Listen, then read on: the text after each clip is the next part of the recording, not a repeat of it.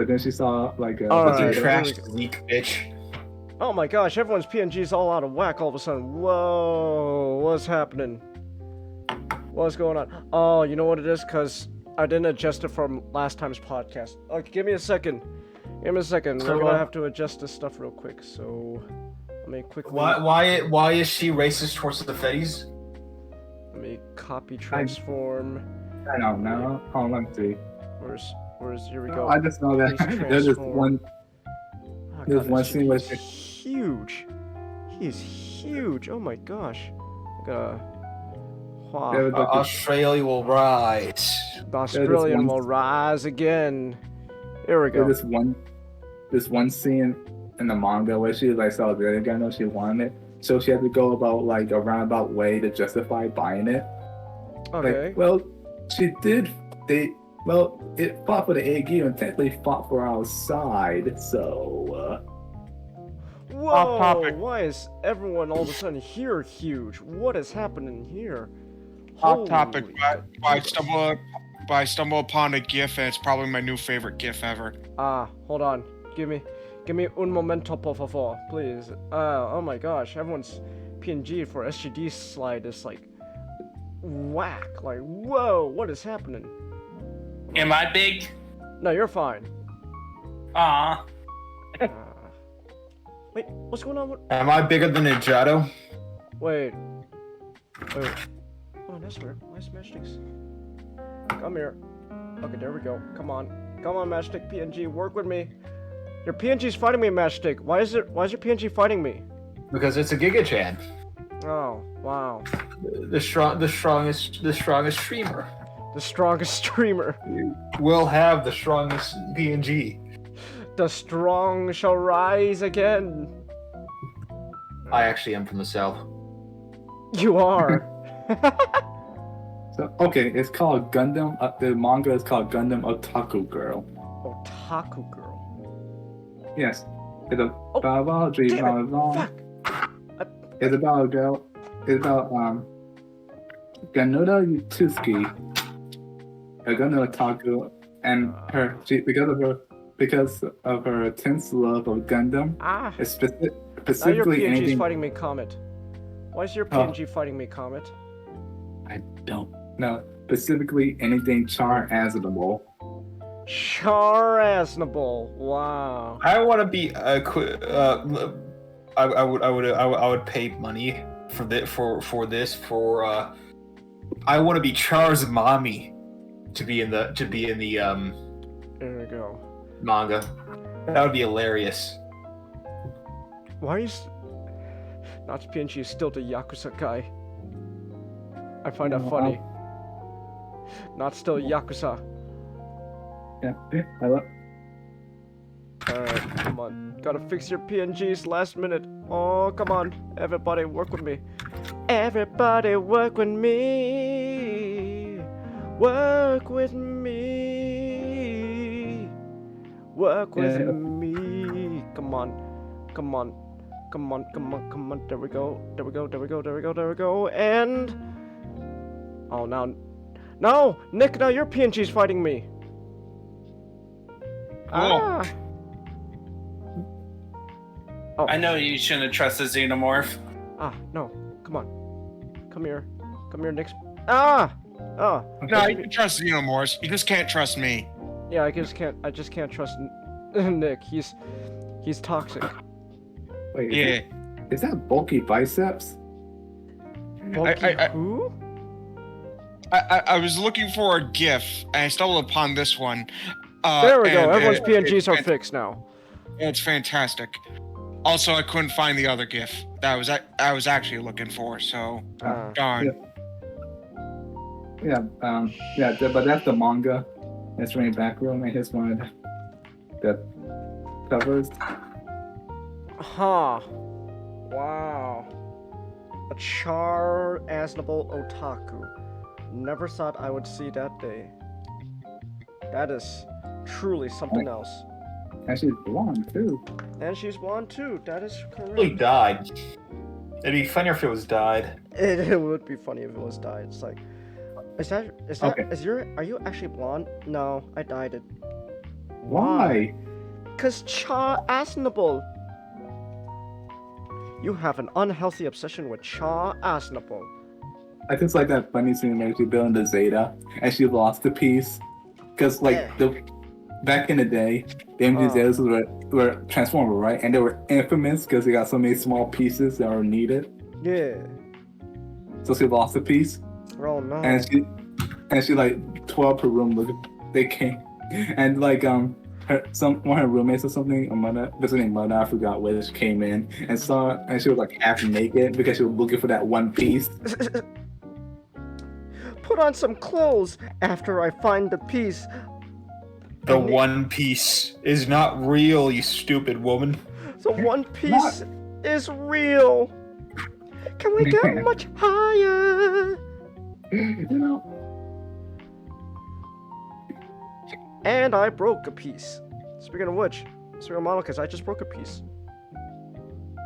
Okay. Fun! First Witcher Mercury model kit I've ever built, and I already broke a piece. Let's go. Okay, come on. Come on. Tell me I can salvage this. Maybe. Well. What kind of piece is it? It's the back piece for the lift. There's like these two pegs that were in the back that go into the back. I tried taking it off because I put it upside down and it snapped. Okay, there's two other pegs though that could go into the front. Maybe I could just connect it that way and just pray to the Lord the friction will be tight enough.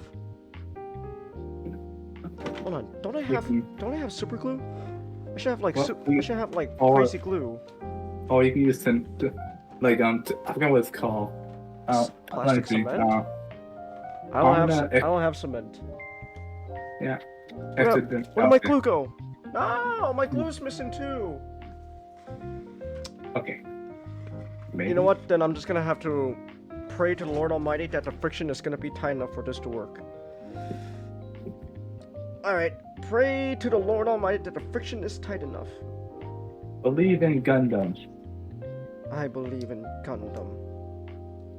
Yes, pray to the Gundam-shaped cross. The Gundam-shaped cross, like the manga. Yes. The manga took them how many issues for an actual Gundam to show up, though? Wait, what?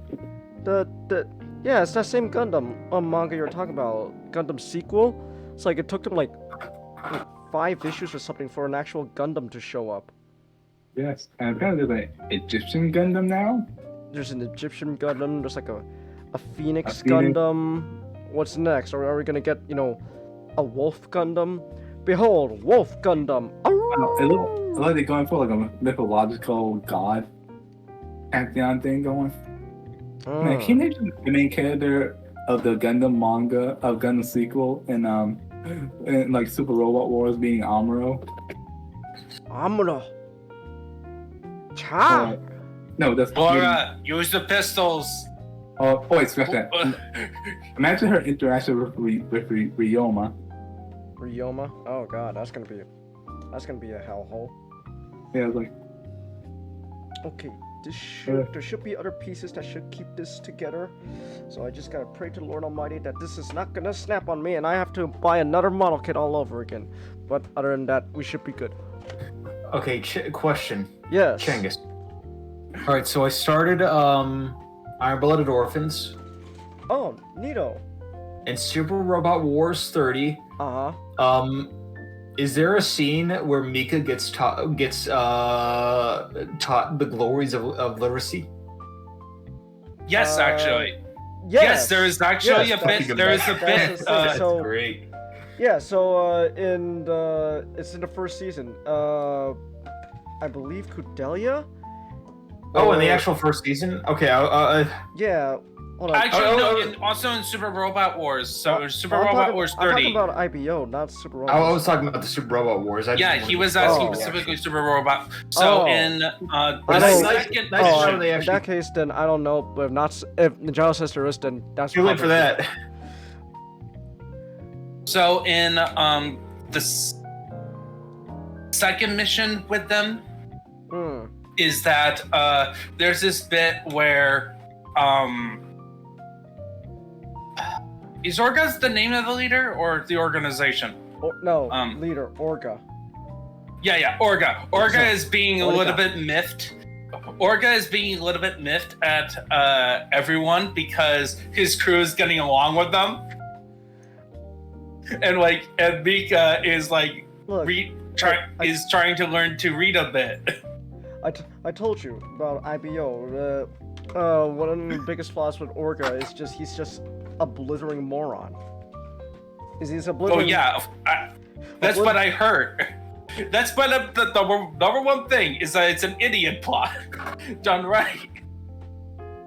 I don't know about an idiot plot. All I know is just Orga's kind of not the brightest. Yeah. Ooh. But he's also the leader, right? Yes. Yes. Fuck.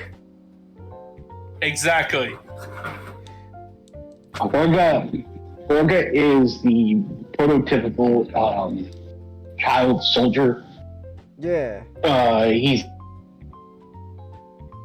very good at fighting, but the problem is he's also very charismatic because of just like the amount of shit he had to go through. So no, Chelsea, he can convince a lot.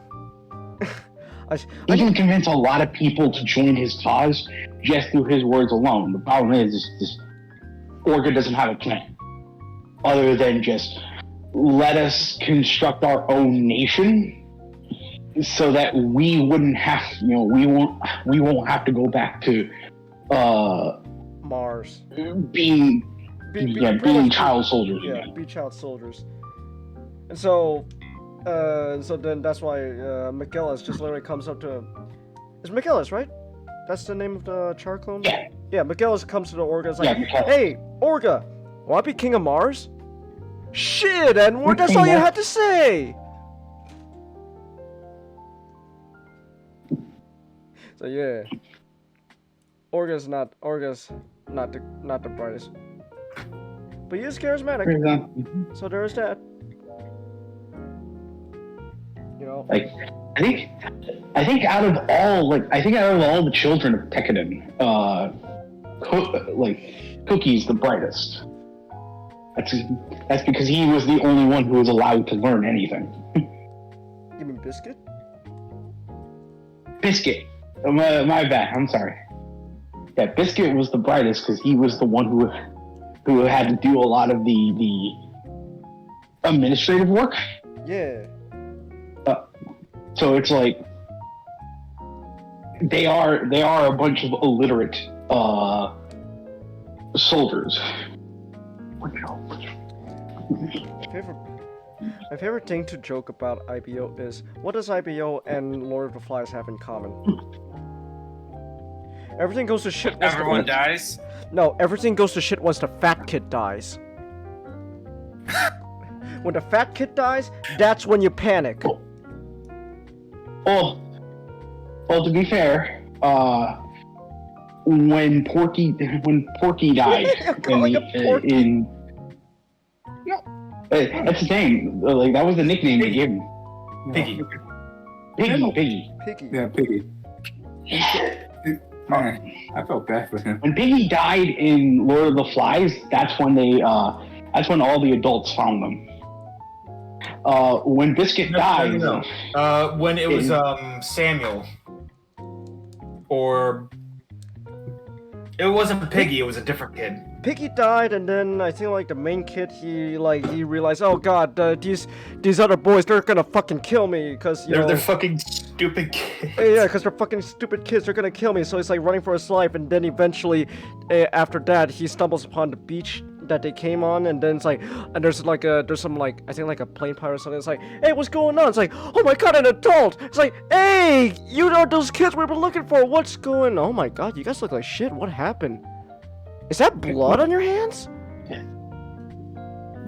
I look kind of funny. I remember Lord of the Flies when I read it. I remember. No one other than Piggy died. No. When Piggy died. There was another kid that died. What's there? I'm gonna look this up. Yeah, look it up. I don't. Double check. Because I could have sworn it was only Piggy who died. Yeah, because Piggy's death represented the the death of innocence. It was. That's just, And funny enough, he was the only one trying to be reasonable. Yeah, so that's It was Jack that was the dick. Jack. I remember now. Fucking Jack. Jack said, "I'm going to keep the conch because I am the strongest one here." Jack was And a fucking. society. Yeah, Yeah, fuck Jack. It was Simon. Simon. Simon. Simon says that Jack is a fucking asshole. Like he was the strongest there. Well, he claimed to be the strongest. Jack wanted to make a might makes right society because he hated the idea of because some of the kids just wanted to create a democracy through the use of trading around the conch shell. But Jack was like, no, all the power is funneled to me. I am the ruler. Lord of the Flies. Jack created a fucking might makes right society because he didn't want to take turns sharing the magic conch shell. Probably went to fucking of all the kids that are going to. I mean, they're all going to go to therapy after this, but Jack is especially going to be sent to therapy. Oh, Jack needs some fucking help, but like. Hey, Matchstick. Here's the thing. When was Lord of the Flies released? Like, Probably around 19. before therapy was invented, probably. Yeah, so they want to get therapy. You know, Jack could learn a thing or two about chimps. Jack? Well, usually what happens in society. So Here's what usually happens. Sometimes a chimp becomes if a leadership becomes tyrannical, pretty much a brutal. Chimps are assholes in general, Comet. Doesn't matter. Don't trust a chimp. Well, We've been over this before. I know. I thought we were all. Remember we were talking about Nope. The moral message of Nope: don't fuck with chimps. No, I said when the chimp, usually in the group when the chimp will be tyrannical, all that stuff. You know what happens? He turned his back. The minute he turned his back, the two weaker chimps gang up on him. Yeah. The ones with the longest leadership are usually the ones who make alliances and friendships. The moral of this story should be we should not structure on our society based on what the lower primates do. Yeah, always tends to end up wrong. Yeah, we have rules. We're a society. We have rules. Otherwise, we'd be with the animals. Come on, guys! Don't you guys watch John Wick? That's like what they're always saying. Oh, transition! Transition! Yeah! Woo! Transition! And I still got it. Yeah, don't you know? That's what John Wick's always saying. Hey, we have rules, John. Or else we'd be with the animals. So yeah, look at that. Transitioning like a pro. Let's go. Oh, thank you for shilling the Bionicle 101 videos, Chelsea. That's great. I'm sure Nick would appreciate that. So, what? Alright. What Ted been up to these days? Was it Bill or the Ted? Ted? I think I got the candidates mixed up. Wait, who's Ted? Bill and Ted. Oh, Bill and Ted. Ah. Actually, no, you got that right, Colin. It is Ted. Yeah, it's Ted. Okay. I was just confused. I was like, what do you mean Ted? Yeah, that's what it was gonna be. Ted's been going around being a hitman and killing people. That's what he's been doing. Alright. Yes, I'm on the part of Tomb Raider 2013 where Laura has a nice bath in blood. Oh, wonderful. Oh, hey, DJ Robotnik. Welcome to the podcast. That's a reference. Yeah. Hey, DJ Robotnik. Welcome to the podcast. We're talking about John Wick at the moment. All right. Let me put down my Gundam real quick. Okay, so John Wick.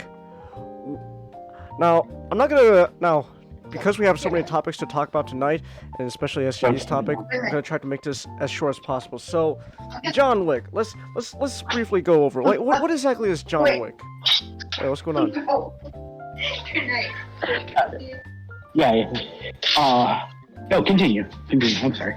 No, all right. Also real quick, I just also want to mention I'm not talking about just John Wick the movie. I'm talking about like the movie series in general. So real quick, so John Wick is all about this guy named John Wick, and he's played by Keanu Reeves. So Neo from the Matrix, he broke out, and this is what he's been doing, being a hitman for criminal underground secret society that's been doing whatever a criminal underground secret society does in these situations. And but the big thing was that John, he wanted out of the secret society because he found a woman to love. So it's like, I want out. I want to be with the love of my life. And he did. And then the love of his life died. It's not really. They don't really say what kind of illness she had. Just some illness. Cancer. Was it cancer? She died from natural causes. Exactly. So, she died from natural. So screw cancer. Something like that. Who knows? Oh God, actually I have to say this real quick. Now you made me feel kind of bummed out when you said natural causes. They're not, because that's all we know about Lance Reddick's death. It's like, and then I said this last night. I was watching these John Wick movies, and like this is like the last thing I've seen with Lance Reddick in it. So like when I heard the news, I was like, what? When did this happen? Yeah, on the Destiny 2 server, a bunch of all the players were paying their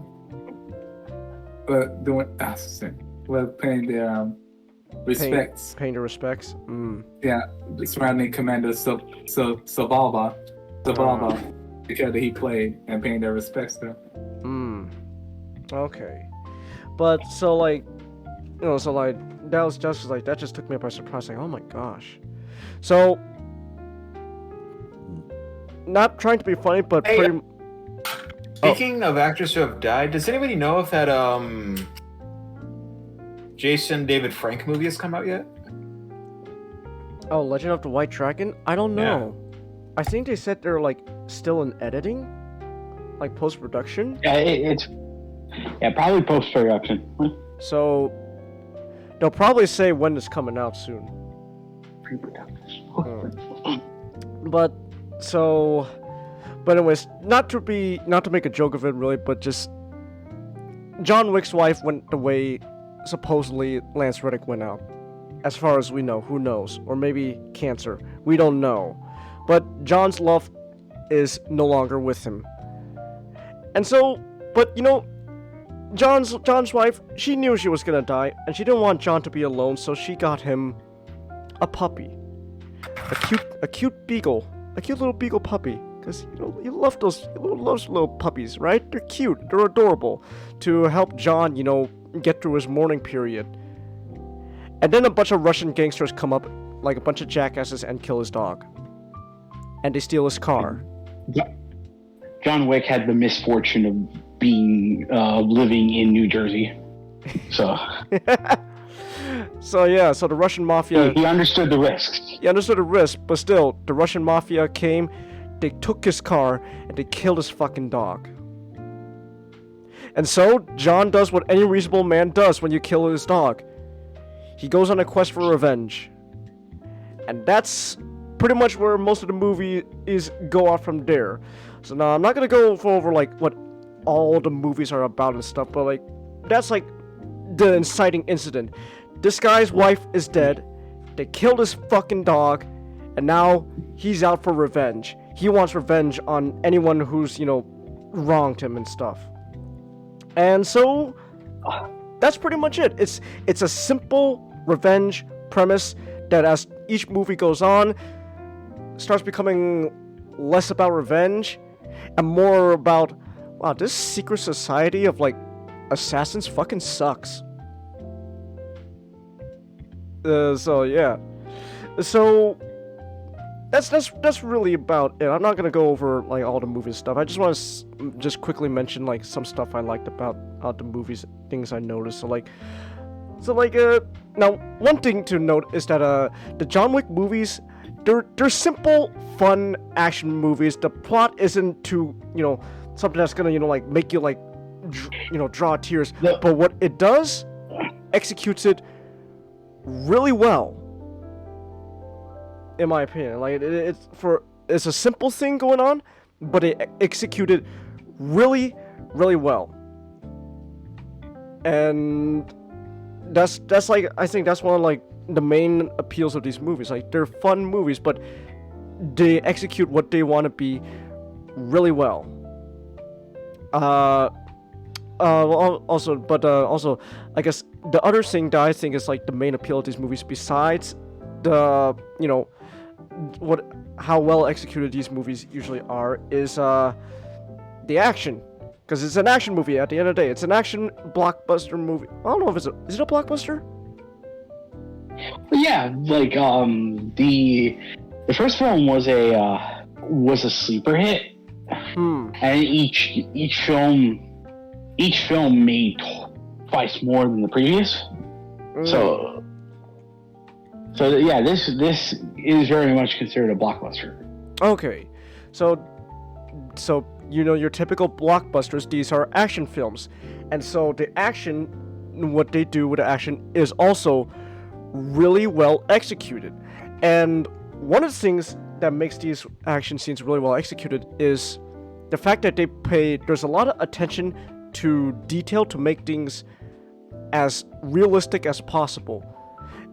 But like what I mean by that is they want to make sure the action that you see feels like this is something you could see like in real life. So when Keanu Reeves is shooting his gun, it is supposed to, the attention to detail is supposed to be like he's actually shooting a real gun, because that's kind of what they were going for. So the behind the scenes of all the John Wick movies is, in order to get the authenticity for the feel of the actions, Keanu actually had to train and learn how to shoot real firearms and handle real guns. So when you see Keanu Reeves on screen as John Wick shooting a fake gun, feels real because he's treating the prop as if it's a real gun, because he knows how to use a real gun, because that's the behind the scenes. Like I remember watching a YouTube video, and like someone felt like his training at like the range, and people were saying like for Keanu's like time, like he's shooting at like a professional competitive level. Like he could go pro and compete. So like Keanu is actually really good when it comes to guns. It's not just Keanu, also like everyone else also in does action scenes and stuff in the cast for these movies. They all have to learn to use real firearms, so that way in the movie it feels like they're using real firearms even though they're not, because they know how to use real guns. So that includes not just Keanu, but like his co-actors as well. So like, for example, John Wick 3, Halle Berry, she had to learn how to use a real gun as well. Lance Reddick also had to use a real gun in John Wick 3. And also there's also a lot of practical stunts as well with John Wick as well, which is much appreciated. Like there's a lot of practicality going on and stuff. So like, for example, one of the big selling points for John Wick 3 was there's gonna be this huge action scene where Halle Berry and Keanu Reeves, they're shooting their guns, mowing down the whole building one by one, and to help them out they got attack dogs, and so they actually had to train real dogs to training oh man, we're gonna train them they actually these dogs are actually gonna attacking people. Oh my gosh. And Chelsea just told me SGD's PNG is backwards. Hold on, let me fix that. Keep it like that way. He's Australian. It fits. That's true. Keep it that way. I like it that way. So yeah, so like John Wick 3, like when the dogs are like going and running around like biting people, they're not actually, obviously they're not gonna bite the actual like balls off of people, but it feels like that because they were trained to do so. So obviously they got like protective padding and all that down there, so the dog doesn't actually bite their fucking balls off. But the dog is actually grabbing by that area. But luckily they got enough padding and stuff, and they make sure the dogs aren't gonna sink their teeth all the way in. That like that's gonna tear them apart. And there's a whole lot of other training and stuff. But the dog, the scenes with the dogs, attacking people, that's all practical. Those are real dogs doing the stunts. Reminds me of the story of Batman Returns, where Danny DeVito, remember the monkey? Yeah. Apparently, the Danny DeVito scared. The monkey looked at Danny DeVito when he was scared of him, and so he attacked Danny DeVito his balls. But the padding the padding for the costume actually for the fat helped suit. Danny DeVito survive The fat suit saved Danny's balls. That's amazing. from a monkey attack. From a monkey attack, yeah. But so like there's a lot of real authenticity going on behind the scenes for these movies, and I feel that's a major benefit. I do like this trend going on now where more and more movies are starting to go back towards more of that practicality. Except Marvel, on the other hand, I don't know what the fuck they're doing. Hey, it's Disney. They can afford all the green screens they want. Who gives a shit about them? But but like for the most part, there's like a lot of practicality going on. Real quick tangent, and now though I want to say about Marvel and like the practicality of CG. I found out there's several shots in No Way Home were done practically when they were filming, but in the final version they decided, no, fuck it, replace it with CGI. It's like, okay, so you had Tom Holland wired up, ready to, like jump up and down, like he's swinging on webs. But then you decided last minute, no, just CGI his body. Yeah. It's like, I don't know, that gets me, because like, what's the point of then, filming all that? What was the point? Because Changus, if we do it on computers, we can do it in Georgia, and we can get tax break. Ah. I think they've also been starting to use the Industrial Light and Magic's stagecraft thing. I think that's another name for it, but it's like LED screens, and people thought this is better than green screen, but after digital matte painting. Yeah, it's actually got a lot of limitations, and it. Oh, I'm sorry. Go ahead.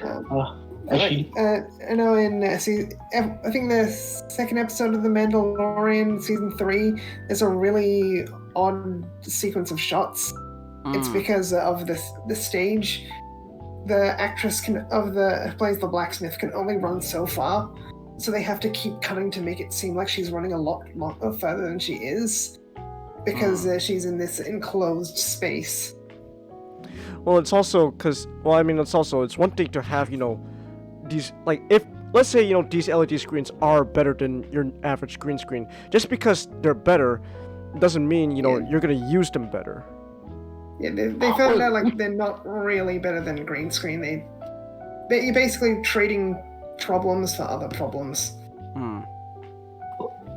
Wait, which gets me, like, I think what that does tell me is, green screen has screwed up the idea of acting so much that no one can act on a physical location anymore. Because I think the idea behind the digital matte paintings was the idea that we can recreate the idea of a physical set again by actually having a picture that the actor can see and interact with. You know, where the limitations of green screen is that, you know, there's nothing there that they can, you know, they can act with.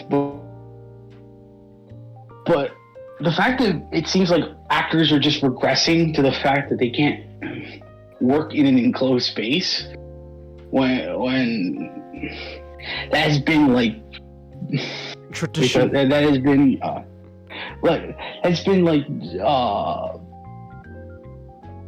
done effectively with using matte paintings, you know, like traditional matte paintings. Like it's really sad. I think traditionally you'd go to an actual place. And people point out that's why they keep going to Tatooine and Disney Plus shows, because they just throw some sand on the floor instead of going to an actual desert. Because there's also the whole inconsistency of the background and the floor. But if you do something like sand, it makes it a lot harder to notice the inconsistency. But no, we can't go to an actual desert. We need to do everything in a studio building. I know, like, the Batman, when they're filming the Batman, they use those, those LED screens a lot. But I don't think it was ever a problem, at least in my opinion, the Batman. So I think it really just has to do with how you use them and, like, how the actors interact with them. Funny thing about green screen, it was J.J. Abrams, so of course he was being J.J. Abrams. They went to a desert and set up a green screen. They set up a green screen, what the fuck? And it sounds like, why are we here? Like, for the lighting. For the lighting. But so yeah, that's kind of why I like the John Wick movies, because there's a lot of practicality going on. There's a lot, like, you know, maybe, sure, they'll have, like, their fair share of, like, screens in the background stuff, but, like, a lot, like, there are, like, actual, like, physical sets going on, besides just, you know, like, if they are using green screen, it's all background, but there's an actual physical set most of the time for them to interact with. And sometimes they do shoot on location. Like, I know, for example, John Wick 3, there's this whole sequence where John is, he's being chased around in New York by a horse, and he's riding a horse. And so Keanu was in an interview, he told, he actually had to learn, it's one thing to learn, so he's like, alright, I already know how to shoot a gun. Now I have to learn, how can I shoot a gun while, like riding the side of a horse to avoid getting shot at, and also hanging on while shooting. So they were actually filming Keanu actually hanging off of a real horse running around New York as he's pretending to shoot people. So there was a lot of dedication behind these movies, and so I appreciate that. I just like it now where I like it now where a lot of movies, except Marvel for some reason, and I guess Disney in general, it's just, you know, trying to be more practical with what they're doing. So I appreciate that. I don't know, I guess Disney just doesn't know how to fucking film shit anymore. Who knows? But then I think a big part of it is that a lot of the time now studio, like back in the day, you would script a sequence and then the animators would, like, put it together. Nowadays they just send to the studio, like, make an action sequence for us. And the special effects team has to write the action scenes themselves, so that it's a lot less work for them. So I guess they have to get the movies out so quickly they don't really bother. Like, someone else can handle it. That's fucking... Okay. The Jesta looks even better in in real life. This is so cool. I have the high grade Jesta. I got a the new Gundam is the coolest mobile suit. This is the second coolest mobile suit. I have the high grade Jesta. He's on a shelf on my desk. So he's kind of obscure behind a lot of Transformer figures right now. But oh well. Yeah, just just a really cool looking suit. But yeah, so like I really appreciate the practicality with the behind these John Wick movies, but I think also the third biggest like thing that draws people into these movies is the world building behind these movies. So like I said, the behind these movies, in the world building, there's like literally like a secret underground world society of criminals, assassins, etc.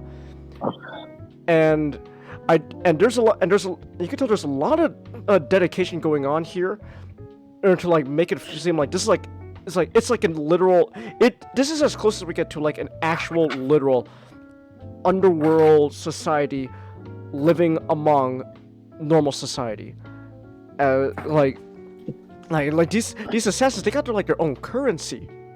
Like, oh yeah, also the assassins kept the gold standard. Base. Assassins, hey, they may be criminals, but they kept the gold standard. So Professionals have standards. exactly. So they have literally their own currency going on. So like, and a lot of times they don't like flat outright tell you what's going on. They just show it to you, and you put things together. Like all of a sudden John Wick just pops out a few gold coins to some guy, and all of a sudden it's just a nod of the head I understand, boy. Here's your gun, man. Good luck. I think my favorite part about that is the cleaners. Yeah, the cleaners. A kindly old man comes to the door. John Wick just offers him two gold coins, and then it's just like him and me already yeah, they just already get to work cleaning up the bodies and the blood, and then after done, just pleasure doing business with you, John. Pleasure doing business with you too, Jimmy. Will we be seeing you again sometime any soon? I don't think so, Jimmy. Good night, John. Good night, Jimmy. Would you like dessert? And there's also the thing, this whole underground world of criminals and assassins, they run strictly on the idea of everything is professional. Everything is just business. Everything's professional. So one of my favorite world building scenes also is from the first John Wick movie. Before the cleaners come, after John kills all the assassins that come into his home, the police arrive. The neighborhood watch police comes and it's like, hey John, hey, what's going on? It's like, neighbors calling for a noise complaint, and and then the guy just looks at all the dead bodies in John's home, because John's John's not doing a good job hiding it, but he doesn't freak out. He just takes off his hat, just, oh, you working again?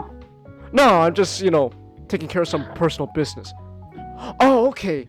Hey man, look, just keep the noise down, all right? All right, other than that, we're cool. All right, thanks. Good night, John. Good night. So everything's professional. Everything's pretty friendly and stuff. And so they got one of the main, also another thing about the world building, they got these hotels called the Continentals all around the world, and they're all run pretty much on professional standard, like a normal hotel, and then they cater to these criminals and assassins. But then the big the two number one rules they have is, the biggest number one rule they have is, hey, you're allowed to stay here, and we'll give you all you need to do your job, but no business on continental grounds, in the hotel. You kill anyone at this hotel, we kill you, or at the very least, we'll just excommunicate you from our assassin society. Excommunicado. Traitorous.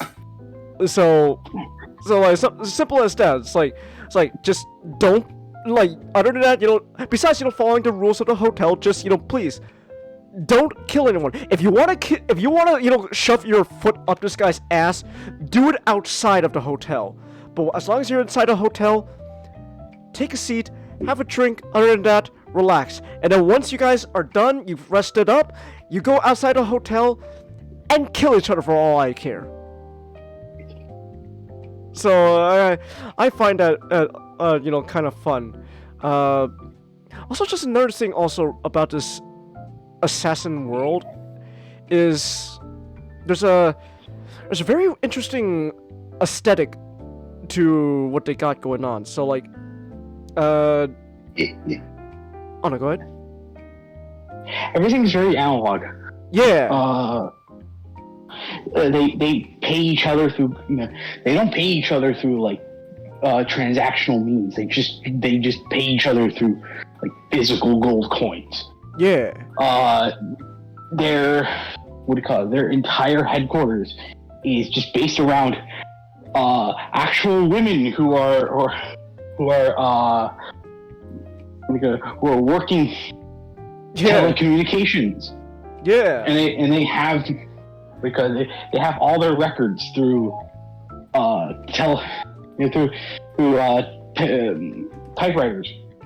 Yeah, all the records are on paper, and whenever they do have like computers, it's like early computers, like big clunky keyboards, and like the screen is only like black with like green letters and stuff. Like it's very old school, and it's a very interesting thing. Like see like this clash of aesthetics, they'll like through this like old school computer after receiving like a piece of paper saying, hey, this guy's got put a hit on this guy, and then through that they through actual like analog technology, they like call every like assassin's cell phone one by one, telling them, hey, this guy has a bounty on his head, go for him, boys.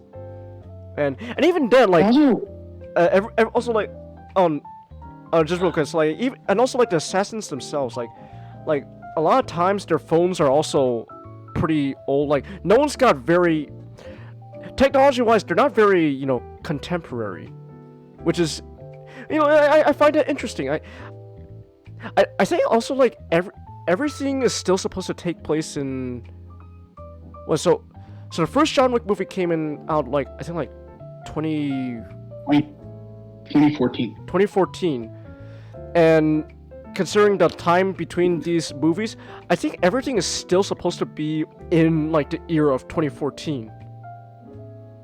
So it's interesting like how they most of the time try to make that feel that way. So like you're not gonna see most of the time someone without the latest iPhone. What's the current iPhone? iPhone 14. iPhone 14.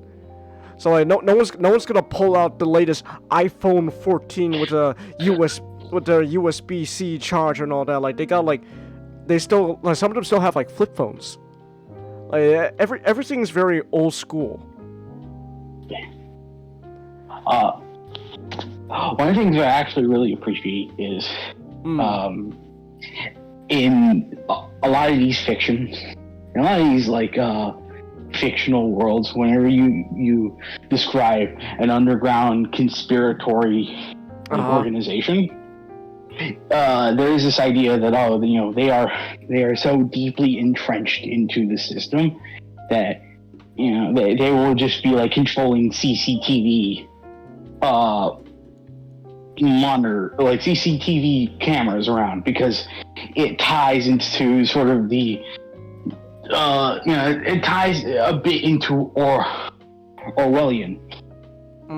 But what I like about John Wick is it's just this is a society that lives among the modern society. So they pride themselves on not disturbing anything unless they actually absolutely have to. So all surveillance is done through soldiers, through agents. Mm-hmm.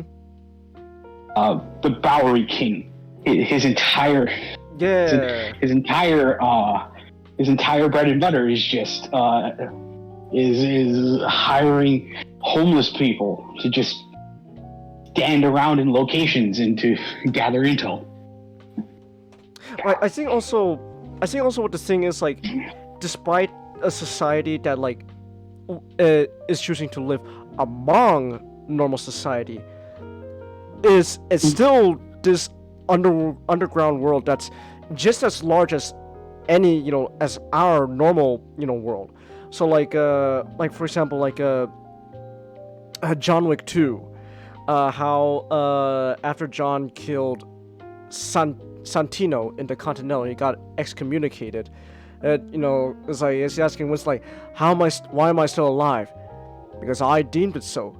He just gives like a phone call, and all of a sudden, everyone in the park just stops what they're doing, and they all leave, leaving only Winston and John. If everyone in that park was an assassin, you know, it tells you how big is this, you know, world, this underground society. Like, they're everywhere. You're like your teacher, for all you know, could be an assassin. Your neighbor, for all you know, could be, you know, secretly at night going around, you know, it could be you. Performing hits. It could be me. It could be Bang. Yeah.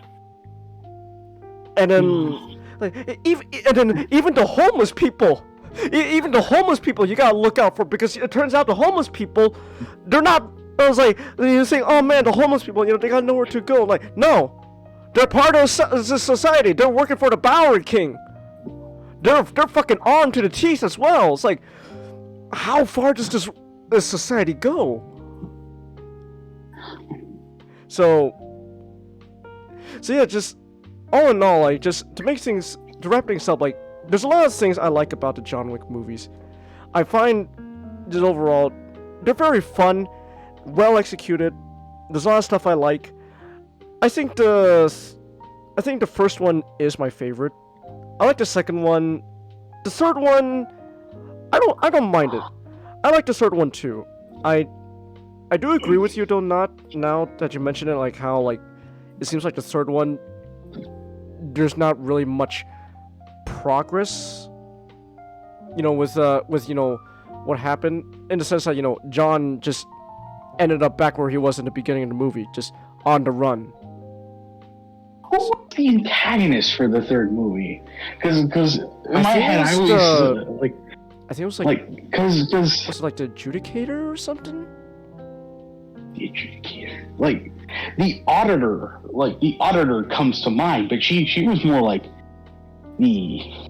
I think the antagonist was just like this society in general, or at least like the High Table. So, okay, so for context, so like this, so every criminal, you know, every underground society has got to have some kind of leadership, and so this criminal society's leadership comes in the form of like this council government that call themselves the High Table, and each movie, little by little, the High Table becomes more and more prominent in you know, with the plot. So like in the first movie, you know, you learn a little bit about a High Table through like the Continental, and then the second movie, John kills a High Table, you know, chairman, and I guess the third movie is like the whole High Table's like after John, I think, but they're also after Winston.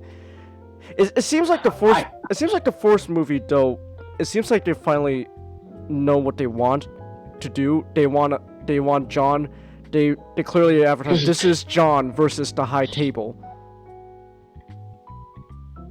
Because the fourth movie actually makes more sense. I wish it was the third movie, but I understand, like, you know, 3 made a lot of money, so like, let's keep the train rolling. Because like,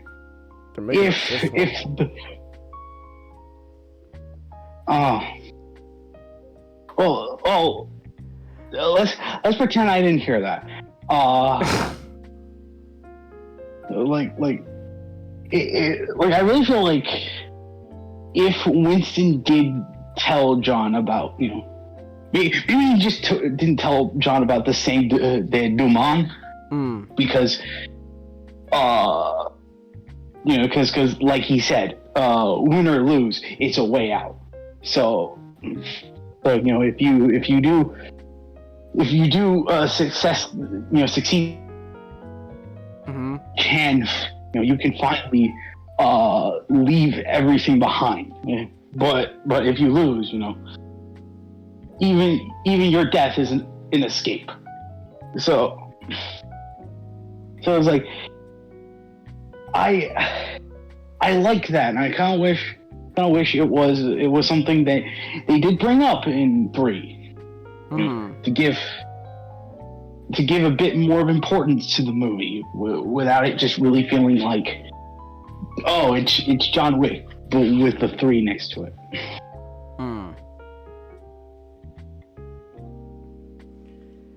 I suppose.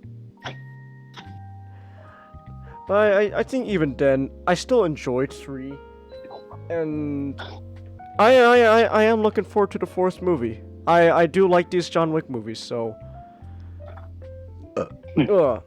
I am looking forward to it. I know. Okay, so what? Okay, also they said they're like they have like a 5th movie, like they said they were gonna do a 5th movie, but like I don't think they've started anything with the 5th movie as far as we know.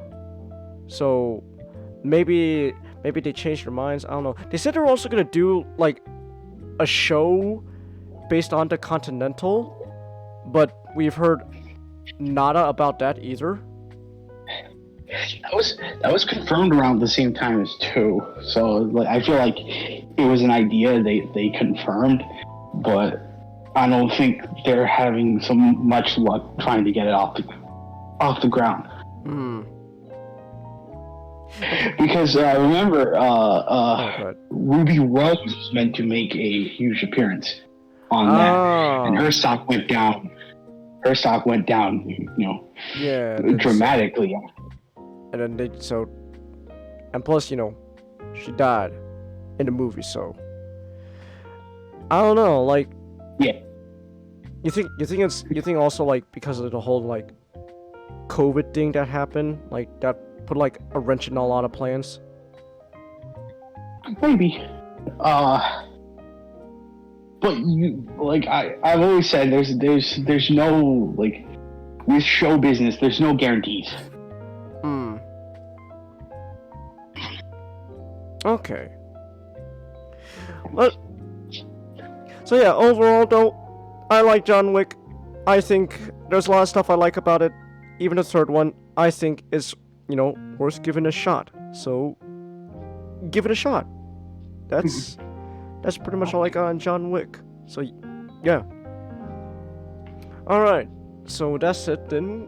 We can now move on to the next topic, which, gotta be honest, Comet, I don't know how we're gonna make this a whole topic, cause like, alright, it's a thing. Yeah, it's a thing. AI. You see, with the advent of technology, some people decide to make, let's make an AI voice generator.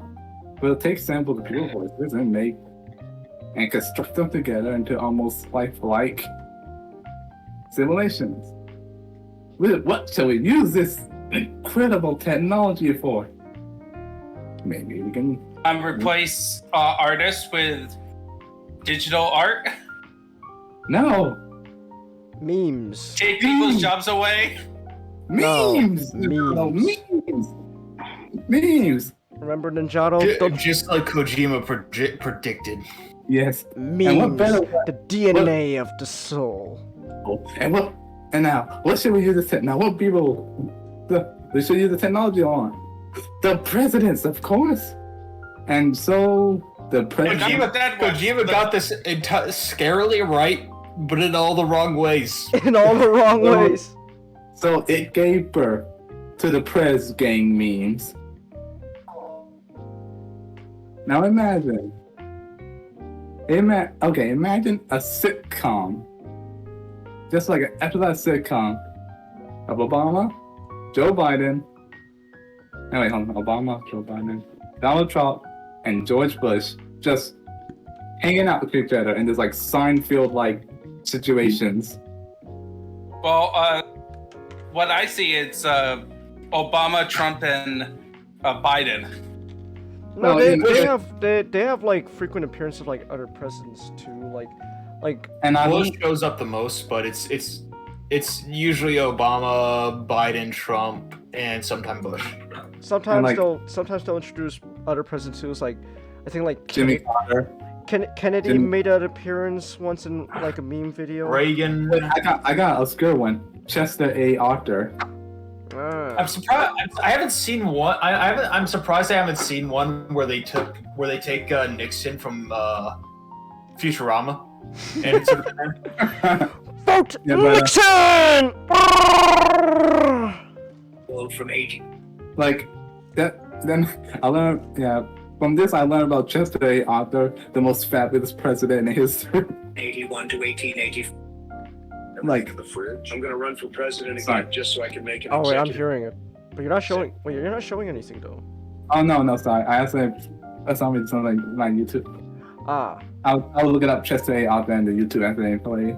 Ah. But yeah, the funny, yeah, but like, damn, like it's all different situations. Like, I mean, they even made one where like, and it's not just presidents. It's also like Joe Rogan, Jordan Peterson, Goku, and Elon Musk making waifu tier lists.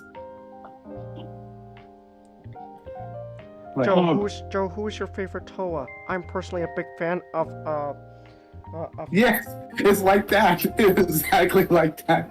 I'm personally a big fan of Toa Huki. Yes. Oh, and then the meme, like, well, I think I got to be talking about AI question, and though, I mean, we all saw the Jordan Peterson talk Bionicle meme. Yeah. Like, yeah, but the AI president is like, one of my favorites, like when they play video game together. When they play like Call of Duty together, because it actually felt like an actual like Xbox Live Xbox Live chat, and they got the personalities down pat. You know, it also kind of reminded me a little bit of South Park. Their dynamic. South Park. Well, kinda. Not exactly, No, but I'm interested. Explain. well, what I mean by that is like for example, like Trump is like the Cartman of the group. I was messing with something. Like in this one episode where they got like for some reason Joe Biden got an ice cream truck. Uh-huh. He's like ate all the ice cream, and Obama was like, that was 5 gallons of ice cream. And like, and they're like, oh, like, and that Trump was like, I can't feel my heart. I have felt my heart in the past few hours. Huh. Check this out. Use the jest finished. Oh, You finished Nice. already? Yes. already? Damn. I started before we I was already working on it while we were Wait, did you get before the talking to you Wait, did guys. you get the high grade or the master grade? Yeah, high grade. Oh. Okay. I was like, I thought you got the master grade. I was like, how'd you finish them? Just I might actually I don't know. The Jesta, I really like the Jesta. I might actually get the master grade. How much does master grade cost? I don't know. Actually, I had a master grade chest. Where did I put it? Oh, it's all the way in the back of my room. It's in the back of my room. Master grade Chesta? I don't know. I could look it up. $45. Oh, fuck me, man. I am. Oh, wow, that's pretty cheap. $40 for the canon version. I don't have the canon high. I have the high grade. I haven't built This that yet. this might be a midstream purchase. A midstream purchase. Are you gonna get that master grade? I might get. Ooh. The Jesta is fucking sexy.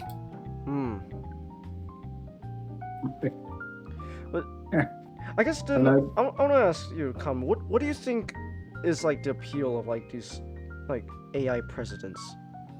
Well, I think like they sound like when done properly, they sound so lifelike and like it's just kind of like I mean, surreal. Like surreal, like kind of like a unbelievable that you think the other like it's like how to put this. Well, it's kind of like satire in a sense. Like it's just like unbelievable exaggeration of them in these like unbelievable situations. Like they're just like they're like regular old four friends that just hang out together every day playing Uno or something like that, or playing Yu-Gi-Oh. Or going on all these like adventures. It's almost like a setup for like a like a Comedy Central show. I have a question, Black Hawk. Oh, yes. Do you remember? I believe it was like 2019 or so when there was news about how a for a film idea, which was set in the movie set in the Vietnam War, they realized that there was no real living actor that fit the mold into which they wanted for the What are we talking movie. about?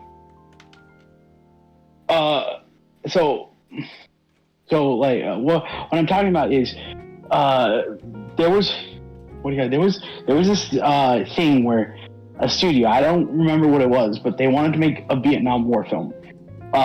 They concluded that no actor living today fits the range and the idea of what they wanted for the film.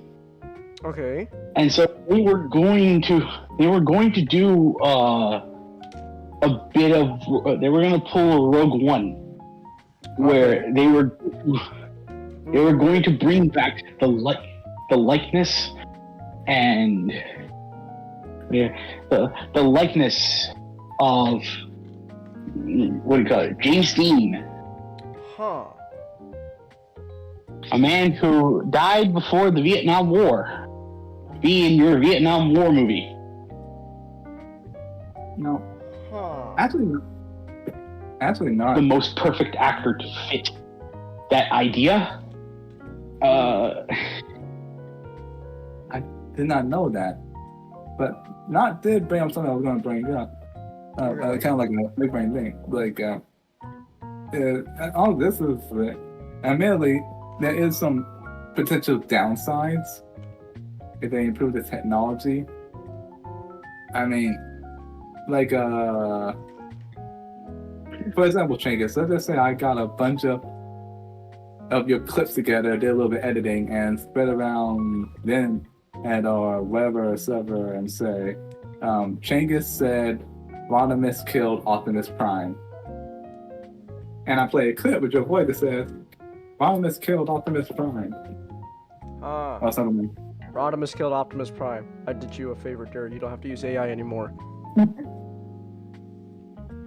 Yeah, but admitted that Optimus killed Optimus Prime, whatever.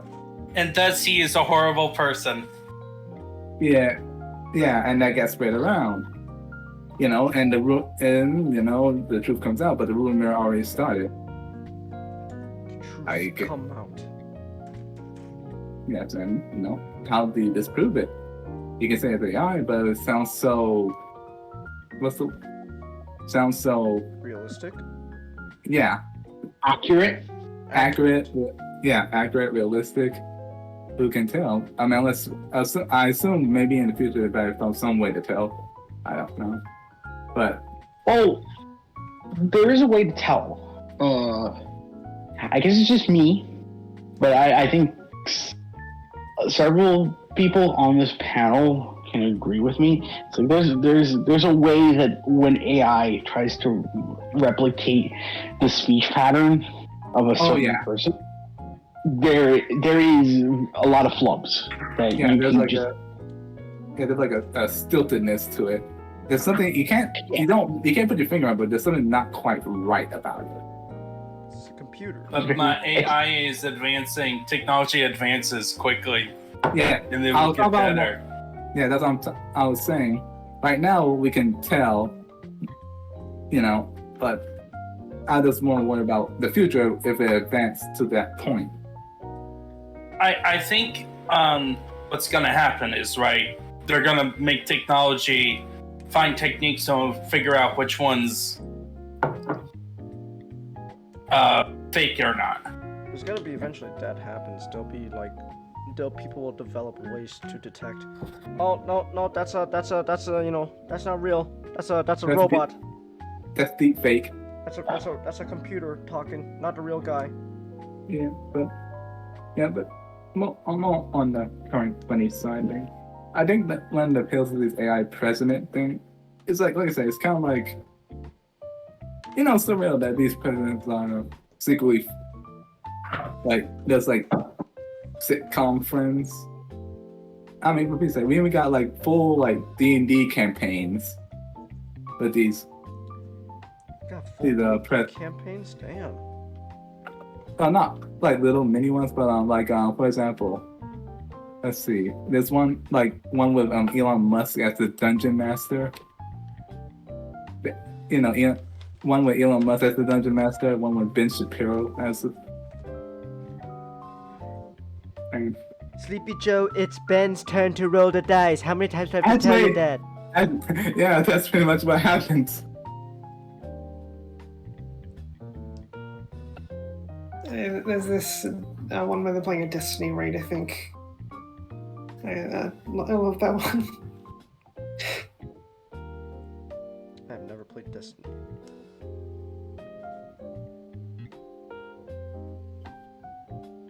Alright. Yeah, and here's one picture. I will like I said, it's I think also because things we're going on right now, a little comedy is needed. Such and such, and people just gravitate just toward these things. Heck, like I said, they even made these presidents making tier lists, rating Debbie snack cakes, and it's not that the topic itself isn't. It's how they bounce off each other. It's funny. Those sound less like friends, more like just a bunch of assholes stuck in a room together, forced to play with one another. Yeah, that's exactly. Well, I want to say asshole, but yes, that's kind of not too far off the mark. Well, they're politicians. You can call them assholes. Yeah, they are assholes. It's it's always, I don't know. It's like you. Oh, I think it's maybe it's like a form of I guess satire. Yeah, it's kind of is. Because these presidents in real life, they all got their flaws. Yeah, and what's funny? They kind of show them in these videos Trump's an asshole. Sleepy Joe always tells some stories that that's messed up and always forgetting stuff, always falling asleep. Obama's the calm, the better one, but his wife wears the pants. They take all the negative. They take all whatever the negative traits of these presidents that people harp on, and they ham it up to 11 or something, to a comedic level. So people. So for example, a lot of conservative people, or right-leaning people politically, they think, oh man, Joe Biden, he's not fit for president. He's always so fucking tired. He's Sleepy Joe, and so they just take that to the next level and just use that as like for a source of comedy. But then they do the same for the other presidents as well. It's like whatever they Obama. The word bomb. And he has a weird obsession with drones. And every time, Trump is just this asshole that's just always that always doesn't give a shit about anyone else's opinion.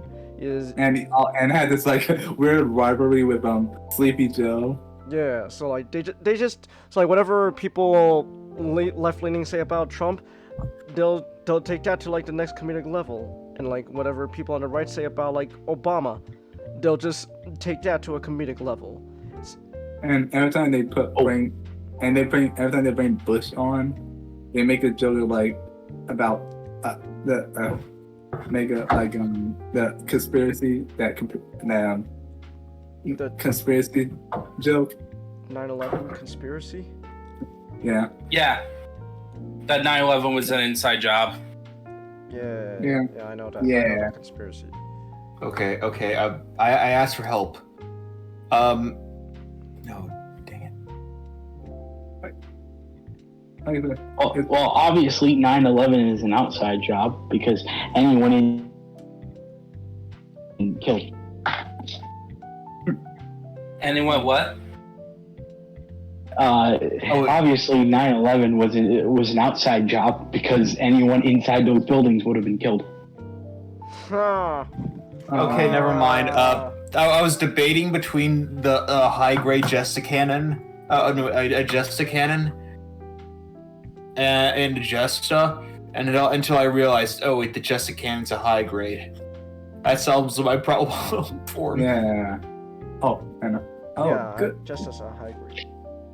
And also, I really like the insults they come up with. Like, Jesus, Donald, if I want to watch a blonde idiot screw up a military operation, I will watch you how you fumble the Middle East. That's a low blow, Joe. Skill issue. You want to talk about skill issue? How about we talk about your favorite VTuber, huh? How she sucks at video games. Oh, don't you go there, Trump. Where Trump was Joe was teasing Donald's hair, fake as Donald's hair, and and Donald was like, oh yeah, but I think I killed one of you in this game. They were playing Call of Duty Zombies. He's like, I think I killed one of you dudes. I don't know, wait, I never was like, oh, I think he's about to make him. I was like, oh yeah, Donald was like, I think I killed one of you in this, someone that looked like you in this game last week. They're like, oh, Donald, I think you're about to make him cry. Make him cry every time. Well, sir, he's like, that's so right. He always make every time. So, right, he make Americans cry every time they go fill their gas and go to the grocery store. Or something like that. I forgot how it went. So it's like a form of satire. That's what it really seems to boil down to what you're trying to say. It's funny because it's like a form of satire that makes fun of all presidents.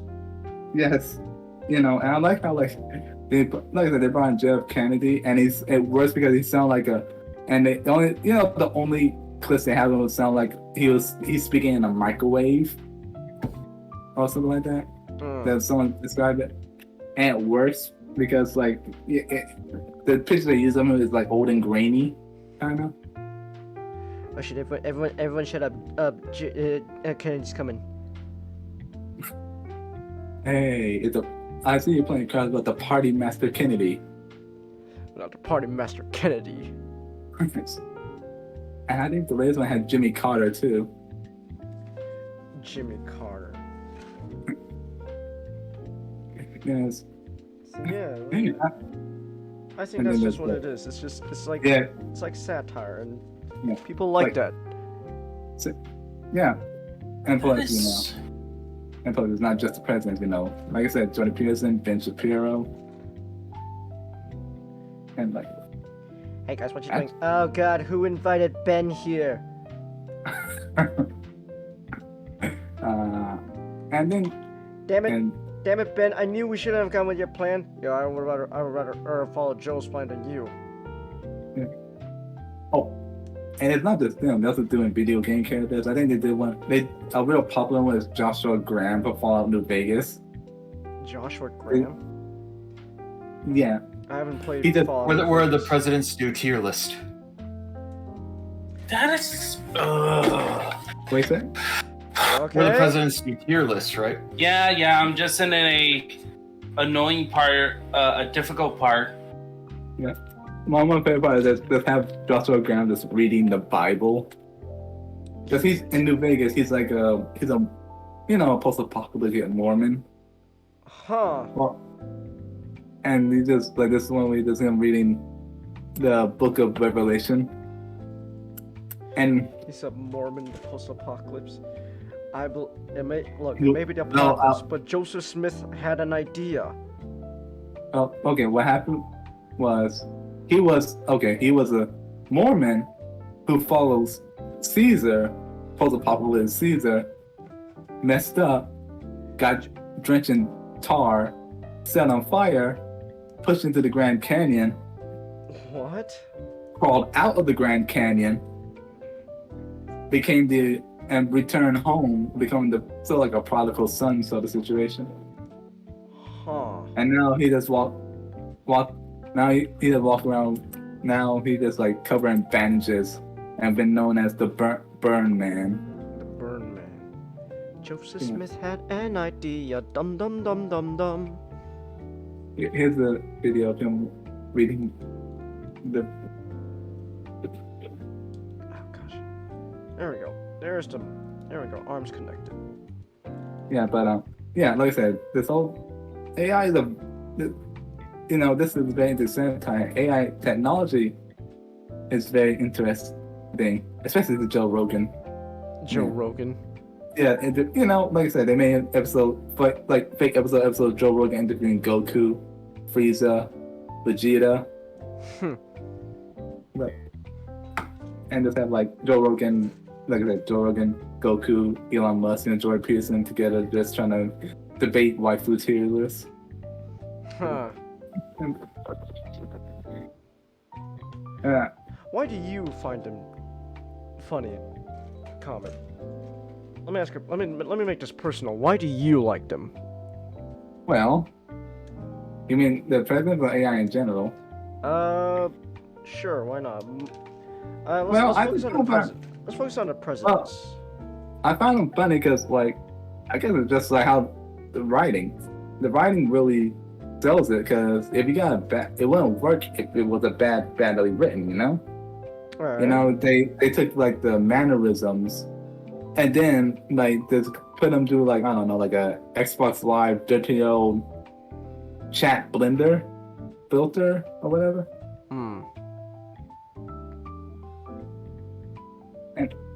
And actually sounds like a Xbox Live party, coordinated and such, and able to at least mimic the public mannerisms of those presidents, and with some jokes in it mixed in, and you got your essentially, in my opinion, comedy gold.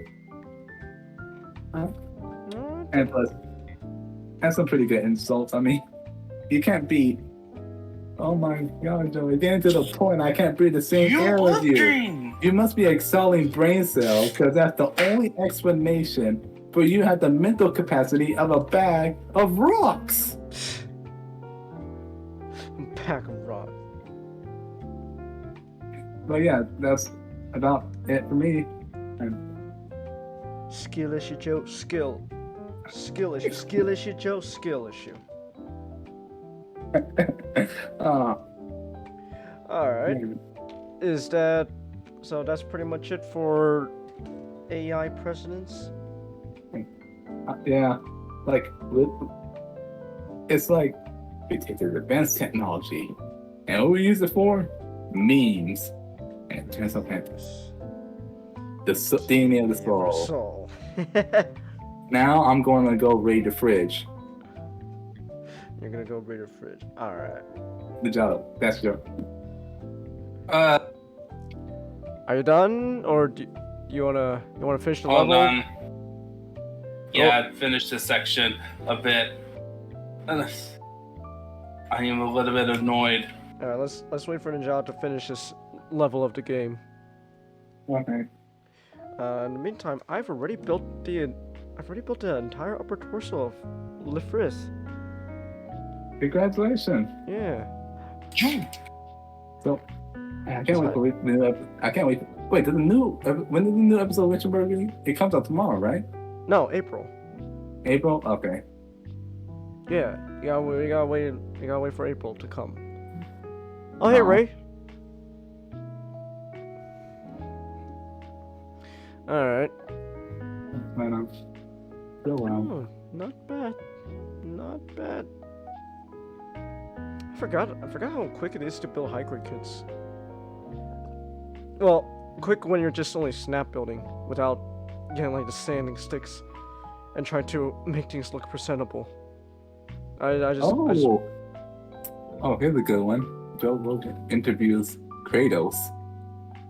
Kratos, you will not get a hit of the cabbage of the gods. Ah! Do not deny me my dummy! Ooh, neato. Alright, and now I'm building the feet. My feet. Gundam feet. Feet. Alright. Alright. You done with the level, Ninjato? I'm done with the section that was kicking my butt because of how BS it was.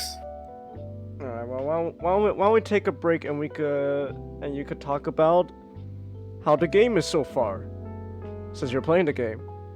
Why don't you hit that pause button and we can talk about Tomb Raider, the 2013 version. Yeah, so Tomb Raider 2013 was a reboot by Crystal Dynamics. It happened when it was bought by Square Enix. And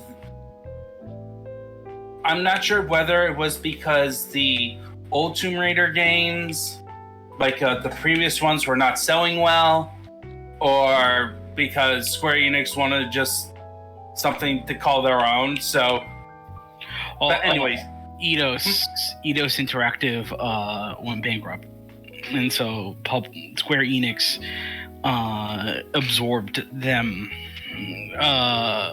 which gave them, Crystal Dynamics and a bunch of franchises, and IO Interactive. Yeah, okay, so they decided to reboot Tomb Raider in many ways. I'm not sure. Now, do you know if the games were selling well? Or yeah, because Underworld, Legend, and Legend were good and were bestsellers. Oh. I don't think those were the problem. I think it was just Eidos is like they're struggling to come up with the assets. And so when Square Enix bought them, essentially they told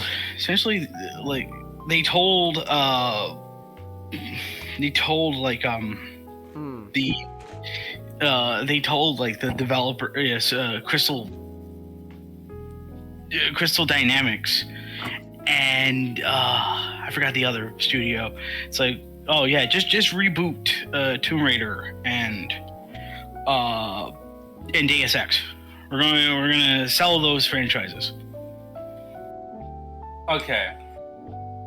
So yeah. So anyway, so whatever reasons it was, which is looks like corporate greed, Right. and because Square Enix wanted to get $1 billion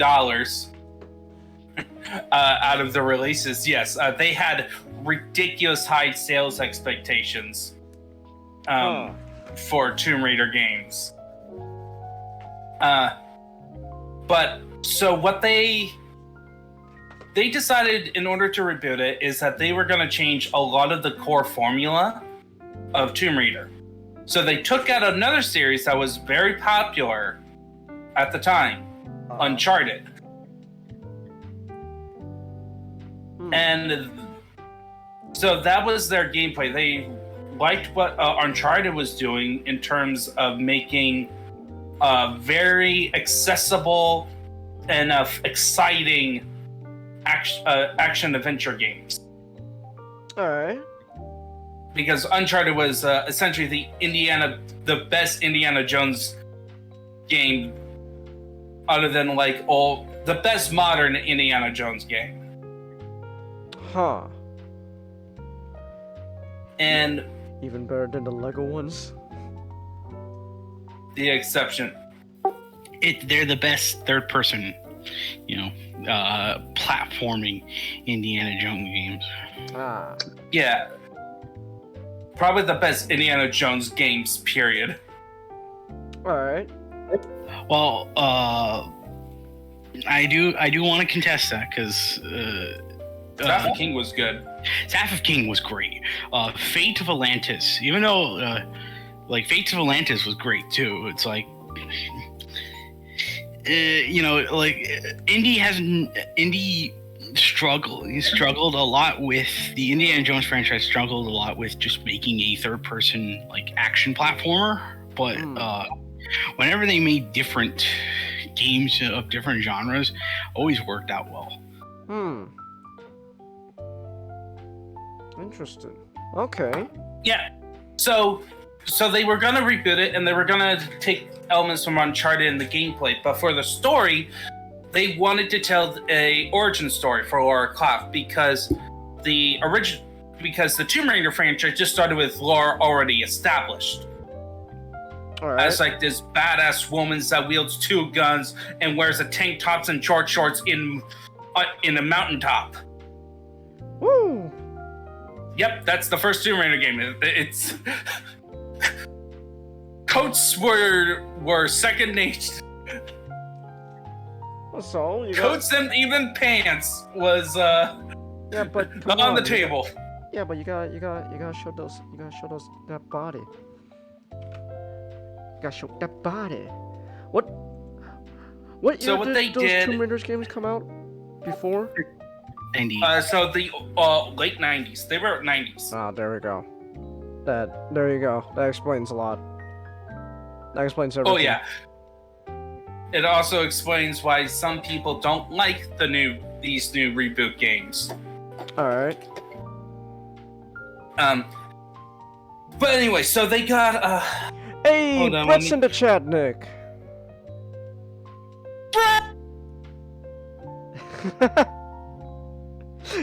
They took a while to find an actress. Because they were gonna go with motion capture. All right. With the Tomb Raider, and it took a while for them to get an actress to get what they want for the Tomb Raider reboot. Chelsea, can you link the Discord link to the public server? Oh, it's in the if you're watching on Twitch, Brett, if you're on PC, you could scroll down into a whole about section, and then there should be a big picture that says Discord. Just click on that, and then that should be an invite link. Brett, take the link.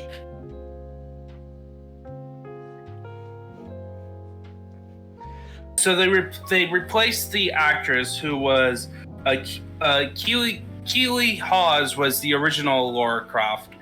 All right. But they got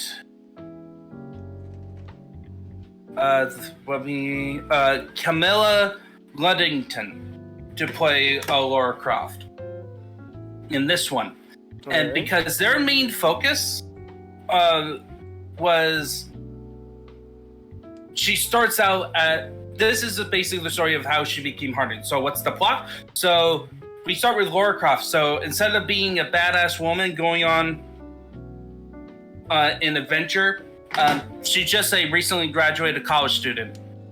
Ah. And she's with her. She's on an expedition with her best friend, Sam, and with a Dr. Whitman, and a couple other crewmates, even her mentor Roth. All right. And they are going on a little quest, a little boating trip to find Yamatai, which is Japanese Atlantis. And they decided to go to this location called the Dragon Triangle. All right. It's like the Bermuda Triangle, but Japanese. Yo. Hold on. This will determine if this is a 10 out of 10 game. Do they have a yo play? No. Unfortunately, no yo. Well, then you know what? I should uninstall the game. Then I'm disappointed. You have Japan, but you don't have to yo. Well, so what happens is the ship got caught in a storm and they end up shipwrecked on this island. And they find out they're not alone. It's controlled by a cult who worships a queen, the Sun Queen called Himiko. And for some reason, they want Laura's best friend Sam. And while Laura is going through hell in a handbasket, which includes Oni in samurai armor, and an island full of corpses, like the amount of corpses and like imagery of like blood or like corpses piling up, even though it's what it should have been, like most of those corpses are like around for years. Should have been fully decayed. It can only be explained that this whole island, everything goes on is held up by magic. Which, spoilers, yeah. Right. Essentially, the magic is anyone who gets in, no one leaves. Kalima. So I'm not gonna explain why that's the case. Alright. Because Chengiz, I'm assuming you're gonna stream it soon. I'm streaming it next week. Fuck it. Yeah. Okay. So you're gonna get more in the details, but you can probably guess by the end of it, Laura lives through it and becomes the Tomb Raider. The Tomb Raider Lara Croft that everyone loves and knows, with a tank top in the mountains. Yep. All right. Yep. So I love. This is one of my favorite games. This is my fourth playthrough, probably third, fourth. Okay. And one of the reasons I love it is the journey that Laura goes through. So with most, there is like a thing when it comes to female leads a bit, where you have to show a little bit vulnerability when you have a main female lead, because to try to mirror a bit of the modern reality that in terms of physicality, women are weaker than men in general. But they also have what? There are exceptions. Yes, exceptions. There are exceptions, but normally, like Laura's supposed to be more like a normal girl. Like she has her hair is brunette. She has lighter. She has like the Caucasian skin, a little bit darker because in a tan, and her body is not nice and she doesn't have like a chesty.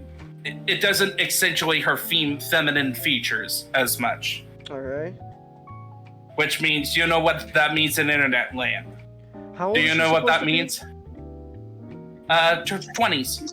Yeah, she's a graduate. You know, she's a college graduate, so she's a fresh little baby archaeologist. And legal.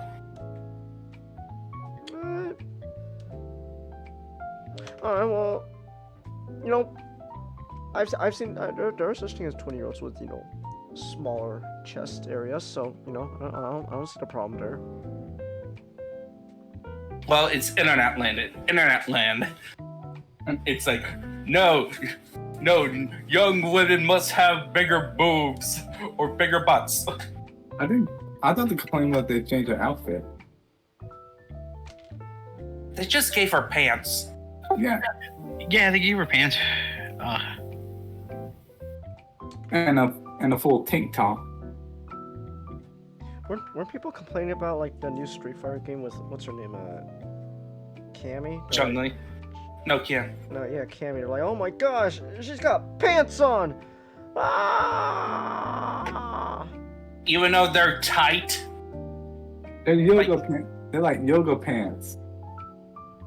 Or No, but I think what was funny about that though was like after they showed like footage of Cammy, and it was like, wait, on second thought, keep the pants on. This is better. Enhanced. Enhanced. Yes. Remember, we're dealing with internet land. Internet land is. I always find that funny when like people will do stuff like when like, they're complaining like, oh my gosh, but then after it comes out they're like, wait a minute, this is better.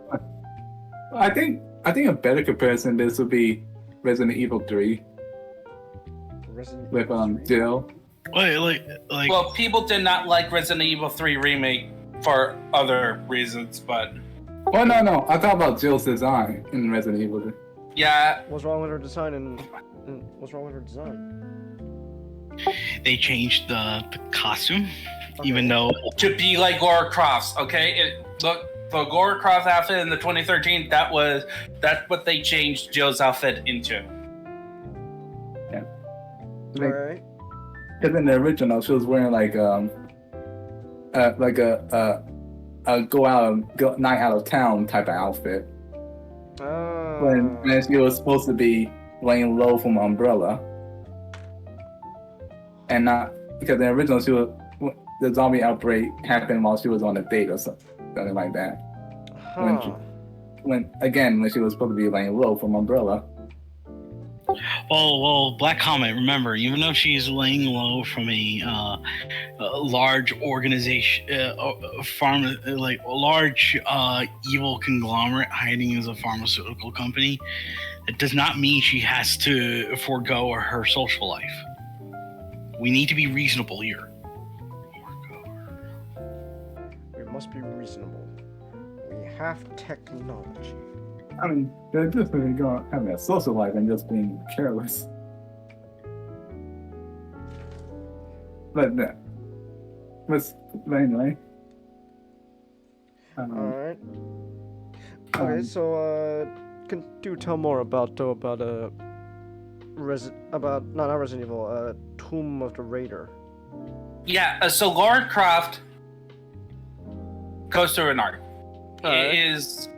And she is super sympathetic because the game. So one of the things I think Tomb Raider 2013 is generally better than any of the Uncharted games. Okay. And partly because they take the Uncharted formula of having spectacle moments where even climbing through the environment, stuff will break and Laura will fall down. But as opposed to Drake, where it's usually treated as like lighthearted, like he gets off it, he's like brushed off the dust, even though he goes through a large fall. Laura is like everything hurts. Well, you said this is her first time doing any of this stuff, so of course. Yeah, they definitely emphasize it. It's like, so but it's like it would make sense then, because Drake is supposed to already, have years of, experience doing this stuff. But the thing is, it's also tone. Because so Uncharted has a very light tone. It's like the light moments of the Indiana Jones films, but that's like the mid of it. Okay. Like that's just standard. It's always a lighthearted. Laura is on the more gritty. It's more gritty.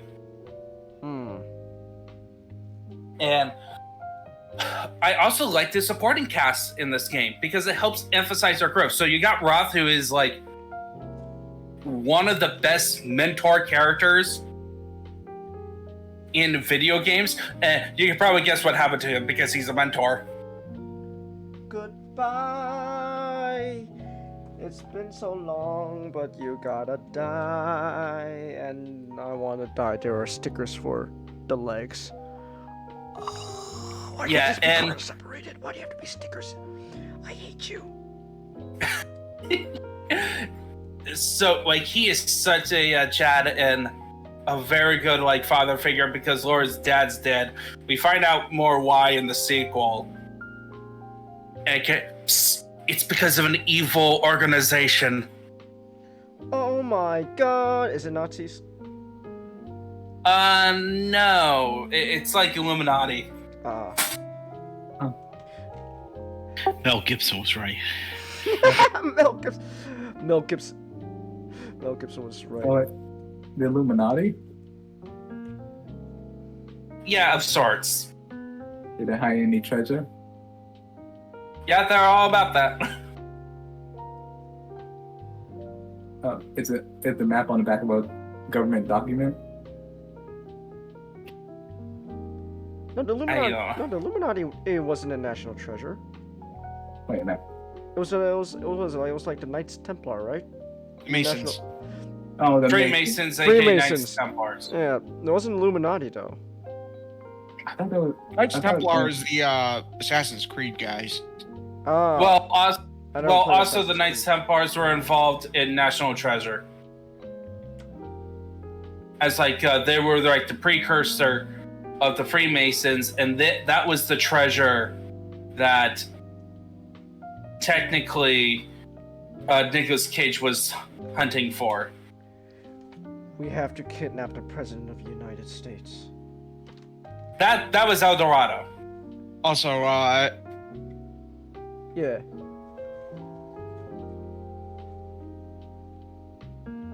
Nick Cage is the Illuminati.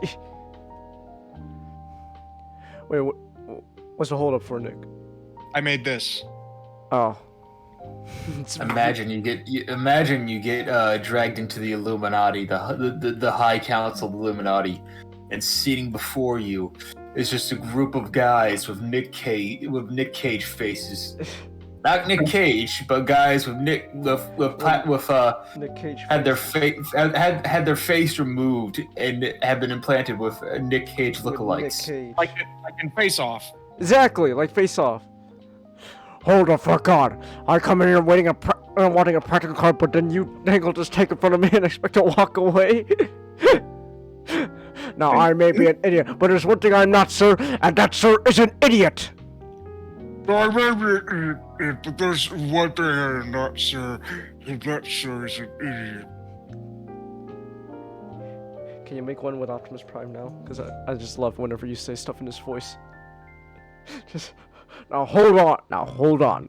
Now I may be an idiot, but there's one thing I am not, sir, and that, sir, is an idiot. Whole quote or just the, there's one thing I am not, sir, and that, sir, is an idiot. Like, the whole thing or just that part? No, just that part.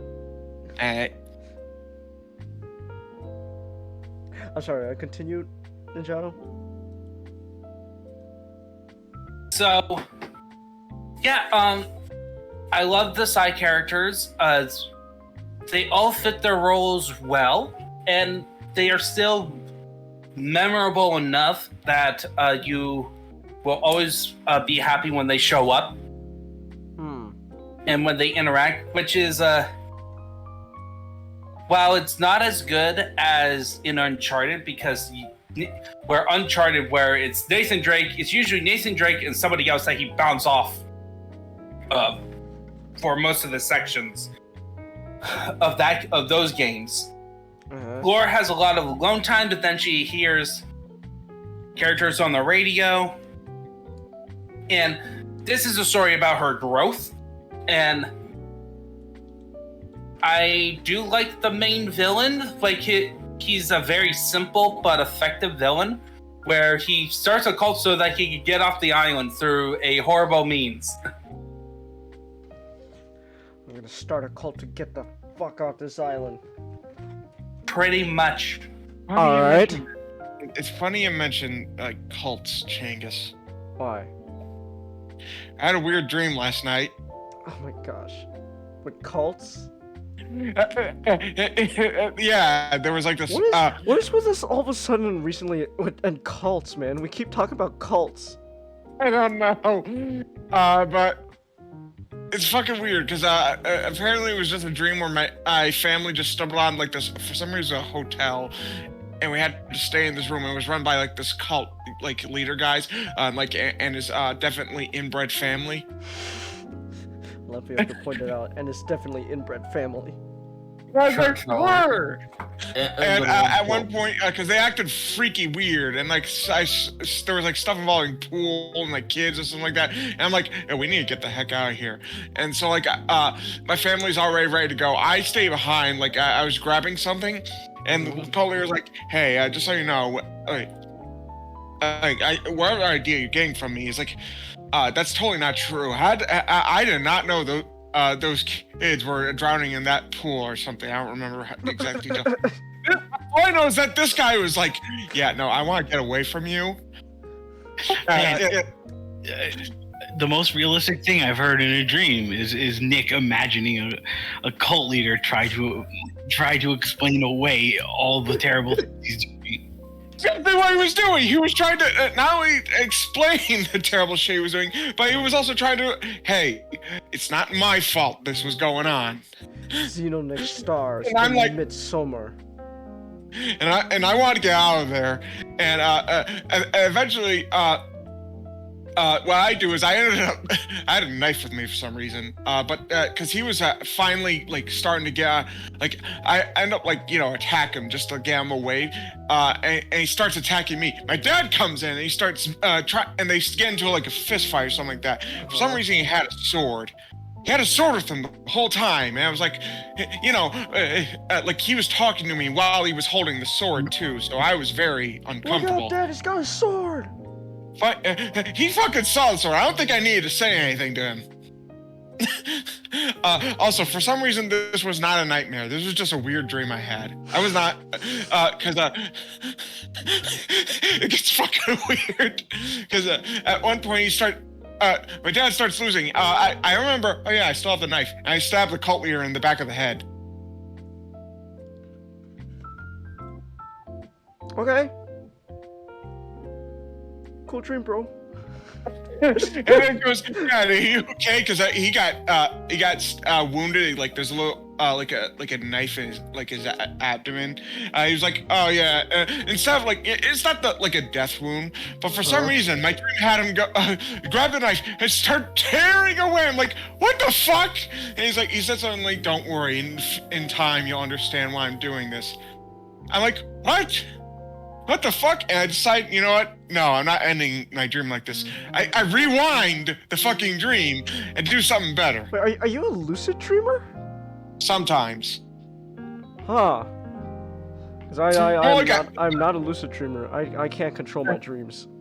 At that point, there are points where I'm aware I'm dreaming, but it's more like a case of I forget that I can do stuff in my dreams because I'm in control, so I kind of just go with the punches. Huh. It's more, I end up Murphy's lawing my dreams so much because man, I sure hope this bad thing won't happen. Literally, the next thing that happens. Oh gosh. Well, shit. That usually tends to be the case. Ah, shit. Either way, somehow my dreams were able to did the most, was like not said, the most realistic depiction of a cult leader. All right. Anyway, that was my weird ass dream. So, what happens? So, if you end up being stuck on an island where you can't get out because of a dead woman's soul is forcing you to stay on the island, what would you do? Would you join the cult? No. No, fuck cults. I literally told you in my dream that I killed a cult leader. And John, we're not joining any cults. Well, you see, sir, I am not a murderer, nor am I a prisoner, nor am I deranged. So I will not join this cult. Thank you very much. Good, because they'll just kill you on the spot, because that's what they did at the beginning. They just went mostly on a kill on sight. Would you join the cult? No. Oh, good. You're saying no, because cults are stupid. Thank you. That's a good lad. That's good. Thank you. Thank you, my boy. For a second there, I thought we had to, stretching you out there. It's like, oh. We had to re-educate you. Right, yes, I am aware of what. I am well aware of the words I used. I did that on purpose. We are of the cult of Jesus. Thank you very much. We will explore the original cult. We are the cult of Jesus. The only people we're gonna forcefully re-educate is the sinners. Right, if you're still here, this is what it's like for me dreaming. A lot of weird shit happens. I wish you were there on the stream last night where I told you about the dream I had where I was being hunted down by Robert Patrick as the T-1000 from Terminator. What?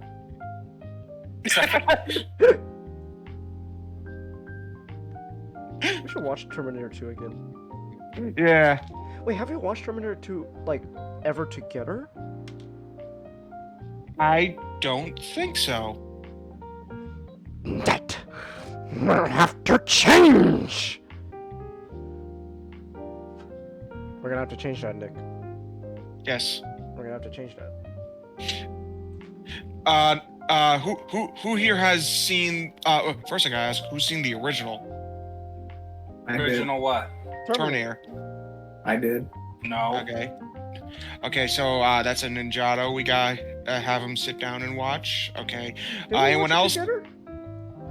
I think we watched I think we watched it together, Nick. I'm at least positive of. I know we did Terminator for like one of the Halloween marathons. And I'm definitely.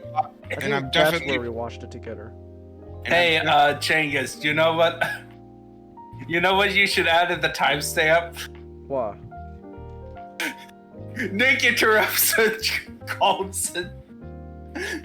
It's fine. It's fine. I'm gonna. It's part of 2 I minutes definitely know. I definitely know we saw Dark Fate together. Yeah. I'm sorry, did. Nick. that was the most fun I had that night. No, I remember. I couldn't stay for the whole. I couldn't watch the whole thing of Dark Fate. I had to like do something that day. So, I never. You weren't missing much. I never finished Dark Fate. You weren't missing much. Either way, you did see the best part where now that my mission is complete, Yes. I will now go into the ocean. Okay, so Patlabor. Hold on. I wasn't even done with my topic. Yeah, Xeonic is that's like. my fault. All right, here. Let's start wrapping things up then. So what else is there to tell about Tomb Raider? So I do think it does have a problem with padding at the end. Like right now, I'm on the section of the game. So in terms of her character arc, like Laura's pretty much almost there. And in terms of the overall plot, we have already established. But now we have to go through a section where we have to get a boat to be repaired. Which constitute 2 more areas. And which isn't necessarily a bad thing in terms of gameplay, but it's like playing the games straight through. It's like, okay, I think I'm on the point where we can get to the finale a bit. All right. And then also, yes, Laura and Sam's relationship. Laura used this going, so Sam! All the time. Expect Laura to keep on saying, Sam! Sam! Laura! Sam! Is she British? Yeah. Oh. Yeah. Laura Croft is British. Oh. So, Yeah. like, that's been part of her character since the beginning. Oh. Boo. Nathan Drake's better immediately. He's American. America! But here's the thing, it's British woman. She's English. She's always been English. English woman. Is that supposed to make it better? She's still British. I like But she's hot. I don't care. I don't care if she's hot. I'm not dating a British person. You're gonna date a British person? No, but I'm just saying, I don't care about the British people. Cengiz learns he's 1/32nd Scottish. No, I promised my father I was a purebred Asian. No. Why must I continue to be a disappointment? Don't worry, Chang, if it's Part that far back Scottish. in your, if it's that far back in your bloodline, you're one of the good Scots, not one of the modern day Scots. Oh, okay. Yeah. I am technically part Scottish. My mother's maiden name was Reitmeyer. I'm also part Scottish. I just can't remember how much. Anyway, Can you so say I'm Scottish? but I kind of joke every time I hear Laura use Sam in that Pacific tone. Is that, oh, this is totally shipping. Sam. Laura, Sam. Don't let go, Sam. You're my Samwise, Sam. You're my eyes, Goose. Talk to me, Goose. You're my eyes, Goose. Yeah, the gameplay is on normal is still very challenging to play. There are sections that could be a bit frustrating. Alright. And there are quick time events Oh, wonderful. in this game. Or sections that it acts like a quick time event. Where if you fail, you get to have the wonderful other enjoyment of the game of seeing how horribly Laura gets killed. Oh, fun. Fun. Now, I assume you played it? I have played it, yes. Who played it in this panel? If you guys played it, what's your favorite Laura death? Oh, shit. Frisk has... I never My- noticed till now. My favorite Laura death is always just the spike through her jaw. Oh, fun. Mine is actually a hilarious one where it's in the bunker area, right where the radio tower is. On the bridge, you go there, you get attacked by this one dude, and you're wrestling across the edge of the bridge.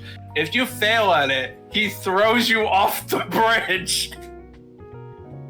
Like, in a certain way, like, sideways. It's hilarious. Alright, this is me having a tangent.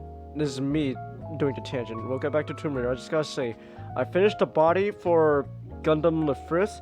I never really noticed till now the Wish from Mercury Gundams. Gosh. Talk about hourglass figure. Look at the waist.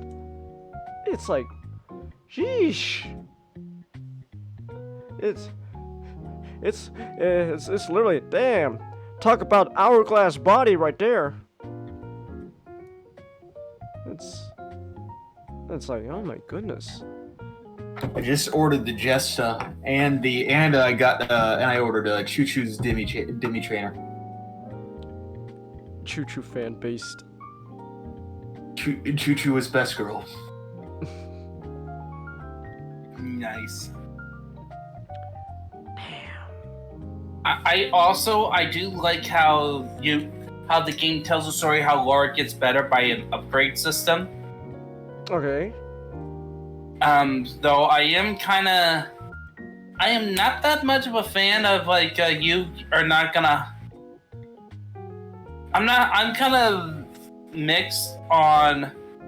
You don't. There's animals that you can hunt throughout the entire world. Where, by the way, so the way it works, it's a linear game, but there's a lot of open areas and like deviations. Like you go to mini tombs. Okay. So instead of in previous Tomb Raider games where it's each level is a tomb, you are exploring just one big island. And then there's smaller tombs that you have that are side quests. Ah, so open world. Not really open world. Semi? It's pretty much a linear game, but there's open areas. Okay. Open areas that you get back to, but you're guided. What's the game you would compare it to then? Uncharted. It's I never played Uncharted. like a lot of the game is there's a hub. There's a hub, so it's the way I could compare it is it's kind of like Mario 64 without the levels. Huh. So you get this huge, no. The better way to describe it is just Legend of Zelda. Yeah, Legend of Zelda. Yeah, except imagine Legend of Zelda where the levels, where there's no like real decisions of you going to different locations. It's more like you're guided all the way through. Okay. Like even in the more linear Legend of Zelda games, you are at some point given the choice to go to either this area or this area to go through a dungeon. This one is a lot more curated, a lot more focused, which is good because it allows Is there a game I've them played to focus. that's similar? What? Is there any game I've played that's like similar to what you're describing? Probably like Sonic Adventure 2. Okay. Imagine that without the levels. So. Huh. Alright. Yeah, essentially it's like you got like a couple of hub areas that you'll end up circling back to. But you're basically guided by the story to go to obvious locations. If you're just keep going straight and following the path, you will end up going through the story. And then there are some areas that you can move a pass, like turn to a different path, and then you gain access to a tomb, or you get some more salvage to upgrade your guns. So you can turn your bundle of sticks bow into a modern bow. Huh. If you find the right bow parts. Or you turn your crappy pistol to more of the Laura's iconic pistol. Alright. Yeah. But there are like hub areas where you will be able to find like GPS signals and like lore diaries and artifacts.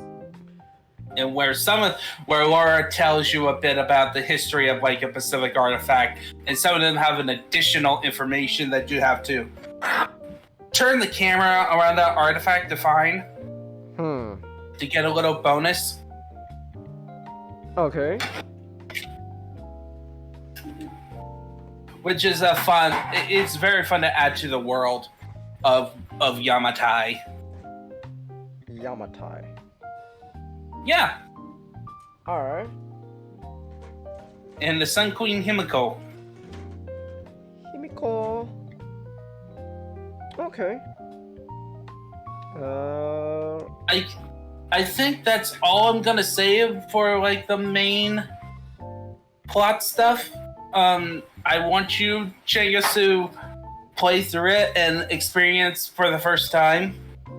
Okay. Yeah, sure. I'm down. But yeah, the characters are great. Like, almost everything's great. The only weaker parts is, like, I do like the villain, but he is kind of weak because he's very basic. But that's fine. Okay. Alright, yeah, sure. I'll give it a shot. What did you think of the game? I like the 2013. I really like about like just the grit, because I like the how dirty and grimy the whole game just feels like. I also like whenever any game does this, and like I guess movie and that whole idea, it's just like for the island there has been visitors that have been washed away on this island. Like throughout the game you will find remnants of the Japanese army, the Marines, like the Portuguese traders. So it's like, there's a ton of people who've been on this island and have been trapped there for years. And they either starved or were killed by the cult. It's like I like that whole setting, and just like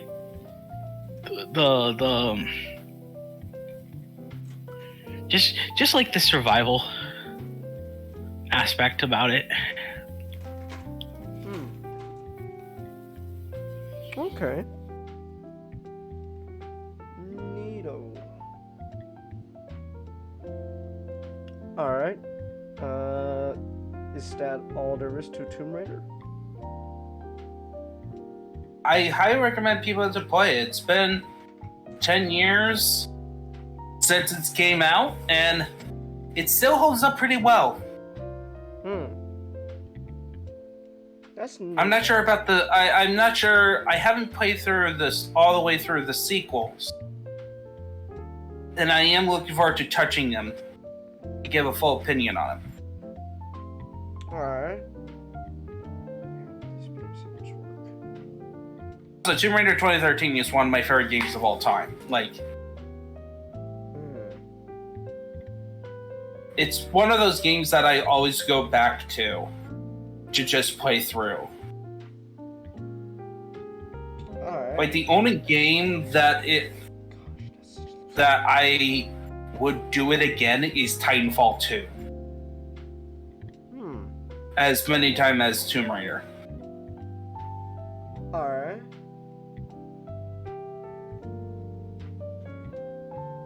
Neato.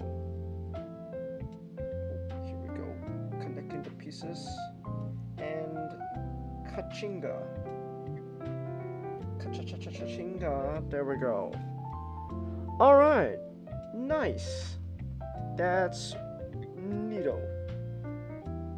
And with that, I'm gonna head to bed because I want to get to church tomorrow. You got any Bionicle questions for Nick? If you do, just at me at them, and I'll be sure to read them at the beginning. All right. Have a good night. All right. Good night, not. I mean, Ninjato. Fuck. Ah. SCG, the meme. Oh, great, SGD's. Ha! You fool! SGD's different! He can't hear you! Okay. Good night, everybody. Oh, you Okay. have one too, Colin? Yeah. Same thing with you, comment that Ninjato's doing. Okay. Got any questions about Bionicle? Yeah. Okay. I'll let you know. Alright. Good night. Alright. Let's continue powering through. So next up, let's go to Japan. Speaking of Japan, speaking of Japanese cults, well, not a Japanese cult, but speaking of Japan, Patlabor.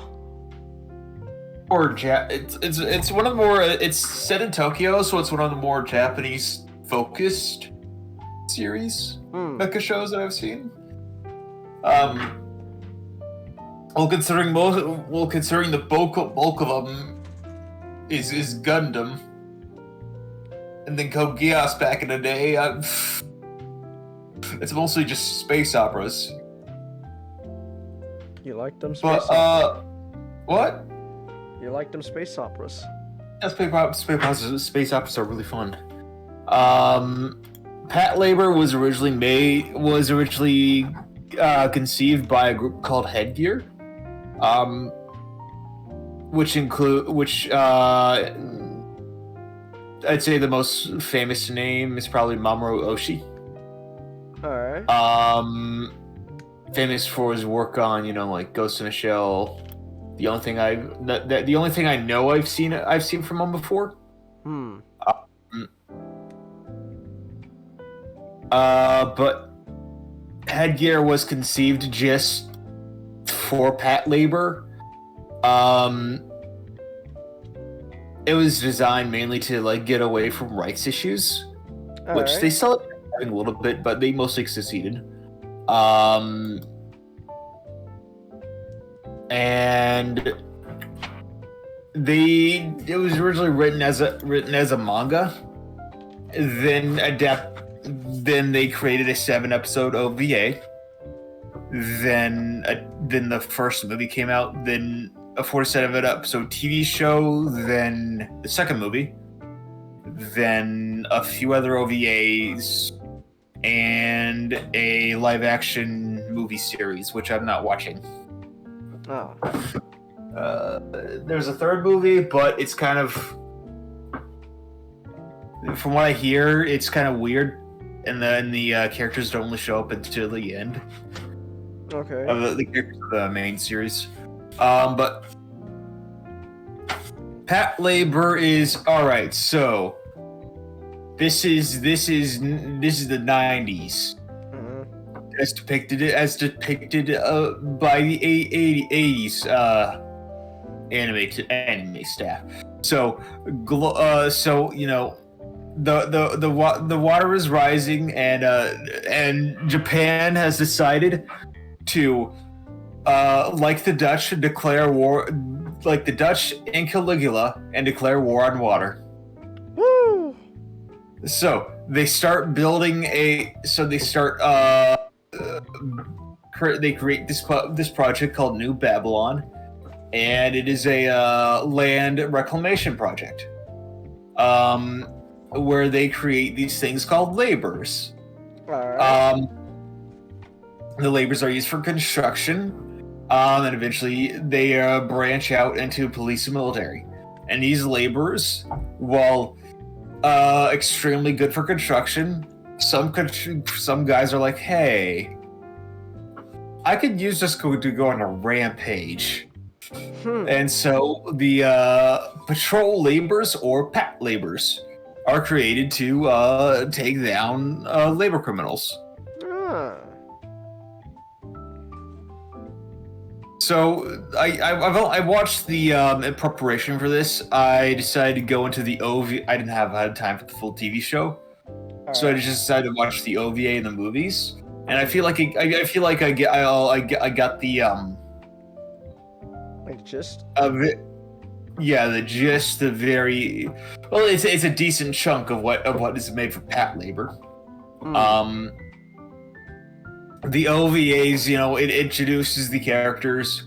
It's surprisingly. I was like, all right, I know Mamoru Oshii. I was going in, and I was like, all right, I know Mamoru Oshii made this, and I know he made Ghost in a Shell, the movie. I was like, and in the first episode, I was like, wait, this is way sillier than I expected. And then weird mutant sea monsters and ghosts. And the characters hunting ghosts, and I was like, well, "Man, this is way sillier." And then the fifth episode happened, and I was like, "The JSDF Rogel decided to do a coup," and I was like, "Okay, here's the stuff I was expecting." It's like, Okay, here's the political stuff from political intrigue, and we didn't get to the biblical stuff yet from but there's what I was expecting. But the OVA was really fun. I had a lot of fun with it. I'm assuming there's like more of what I would expect with the TV show, where it's a bit lighter in tone, more bit slice of life, where they deal with like a there's like a police procedural slice of life kind of show, where they deal with like an issue a week. Sometimes you'll get more serious episodes, but that's what I kind of feel like I'm going in when I watch a TV show. That's what I'll get. But the movies also are kind of like on the opposite ends of the scale, where the first movie it's kind of silly. It's kind of, I get the feeling that it's like we got like an hour of setup for like 30 minutes of really fun mecha action at the end. Though still, it's still I'd say the more fun out of the two movies. It's the first movie is basically about a hacker decided to commit suicide, and a programmer decided to commit suicide, and he left a Trojan. Does anybody know? You guys know what a Trojan horse is, right? Yeah. It was like a worm or a Trojan horse? It's a Trojan horse. So the program makes its way into the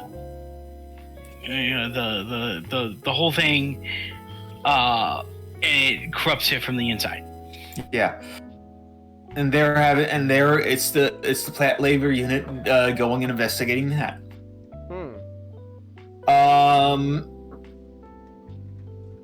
It's kind of silly, but it's still fun, and just go back and get some popcorn and enjoy it. And the second movie is where Mamoru Oshii is like, all right.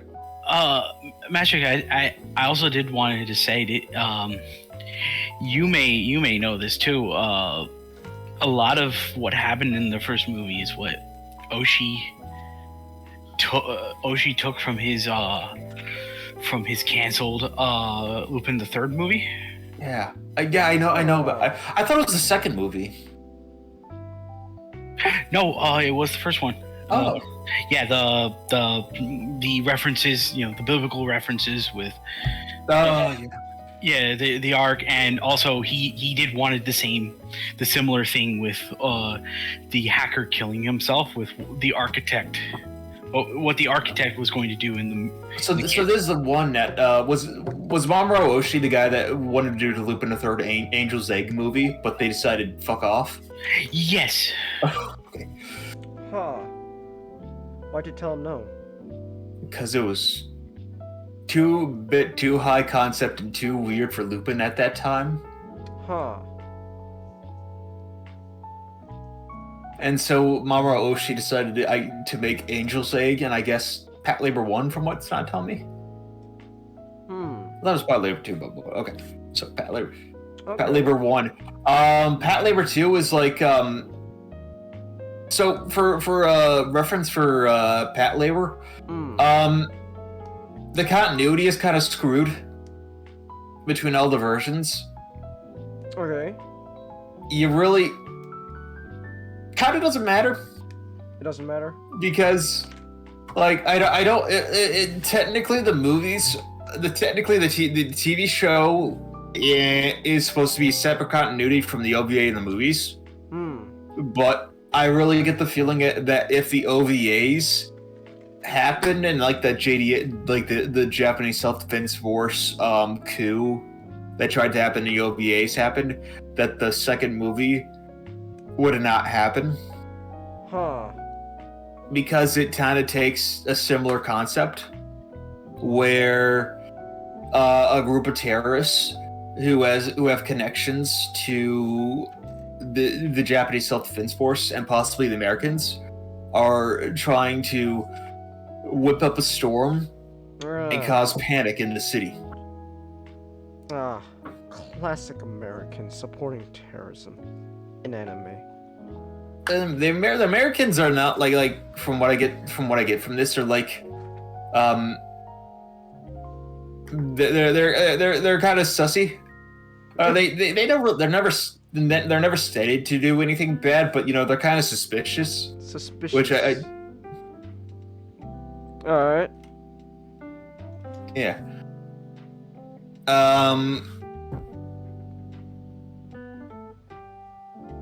Which the first movie focuses mainly on the main all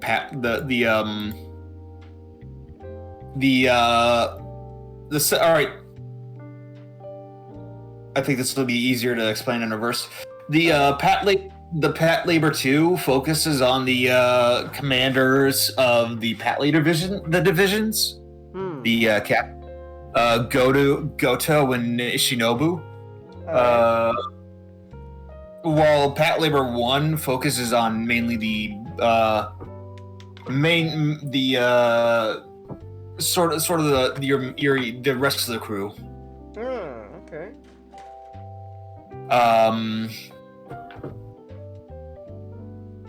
Which we will get into them now. That is the first one. Patlabor is kind of the show that rides or dies off of its cast, and it has a really fun cast. Alright. So got Noah Izumi, sort of the closest thing to a protagonist. Like I'd say, out of the group, Noah, Izumi, who's a chick, unrelated to Bright Noah. Captain Goto and another officer called Asuma are all kind of the most protagonisty of them. But I'd say if you put a gun in my head, I'd probably say Noah is the Noah. All right. Could be described as team lead. She's kind of like the happy Genki girl, but she has problem is that she likes labors too much. And she whenever she gets into a fight, she's like, "But I don't want to hurt Alphonse." She named her labor Alphonse. That's which that kind of off topic. I'm surprised that like Gundam. They don't name a lot of the pilots don't name their mobile suits.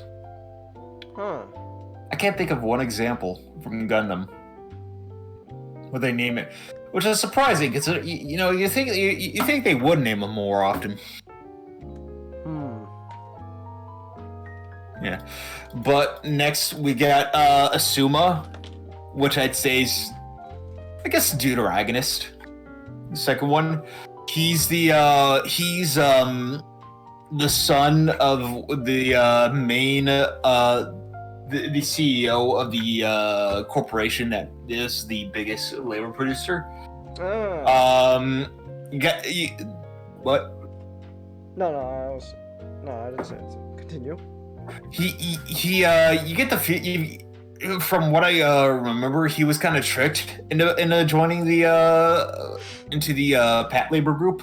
Okay.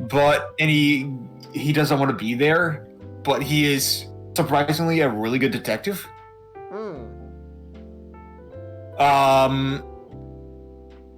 He's sort of the coordinator of the Patlabors.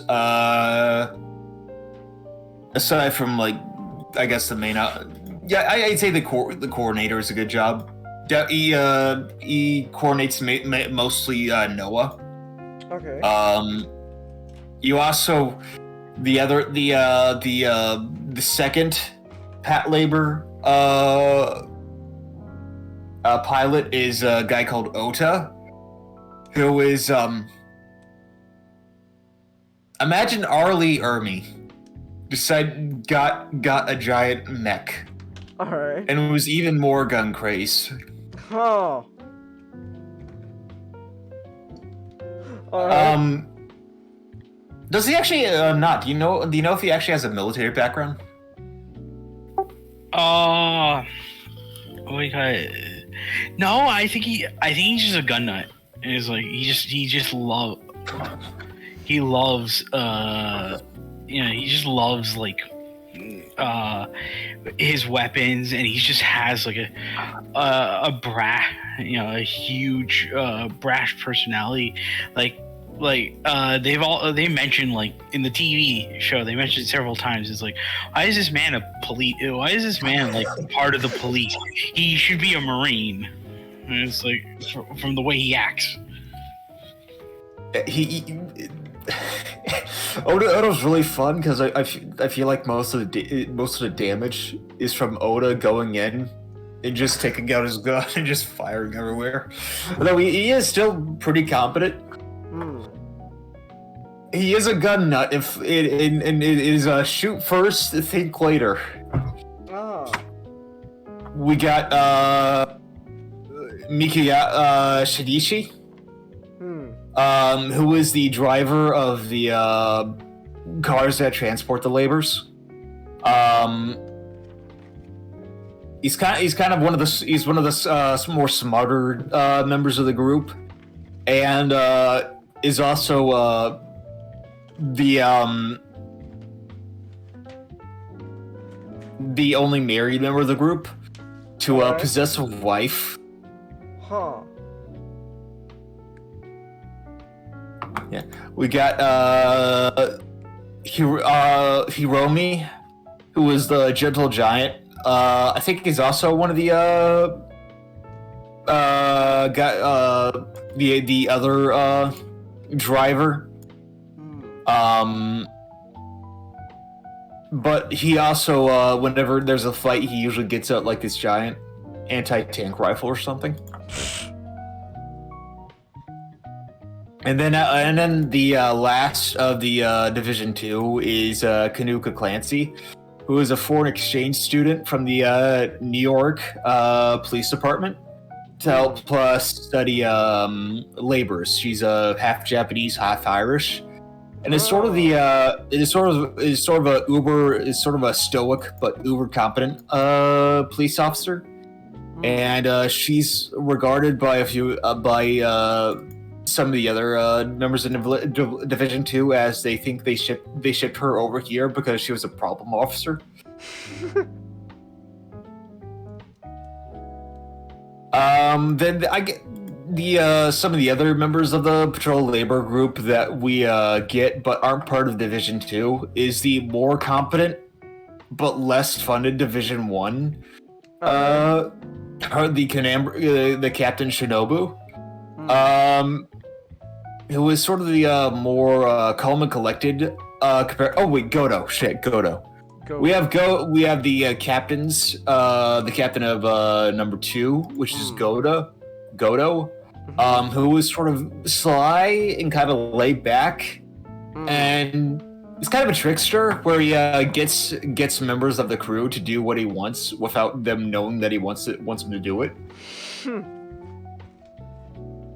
All right. He's great. We also got Shinobu, who is sort of the calm, competent officer, very professional, who is has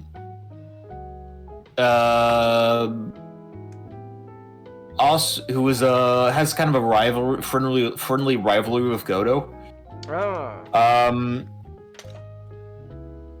Then we have the maintenance crew, which is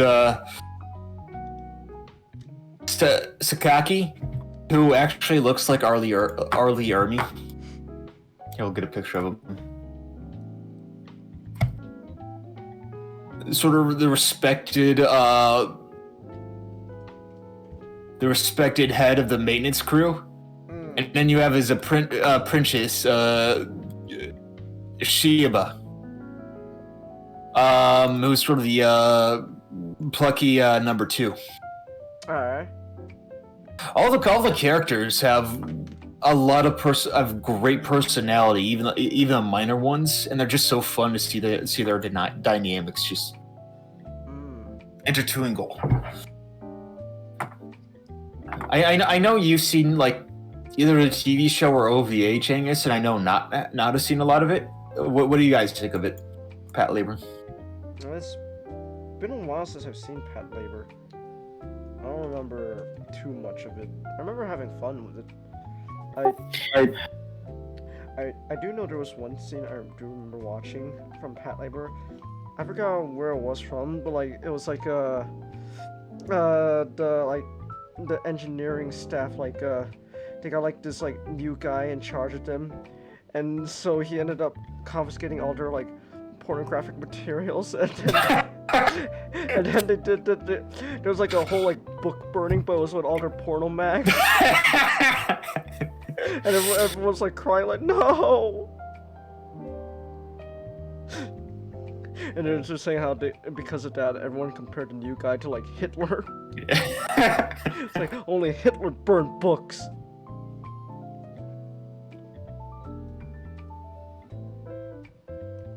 What were you gonna say? Alright, now, how about you? Patlabor is just like a great comedy series. It reminds me of like just like Reno 911, where it's like, you know, most of these people shouldn't be cops. So they don't really take the job as seriously as you want them to, but they are, you know, they get results. God damn it. Yeah, like Goto would just do strange things we just do like strange non-textbook things in order to get what he wants.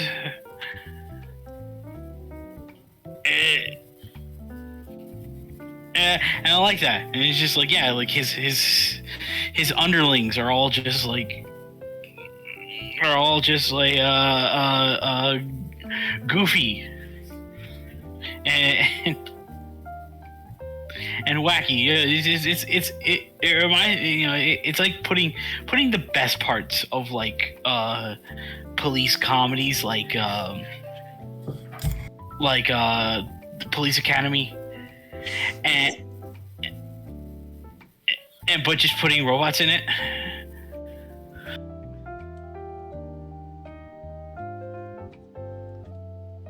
Also, the animation, particularly for the movies, the animation and art direction is particularly amazing. Soundtrack is great too. Nice.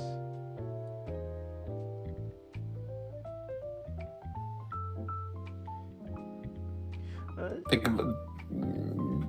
about done. Think about done? Alright. Yeah. I've been meaning to give Patlabor another watch sooner or later, because I remember having fun with what I saw. That one part though just sticks in my mind, just them doing like a whole like book burning pile built with all the porno mags. Everyone was crying like, no. Oh yeah, that's what I remember.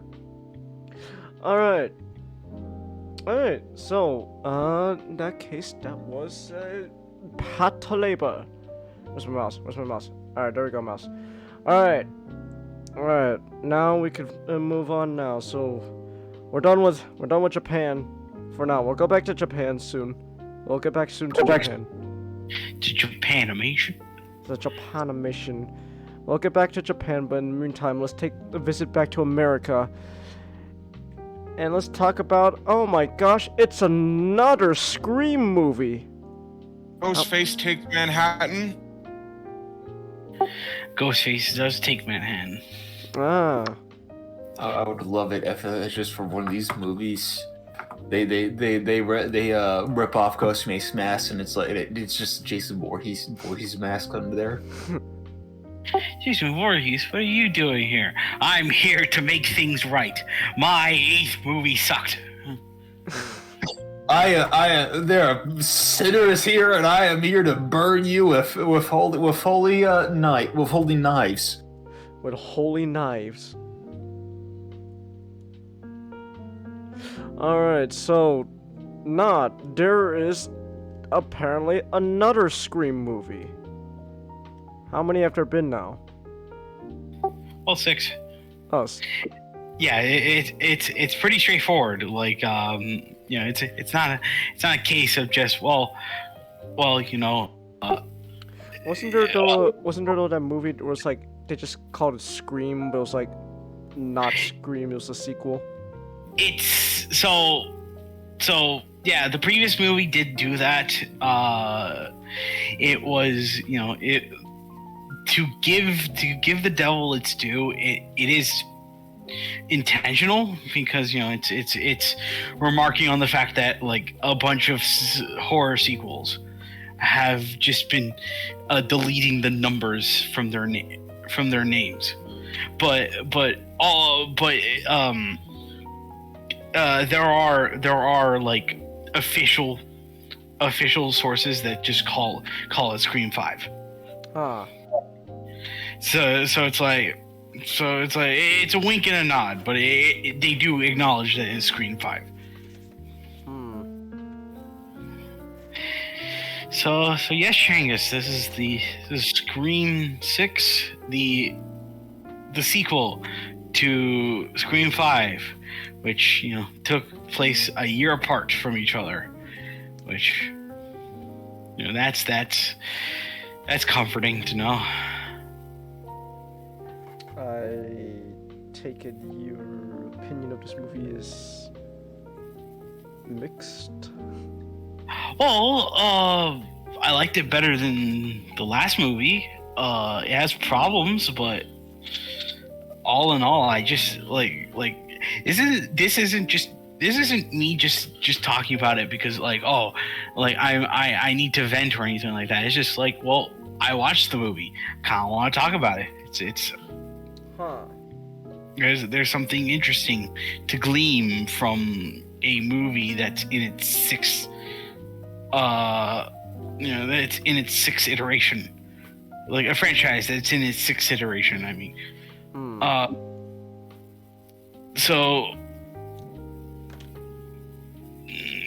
spoiler if you haven't seen Scream 5, whatever. So the sister duo of Sam and Tara Carpenter, in the aftermath of two more people deciding to dress up as Ghostface and stabbing a whole bunch of people in Westboro, which is amazing to think that like 5 movies, I do understand that in universe there is a reason as to why like the Ghostface costume and persona is still alive, because there is a movie within the movie franchise called Stab that is a meta joke about Scream and how how like Wes Craven just said like, oh, in real life Hollywood studios would like to profit off of tragedies by making movies off of them. So the Stab movies are just every time a terrible incident happened, that the new movie is just based off that terrible incident.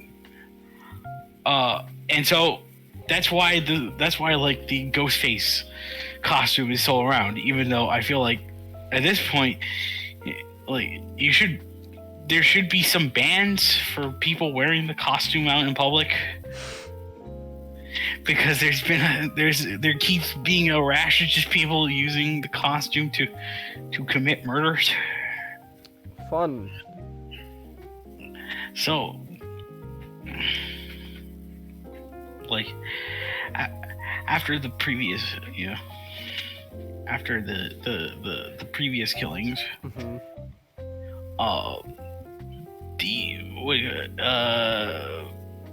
Sam is hanging in there. All right. Yeah. She's really, you know, she's upset from the fact that her boyfriend turned out to be a creepy, obsessive weirdo who wanted to kill her because his favorite movie franchise, because of his, you know, his favorite movie franchise wasn't everything he hoped it would be.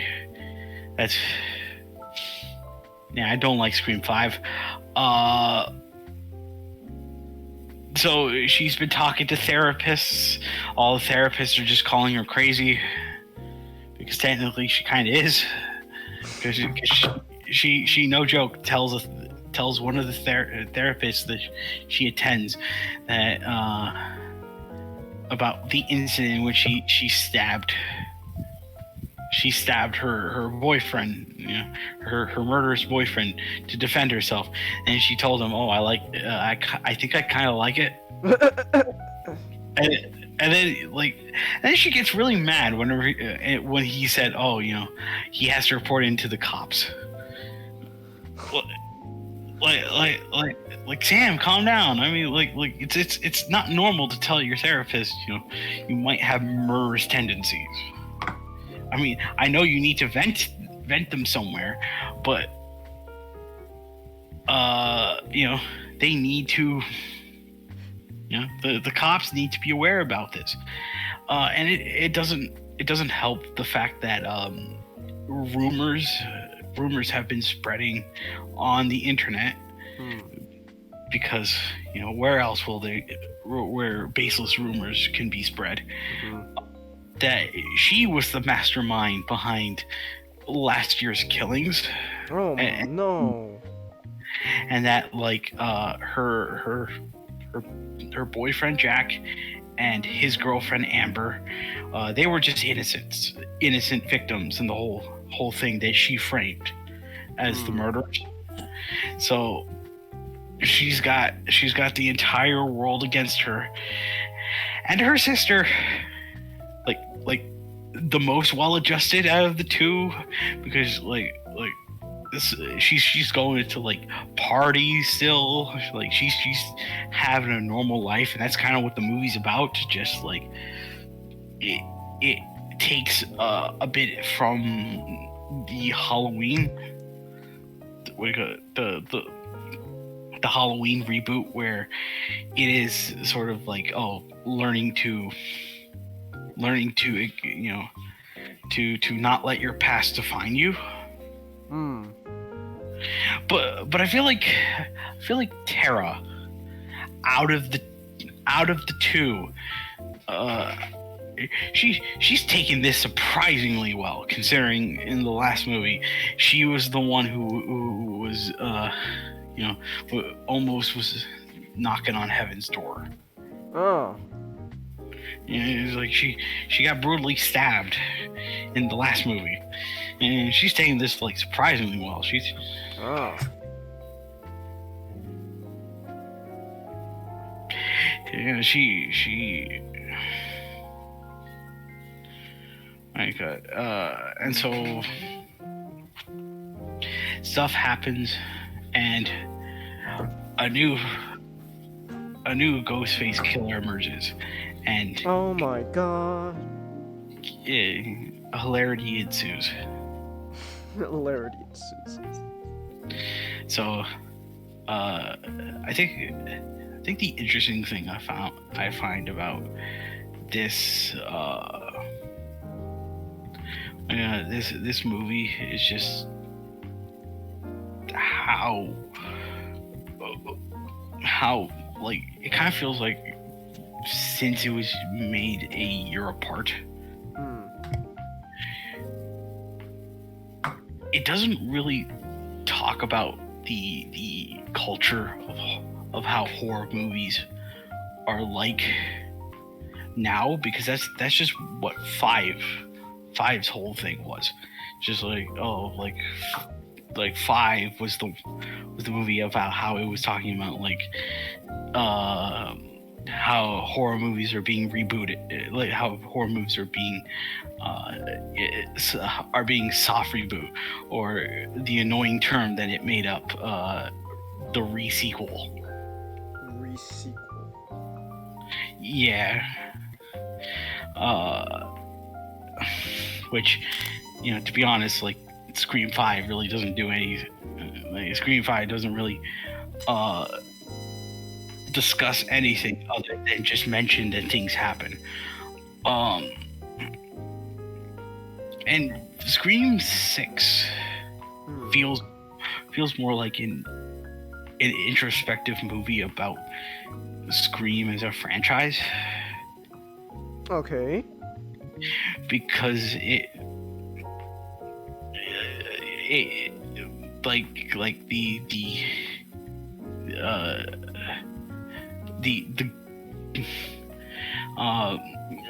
Randy's annoying niece,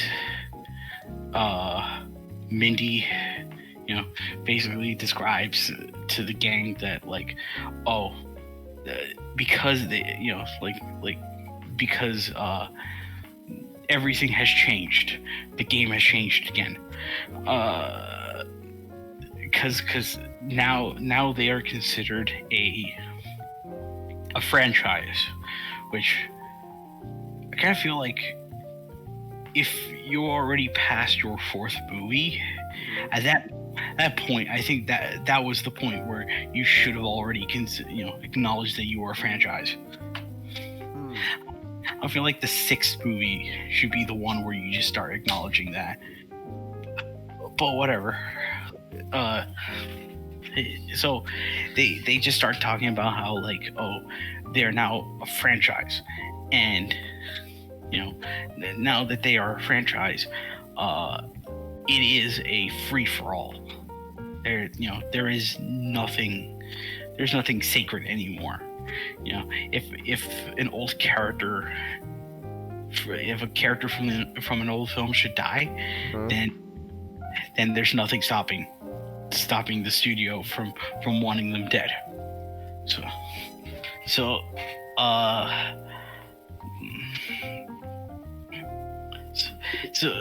they sort of mention there's a bit of a poking fun at like the cynicism of how horror movies kind of feel like they about how well not horror movies, just movies in general, because the talk isn't just about horror movies, it's also just about like other franchises like Star Wars, James Bond, and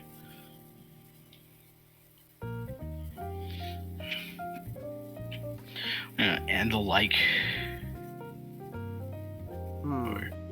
where we keep seeing these movies where they have no respect for what came before, and they consider like everything is fair game. And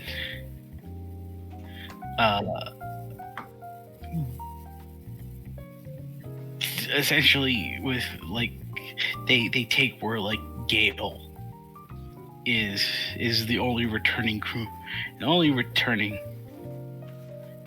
character, because Dewey got killed in the last movie, and Sydney finally said, screw this, I'm gone.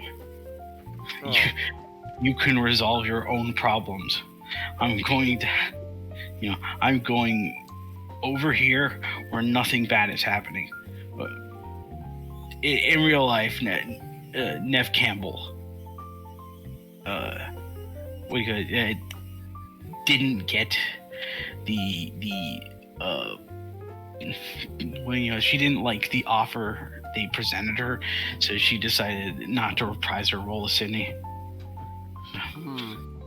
So whether they make a Scream 7 or not, like She won't be part of it. This 5 was probably the last film we would ever see Sydney again. But it doesn't matter. It don't matter. Don't matter. None of this matters. Gale is back, and there's a weird thing. There's a weird thing going on with Gale where it kind of feels like at points it kind of feels like. I'm still not over the fact they killed Dewey in the last movie.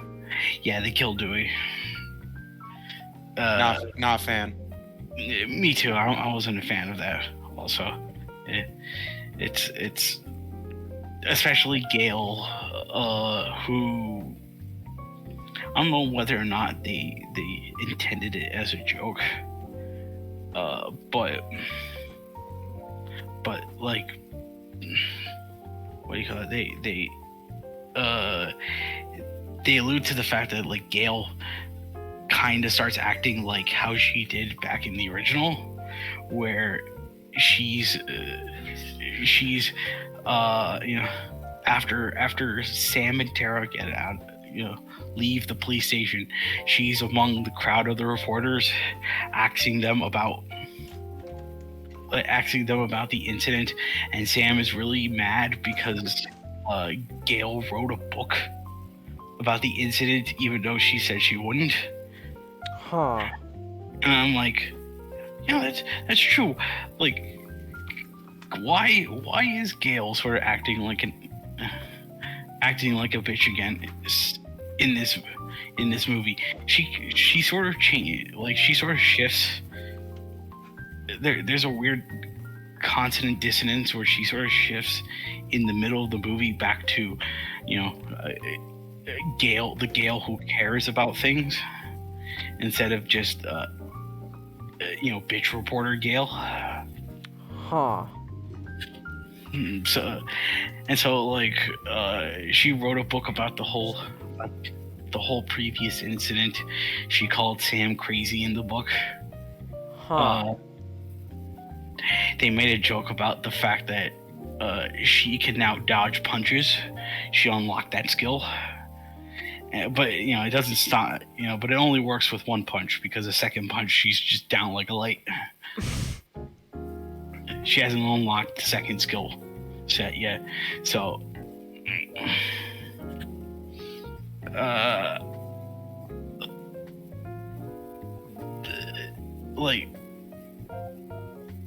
it is a film just talking about the franchise as a whole, and there's parts of it where it feels like they're genuine about wanting to put give this franchise its due when so many others fail to do so. But there's other parts where some of the writing from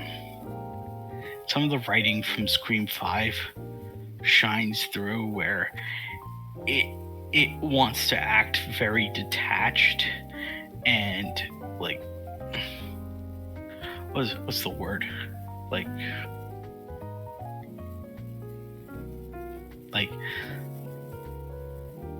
it wants to act detached from everything, so it can just start making jokes about how some things are silly. Can I ask? Yes. So, I don't think I've seen the first Scream. Are these movies usually meta? Yeah, all of them are meta. All of them are meta?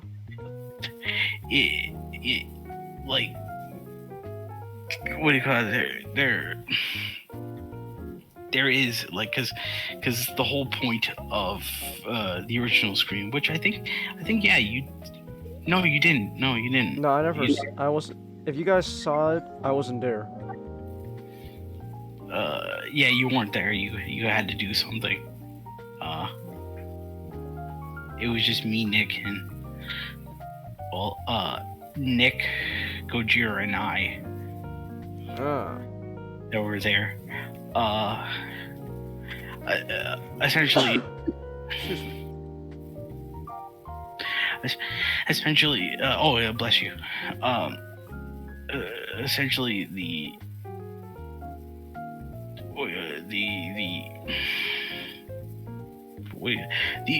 the whole movies were made as sort of a response of, oh, what if what if like the characters in horror movies acknowledge that a horror movie exists in their world, and they acknowledge that there are tropes and all that they shouldn't that they should avoid and all that stuff. So those are essentially what the movie, all the movies address. Like the first one is just about like horror movies. The second one is about horror movie sequels. The third movie really isn't about anything, but I guess it's about horror trilogies. The fourth movie is about horror remakes, which it defies by not being a horror remake. So, there's some subversion for you. Yay, I guess.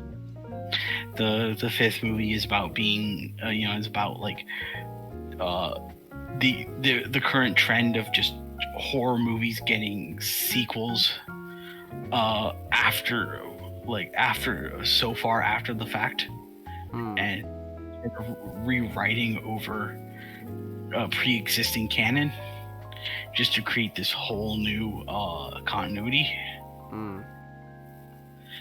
And 6, while it does talk about like, I guess like its whole thing is just about franchises, but again it's like the whole series has been just talking about franchises. So like that whole discussion isn't new, but it also, like I said, it's also, this 6th film feels like it's commenting on not horror movies but Scream as a series in general. Because they sort of hint throughout the entire movie that, oh, like if Gale is going to die, Gale will die. If any of these characters you see on the screen will die, they'll die. Because there is no like honor anymore. There is no like, they're remarking that there is no such.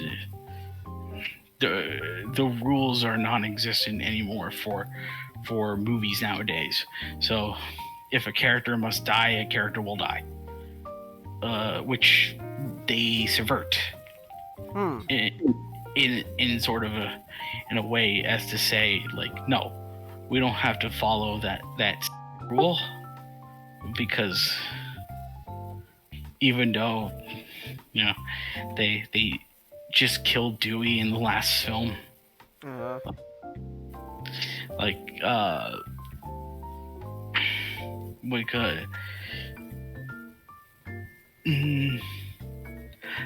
a lot of the main characters die. Just as a spoiler. So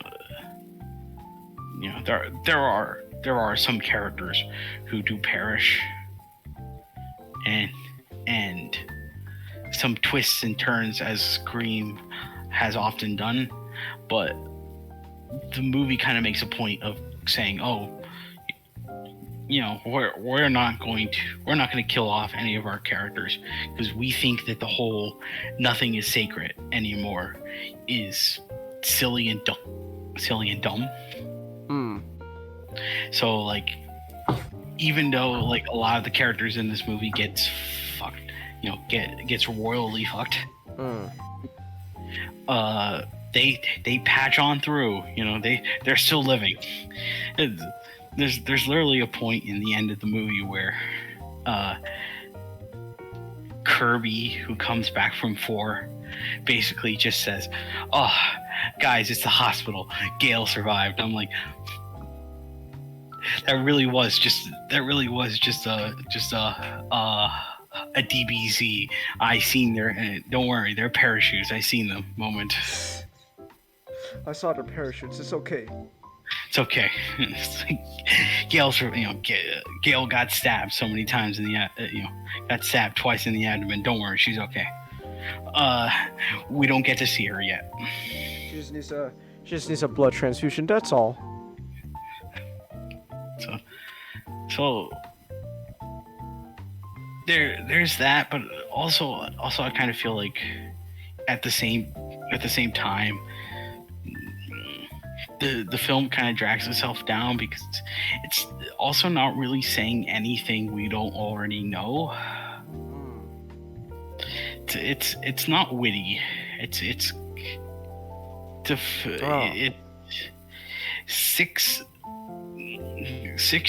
kind of shows me that in a world where everyone is trying to be meta and self-aware, Scream kind of feels like its purpose is obsolete. Huh.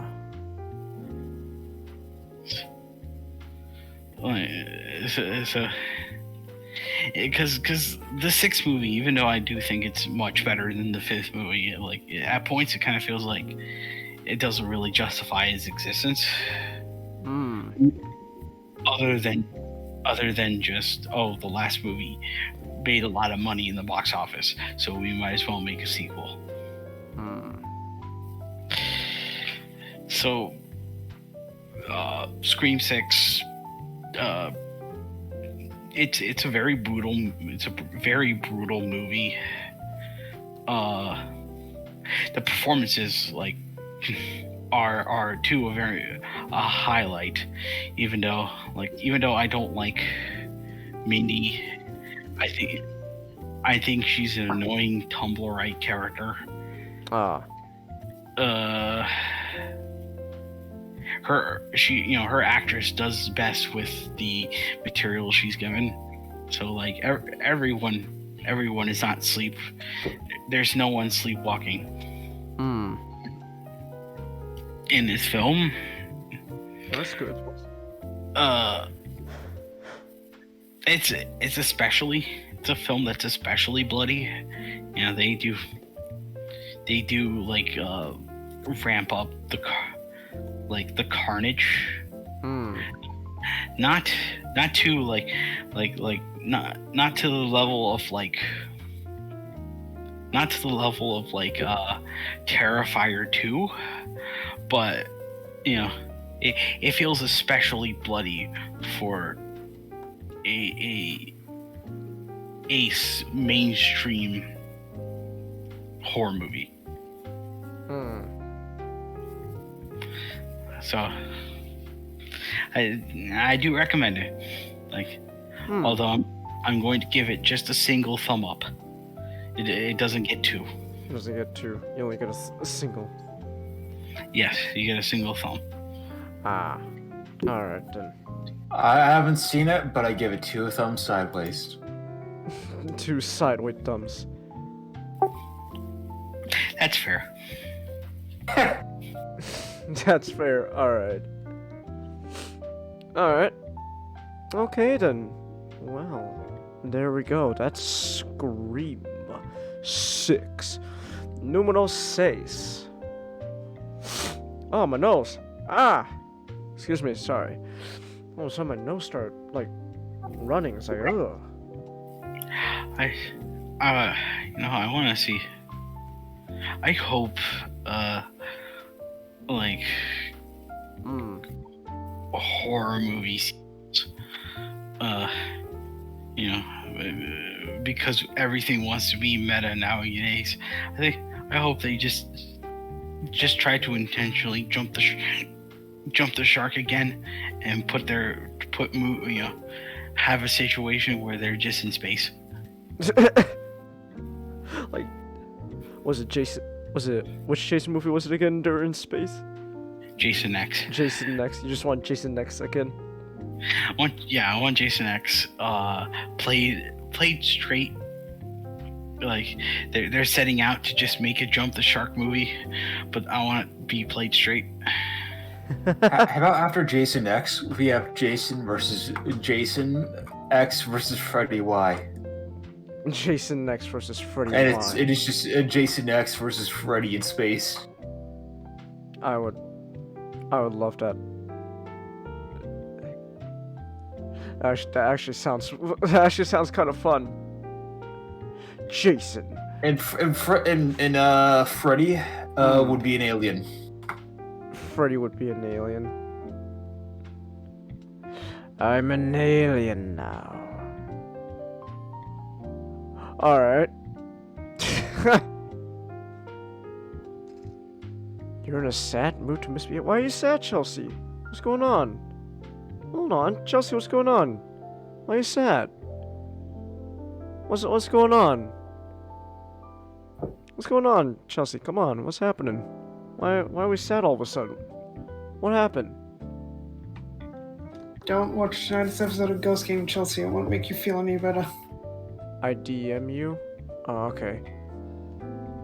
Well, that's a shame. Well, hopefully we could make you feel somewhat better. Alright. Well. Oh, shit. Something fell. No. Oh, never mind. I found the piece. Okay. Alright then. Well. Hopefully, hopefully we could cheer you up a bit, Chelsea. That's what we'll do. We'll try to cheer you up. Alright. Here, you know what? You know what I know will cheer you up, Chelsea? We could talk about your favorite Digimon. Gammamon. She likes Lopmon. Lopmon? Oh, damn it. Well, I like Gammamon. He's cute. I have not caught up at all with Ghost Game in like so long. Did they finally do anything with Ghoulis yet? Yes. Oh, okay. Perfect transition then. Alright, finally. Something happened with Ghoulis. Okay. Not in these episodes. Damn it! Alright. Well, anyway, so SGD's back! Woo! Which means, of course, he's talking about more Digimon. So, strap in. We're gonna be here for a bit. Oh, and Mashtik just left without saying goodnight. Oh. Huh. Okay.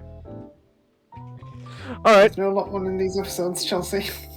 Alright, so tell us, SGD, what has gone on in the world of Ghost Game this time?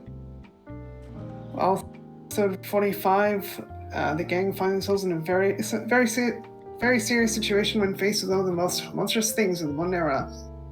Journalism. Ah. Journalism is dead. I mean, the journalist is dead. Oh. It was an episode. Oh, Mashtik's back. Never mind. So there's an online newsletter which people get randomly emailed and they can't delete the email, and it's predicting the future. Like, Hero's friend Kotaro is going to have a nasty fall, and Doroli's friend Mika is going to get hit by a car.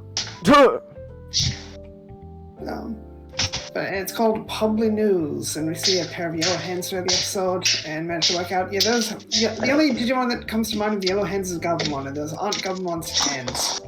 So it's a new Digimon. What if it's wearing gloves? It's not wearing gloves. Sorry to disappoint, Mashtik. Ryomon appears again from episode 39, and he's gotten into Kiyoshiro's favorite idol group, the D-Topics. Oh. And Kiyoshiro proceeds to relinquish whatever manhood he earned in episode 29. And he likes them because they were voice actresses in his favorite TV show. Huh. And it's Asuka, Mayuri, and Anna. And get kind of the impression Roy's a bad friend. because Mika is absolutely terrified of what Public News said, her being hit by a car and all that. So Ruli lets her walk her home on her own. It's like, you're not gonna walk her home? The girl's terrified of her mind.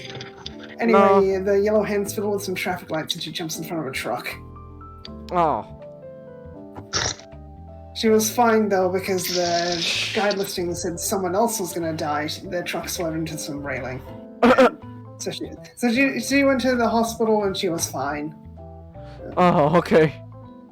And Espimon finally does something and stops the pot from falling on Kyosho's head because the yellow hens tried to drop a flower pot on his head. And then Public News says that one of the idols of the D-Topics is going to die. And that's when the gang finally decides to do something about this newsletter trying to kill people. Alright. They find out all the victims, Kotaro, Mika, Kyosho, and Anna from the D-Topics all criticized Public News.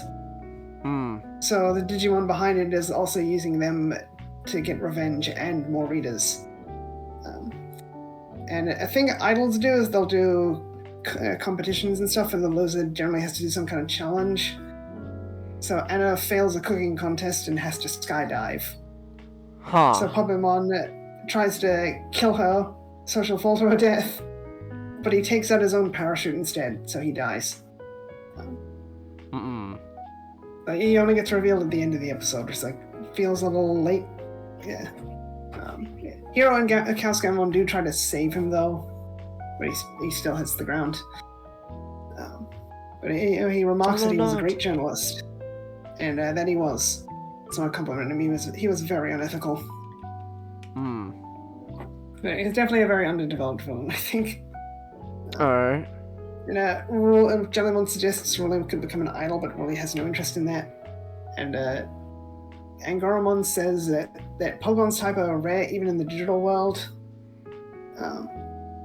Which then questions Hiro Hiro then questions what the digital world is like.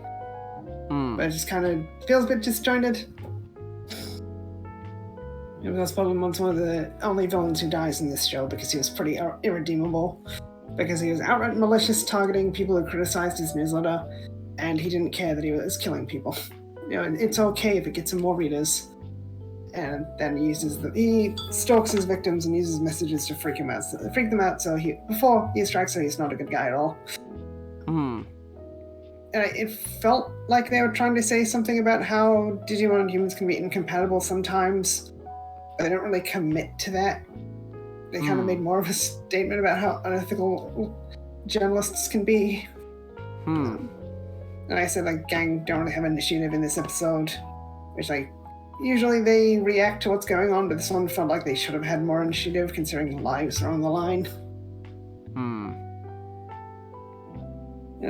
It's pretty fortunate that Pabumon was on the plane and not on the ground. But in the show, Angoromon was on the ground, but they needed Pabumon to fall to his death.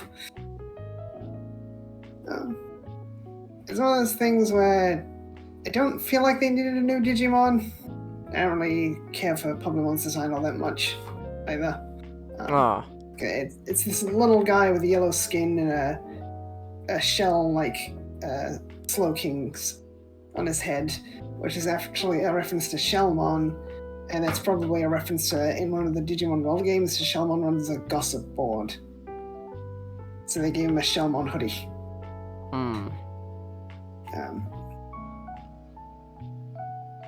Publishing a newsletter doesn't really seem like something that a Digimon would need unique abilities to do. Probably would have liked it if Pabumon was more about exposing Digimon's existence to the human world. Because the gang would have had to find a way to keep him quiet, because one of the concerns with Emma in the Eismon episode was her possibly revealing the existence of Digimon.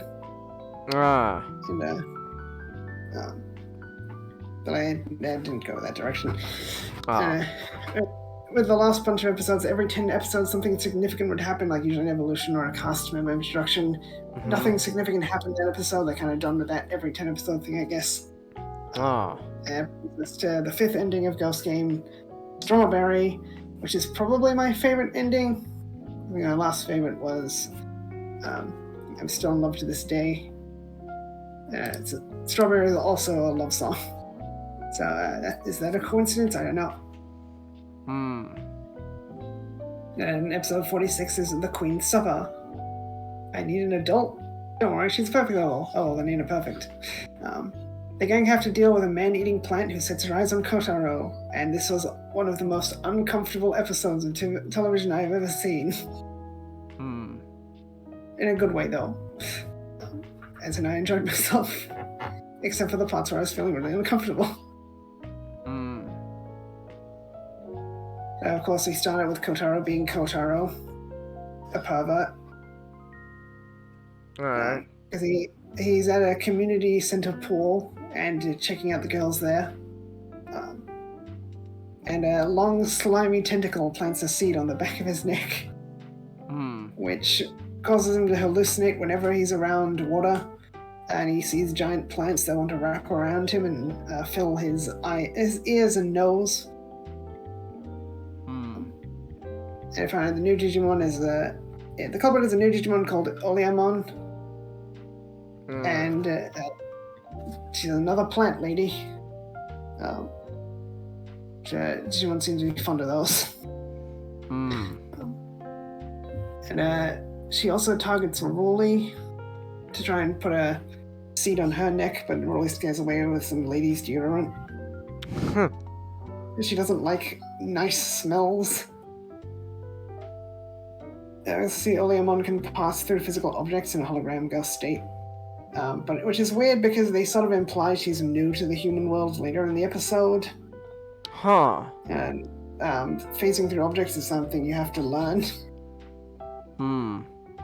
And after a while, Kotaro's seed finally blooms, sort of, and he starts hallucinating poison ivy. He sees a woman with green skin and red hair. And this is where things get uncomfortable. Okay. She says she'll guide him to paradise, and first she takes him to a hair salon where he combs his hair. Then a boutique where she tells him to take off his clothes so they can interact in harmony because she wants him to feel everything. Yeah, people thought this was an analogy for child grooming. I don't agree with that sentiment considering how the episode goes, but I see why they saw that. Okay. Fortunately, this is a kid's show and Kotaro's a teenager, so he wears a grass skirt. So he's not completely naked. Then we find out Oleamon's intentions when the hallucination tells him to shave his arms with a leaf because she wants him to go down smooth. Oleamon wants to eat him, basically. She's a man-eater.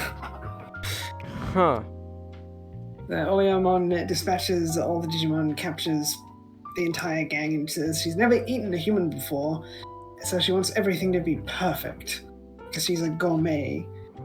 And then Simba and Goromon says that he knows the best way to extract flavor from food, which he learned from a period piece novel, and that's steaming. Okay. And he says he can't steam something if he hallucinates around water.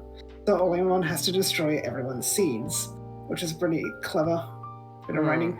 And then that allows Simba and Goromon to escape and free everyone from Oleamon. But then they get to some more bad translations where they translate Yurisenai as how dare you, when Yurisenai means unforgivable. It's literally a Yurise is like forgive or to forgive. And Nai is negative, so it's very basic. And it's like one of the most common things like weebs and stuff know, that Yurisenai means unforgivable. But no, Crunchy, I swear, after a point, these subtitles are just intentionally bad. They're not doing this on accident. Are you saying they're doing it out of spite? Maybe. Maybe. I say they're overpaid. I don't know how much they're getting paid, but it's too much. I know they have to rush these things out, but there's certain mistakes where this isn't a rush job. This is incompetence or spite. And we find out that Oleamon really likes bad smelling food, which is why she wanted to prevent Kotaro from bathing, so he'd smell bad. And as foreshadowed earlier, they get a bunch of ladies' perfume or deodorant or something to defeat Oleamon by just making a bunch of good smells everywhere. Also, never hold a flame around deodorant. Because it'll explode the can. So Gamamon makes a bunch of cans explode. That doesn't kill Oleamon, she explains herself and said she met Hiro's father, Hokuto, and served him some food, and he said, "This smells like a person who hasn't bathed for a while." And that gave her the idea to eat a human.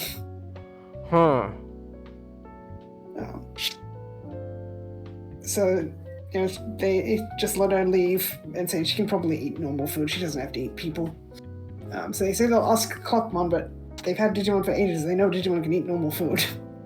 And I guess Oleamon goes on to become a YouTuber or something who eats really bad smelling food. That brings us to episode 47, Memory of Eternity. This is what happens when you try to play God. The gang have to deal with the consequences of when a Digimon tries to cheat death, as this is an alright episode. Shadramon makes its animated debut, which is a Wormmon evolution with the Digimental of Fire, so it's like Flagramon but a bug. That's pretty much it. Shadramon is dying, but he doesn't want to die, because when you die, you lose all your memories. And then a voice tells him it'll help him not to forget, and then his data is collected by Nanomon's plug bombs, so you figure out it's Nanomon, because only Nanomon uses that style of bomb. And then those plug bombs become a red crystalline object, which gets implanted in a guy called Tamotsu, who's a friend of Kiyoshiro's.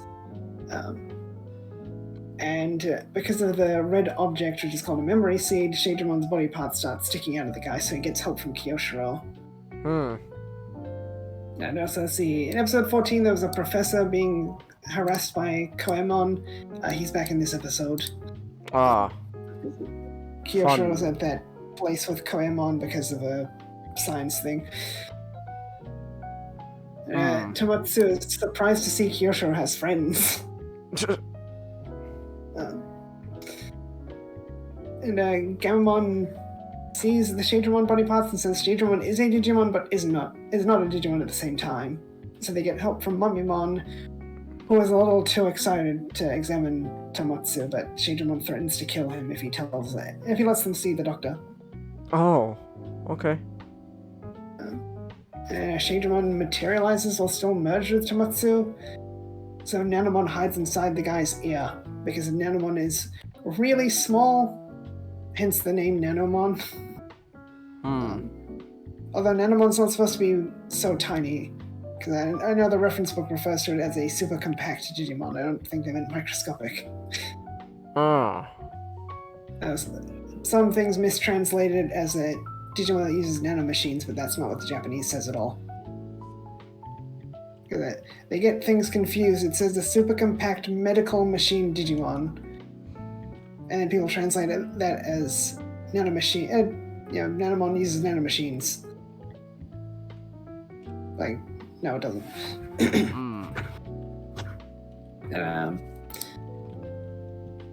The problem with the Nanomon being so tiny is we see him at the start of the episode. His hand is pretty big to pick up the memory seed, and we see the memory seed in comparison to a human body size, and none of it lines up, so it's all pretty wacky. Alright. But Espimon is there, and he spots Nanomon inside the ear, and Nanomon explains that if you can get the memory seed to work, he could be reborn over and over again. Because he could get his body back and his memories. And he believes he can accomplish his goal using the human spirit. So he can sacrifice humans to give himself immortality. Fun. While he's monologuing, Hero's Digivice gets a symbol on it. which is the symbol for the Digivice Dual V. But when Nanomon is done with his monologue, the symbol vanishes, and Hiro didn't have any changes in mood or behavior, so someone was probably listening in through the Digivice.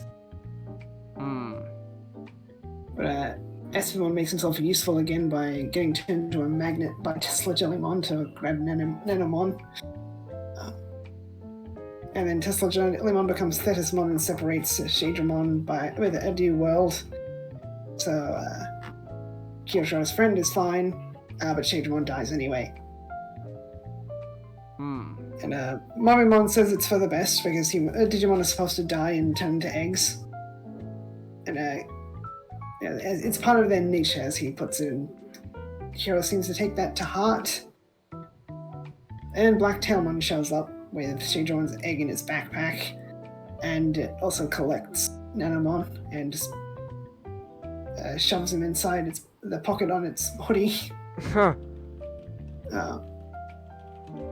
And then Hiro gives Black Tailmon a letter for his father, which is just him saying all the things he's felt after meeting so many Digimon. The memory scene was definitely a concerning thing when I saw the episode, because if it works, it could bring back one of the partners from death, and don't do that.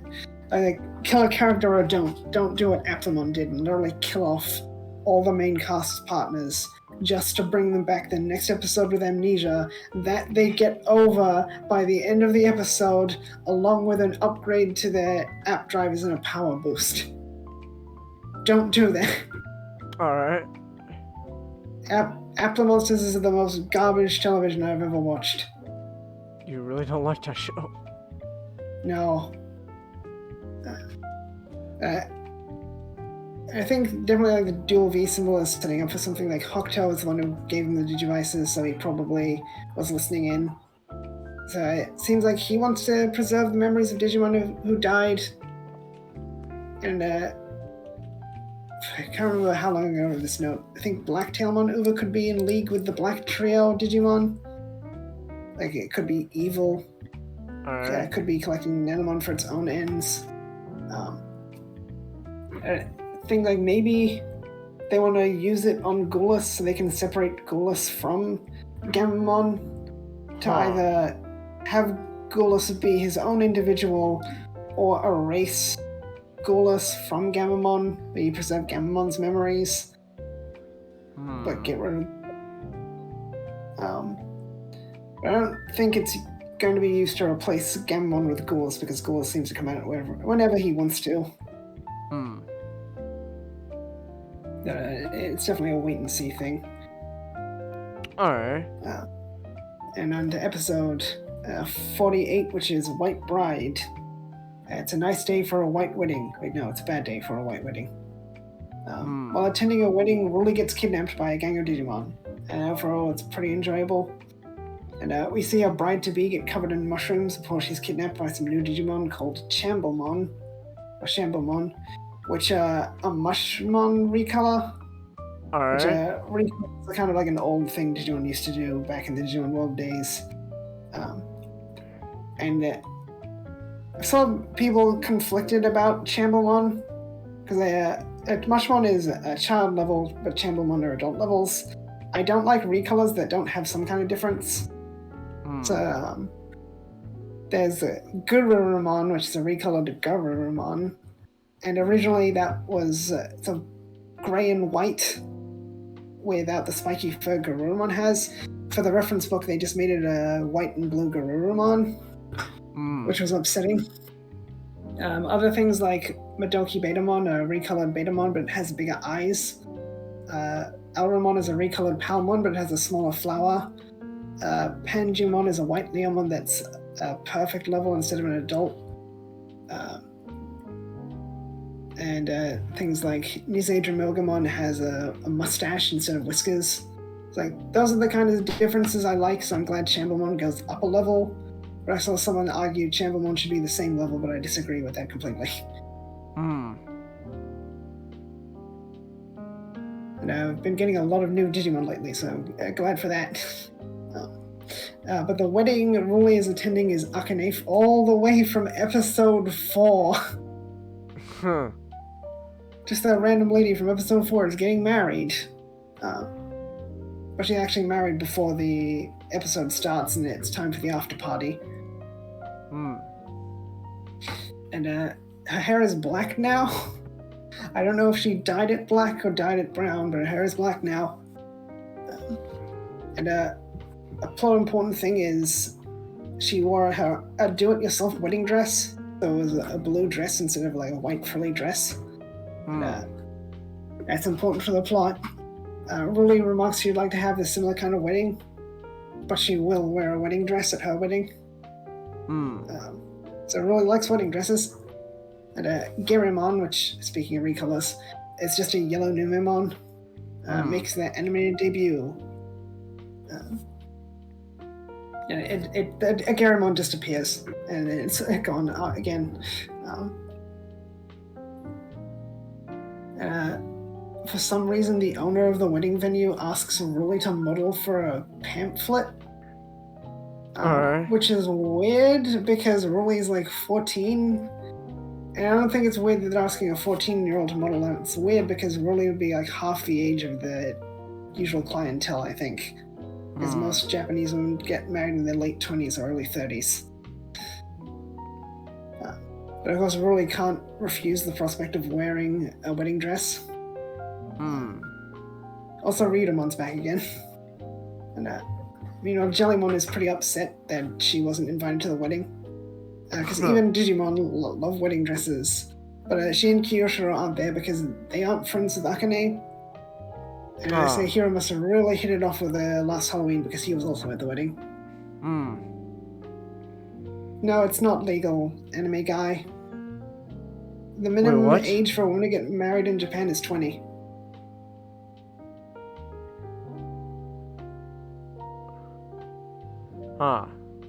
Men and women in Japan can't get married before age 20. With parental consent, a girl can get married at age 16 and a man can get married at 18, but otherwise it's 20. No exceptions other than parental consent.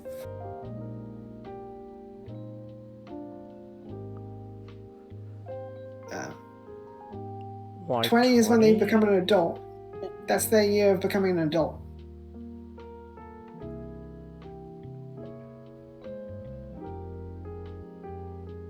No wonder the population's dropping. I don't know, man. It's Japan. I mean, you look at the average age of... You look at the average age of getting married, in a lot of places it's nowhere near 20. It's pretty high above 20. This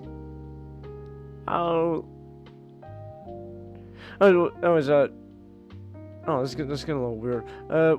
Tell us more about Digimon. Tiro must have hit it off with Akane last Halloween. Also, it's a bit of a nod to the fact Kyoshiro and Jellymon weren't actually part of the main cast until episode 5.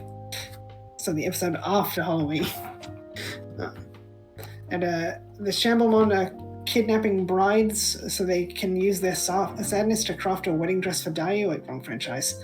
I thought of this episode when I watched that Power Rangers episode. That was technically my second time watching that Power Rangers episode, and I watched that episode before seeing this episode of Ghost Game. I watched Samurai when it was airing in Australia. They want the mushrooms to eat them. This isn't the first time Digimon's done cannibalism. They did it last season. It was an awful episode. Potato Digimon got upset because they stopped selling fries at a restaurant that made food for free. So why couldn't they just make more fries for him? It's like, not enough Digimon have hands, like plenty of Digimon have hands, don't you BS me. But going from the happiest day of their life to unknown despair makes the mushrooms taste all the nicer. And them ripping off the mushrooms is played pretty straight, so it's kind of intense. We're kids, guys. And Tiro is also captured by the Chamblemon when trying to save Ruli. And Kyoshiro learns that all the brides who were kidnapped, their bookings went to the same server, which is why they kidnapped Ruli, because Akane wasn't wearing a frilly white dress. They didn't think she was the bride. And when Ruli on the same day tried on a wedding dress, they thought she was the bride. The Garurumon from earlier comes back and shows that Angarumon and Chamblemon where the Angarumon and Espimon where the Chamblemon are, but he's acting kind of suspicious. And then Ryurumon evolves to Ginryumon because he wants to help save Gamamon, who he hears in danger. And it's better than how he was handled in his debut episode, because I've actually had time for him to get to know Gamamon. It's not like they met the same day, like in the Yukimon episode. So much for Ryurumon being in the ending theme, because he's in the ending theme now, as of Strawberry. Now he's evolved now. And the Digivices seem to make Ruli and Hero's mushrooms taste better than everyone else's, for some reason. But then things get weird with Kyoshiro because he has an integer overflow, and his mushrooms start giving the Channelmon side effects, but that's not really explained. But they give him a power boost when he eats them himself. And also the power boost is transferred to Tesla Jellymon, and watching it the first time around, and Tesla Jellymon's dialogue in that scene made me feel dirty. There were undertones. I know that makes it sound sexual, which is good, because that's what I mean. We get a nice bit of a fight scene with Fetusmon, and she manages to cure mushrooms somehow. And then the Shambomon are kidnapped by the Garurumon, who intend to force them to grow mushrooms, which are their favorite. And Hiro thinks the Garurumon are going to eat them, but Angarumon said he's never heard of that happening, and Hiro says that he has a lot to learn about Digimon still. And I like how the Garurumon were used, because Garurumon are just recalled Numemon, but while Numemon throw poop, Garurumon have really bad breath, which is how they managed to kidnap the Chambomon. And then at the end, Ruli and Jellymon do some modeling with the wedding dresses, so Jellymon got to wear a wedding dress after all, and it's kind of weird that they had one in Jellymon's size. But what I find most disappointing about the episode is it was a wedding episode, but there was no Weddinmon. So, yeah, that was very disappointing. And on episode 49, which is Crimson Harvest Festival. Okay, but what if Halloween was evil? And tonight on Digimon Ghost Game, Witchmon pulls a racism. And Witchmon's always one of those Digimons I've liked, so it's nice to see her get some good treatment on screen, because I think the last time she appeared was Digimon Cross Wars, and it was just like 2 scenes. It was also Young Hunters. But a Witchmon is going around on Halloween turning people into witches if they're wearing a witch costume, and she says the spell Chernik Chernika, pay me respect, every time she does a spell. Chernik Chernika translates to blueberries blueberry in Bulgarian. So I have no idea why they went with that, but they did. And if they're not wearing a witch costume, they get turned into a rat. Because they have no respect for witches. As with episode 4, Hiro and Ruli helping out at the culture school for Halloween, and Kyoshiro is there too. And again, a bit of references with their costumes. Hiro is dressed as a mummy, because he almost got turned into a reference to a mummy in episode 2, when fighting Mummymon. Gamamon and Espimon are also mummies. Jellymon is a princess because she's Jellymon. Angarumon is a pirate. And people aren't really sure why, but they think it may have something to do with his voice actor playing Zoro in One Piece. And Kyoshiro is magical elf detective, like in episode 18, when he was LARPing as that character. And Ruli is a zombie because she likes zombies, like she said in episode 37. And, a few of Ruli's friends are there, but so it's disappointing Kayono wasn't there too. Because she's friends with Aoi. And Witchmon spreads her power to girls wearing witch costumes, which can then spread their power to girls with witch costumes, so they can turn the world into a world just for witches. And they can only do that on Halloween because magic is at its strongest on Halloween. And again, we have Witchmon being surprised by Digimon evolving with a Digivice. She mistakes the digital field deployed by the Digivice for magic, and magic in Digimon is just it's a special programming code variety, high-level language.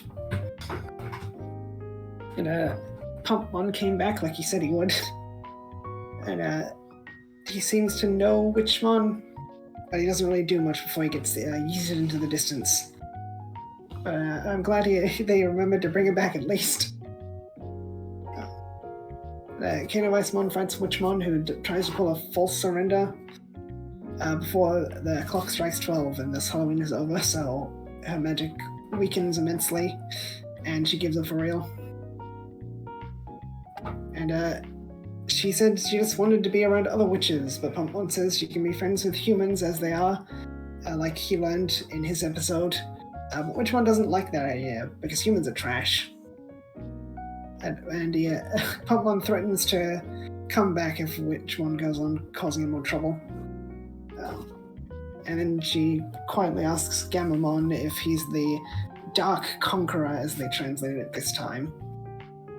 Which makes me wonder whatever happened to those Oboromon, because they'd still be kicking about.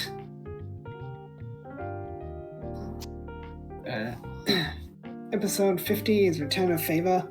The word of the day is empathy. So we get Fukatsu from episode 44. Gets a lot more than he bargained for when he enters into a friendship with Digimon, but at least it's a lot less parasocial than what happened with Ayatamon. I do like how they go for more of a lower stakes story, exploring the interpersonal relationship between a human and Digimon, and how things can also be dysfunctional on that kind of level. And the opening is very on the nose, because Fukatsu is saying goodbye to some of his friends from Shizuoka, because he's not from Tokyo. And they're remarking that he hasn't made a friend in 6 months.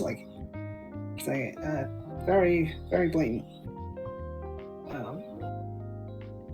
After lamenting his loneliness, he's followed home by a Puchimon, who refers to herself as Puchi, and she wants to be friends. And she believes strongly in giving back, in the sense of if someone does something for someone, you have to do the exact same thing back. So if someone hugs you, you hug them back. Or if someone says Tadaima, she says Tadaima back, even though that's not how that works. But because Fukatsu doesn't have Digimon powers, she gets upset when she uses her powers and he doesn't do the same thing. So he tries to repay her in ways a human can, which isn't good enough for her. Hiro can see Puchimon's powers taking effect, and Puchimon says humans can't see that happening, but I guess Hiro can because of his Digivice. And Garomon remarks Puchimon are fickle but friendly, though Kyosho and Hiro are just glad to see human and Digimon getting along. So they're watching over them. Puchimon's love for Riku makes her evolve, but she uses the word Daisuki instead of Kui. So it's Daisuki can be romantic or platonic, but they seem to be going for platonic compared to Ayatamon, which they were definitely going for romantic with Kui. And she becomes Makrakmon Vicious Mode, which I didn't like because that was a huge red flag that things are going to go wrong. I would have preferred they just use regular Makrakmon, which can have an aggressive side, but isn't, a monstrous-looking Digimon all the time. Of course, then she shortens her name to May, because May Crackmon Vicious Mode is a very long name. Alright. People thought that was a reference to Tri, like, no, her name is... She shortened her name to Poochie, so she evolves into another Digimon, she's going to keep her name short. And it's not a reference to Mako from Tri being called May by Meikumon. It's just Mako called Meikumon Mei-chan, and Mako would call Meikumon would call Mako Mei. Just Mei. So it's not a reference to that.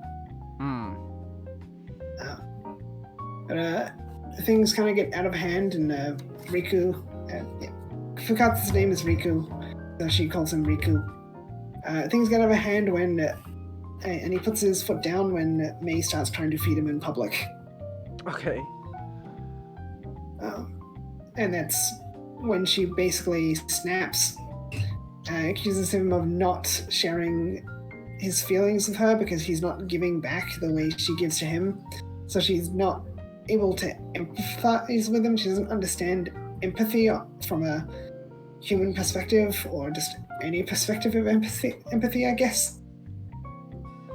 So she figures if she makes him look like her, he can give back, so of course he runs for his life. Which then leads to her getting into a fight with Hiro and Kyoshiro. And bad subs again. They call May Crackmon Vicious Mode has a technique called Felt Made, which makes duplicates. Alright. Like shadow clones. They call it a clone spell when they use Bunshin no Jutsu. And Jutsu is generally translated into technique, so you should translate it as clone technique. Which, for reference in Naruto, they use Bushin no Jutsu and translate it as clone technique. Because clone isn't accurate. It's in a direct translation of Bunshin, but it's probably the best translation because it means like splitting your ego or something.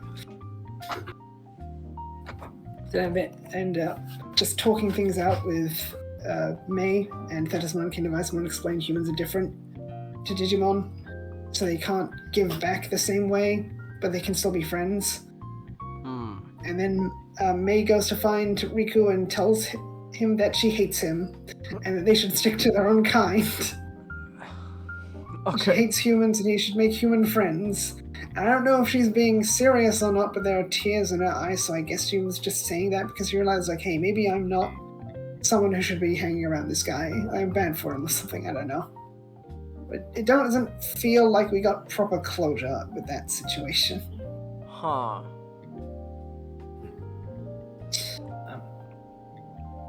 But then episode 51 is Headless. Is losing your head really something to lose your head over? A Ghost game did one of those cursed item plots involving a helmet and a ghost. So basically, if you were here, bad things happen to you. Alright. Or the helmet. I enjoyed it for the most part. And when they initially display the title Headless, they correctly translate it.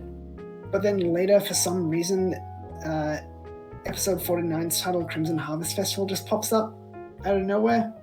Okay. And ghostly suits of headless armor are walking around looking for their head.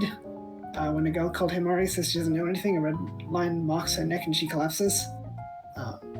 And while sleeping, Gamon gets a package from Blacktailmon Uva, who delivers some more dim cards which grant them new digital fields so Hiro can summon an area with clouds you can walk on. And a message from Hokuto, and at this point, episode 49 title is displayed. And Hokuto thinks the reason why the gang synchronized with their Digimon is because of the sensors in the Digivice. So the new dim cards will boost the sensors further, which I don't even know what the point of that is, or why Hokuto would think that would be useful, unless they could sync with more Digimon, but I don't see that happening this late in the show. Okay. I mean, they've already shown Digimon can sync with more than one human. Like with Jellymon.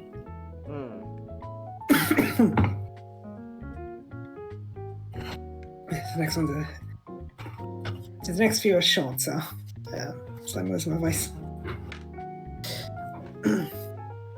Yeah, even Hokuto isn't that sure the sense is going to be useful. Oh, okay.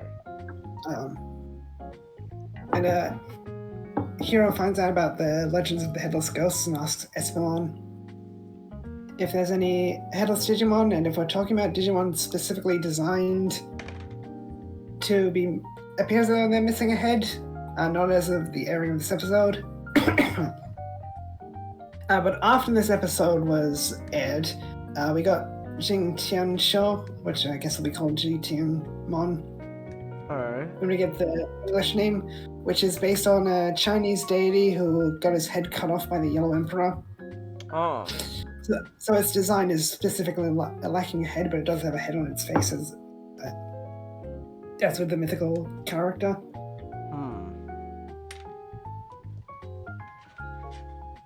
Yeah, but that was after this episode came out, of course. It was made for Digimon New Century. Alright. And Gotsumon witnesses another person being struck down by the ghosts, and a new ghost is formed every time someone's struck down. And find out that all the victims are part of the history club except for Kiyoshiro, because he was there when they discovered a helmet.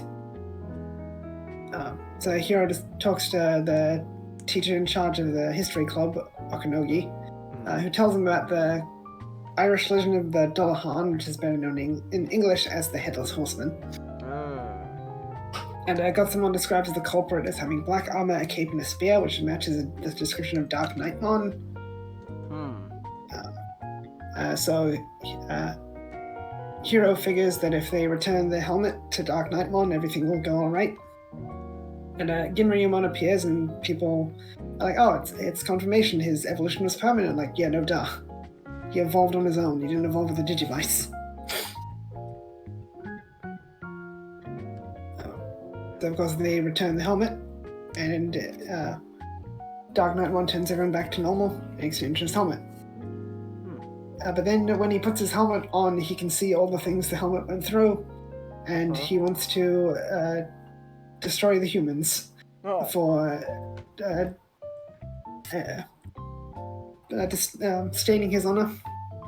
Oh, okay. And, he beats down Batel Gamamon and Sanbao Garamon, so Gamamon can...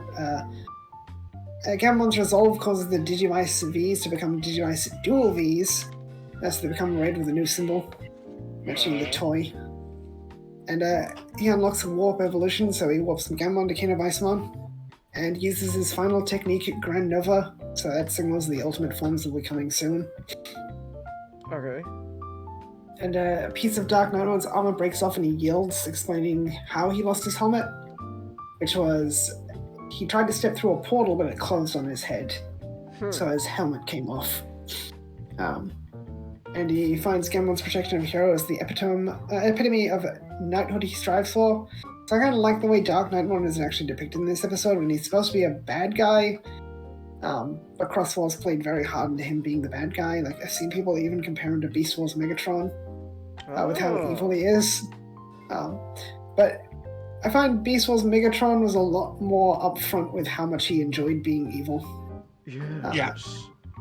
I think Dark Knightmon was less evil for evil's sake. More of he was willing to do evil things for his own ambition. This is the most humiliating thing I've experienced in my entire career. Yes. But he's not so much, I'm evil and I love it, like Megatron.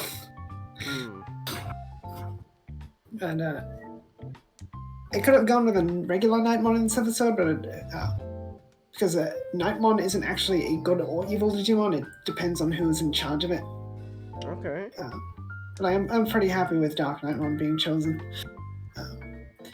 And Ruli gives Dark Knightmon some galley sticky tape to fix his armor.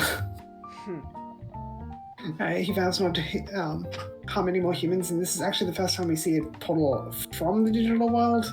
All the other times we've seen portals to the digital world. But it appears exactly the same. And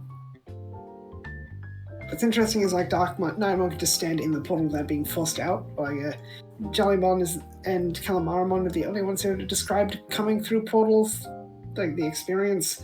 But Jellymon just said her trip was so quick she doesn't even remember the experience.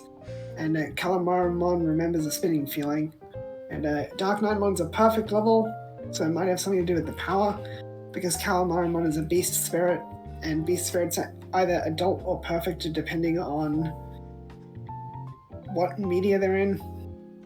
Alright. But generally, they have a perfect level. The card game is them as level 4s, which is the adult level, but that's for the slide evolution mechanic. So it's not, oh yeah, we think they're level 4s, like, they wouldn't work as level 5s, because we need to do the slide evolution gimmick from the TV show. Alright. And of course, the ending updates to have the Digivice V displayed as a Digivice Dual V. And then when we get to the Dark Knightmon Heroes Study file, I thought they mistranslated some stuff, and then I saw the rest of it. They're literally just playing Witchmon's stuff from episode 49 again. So I don't know how incompetent you have to be to do that.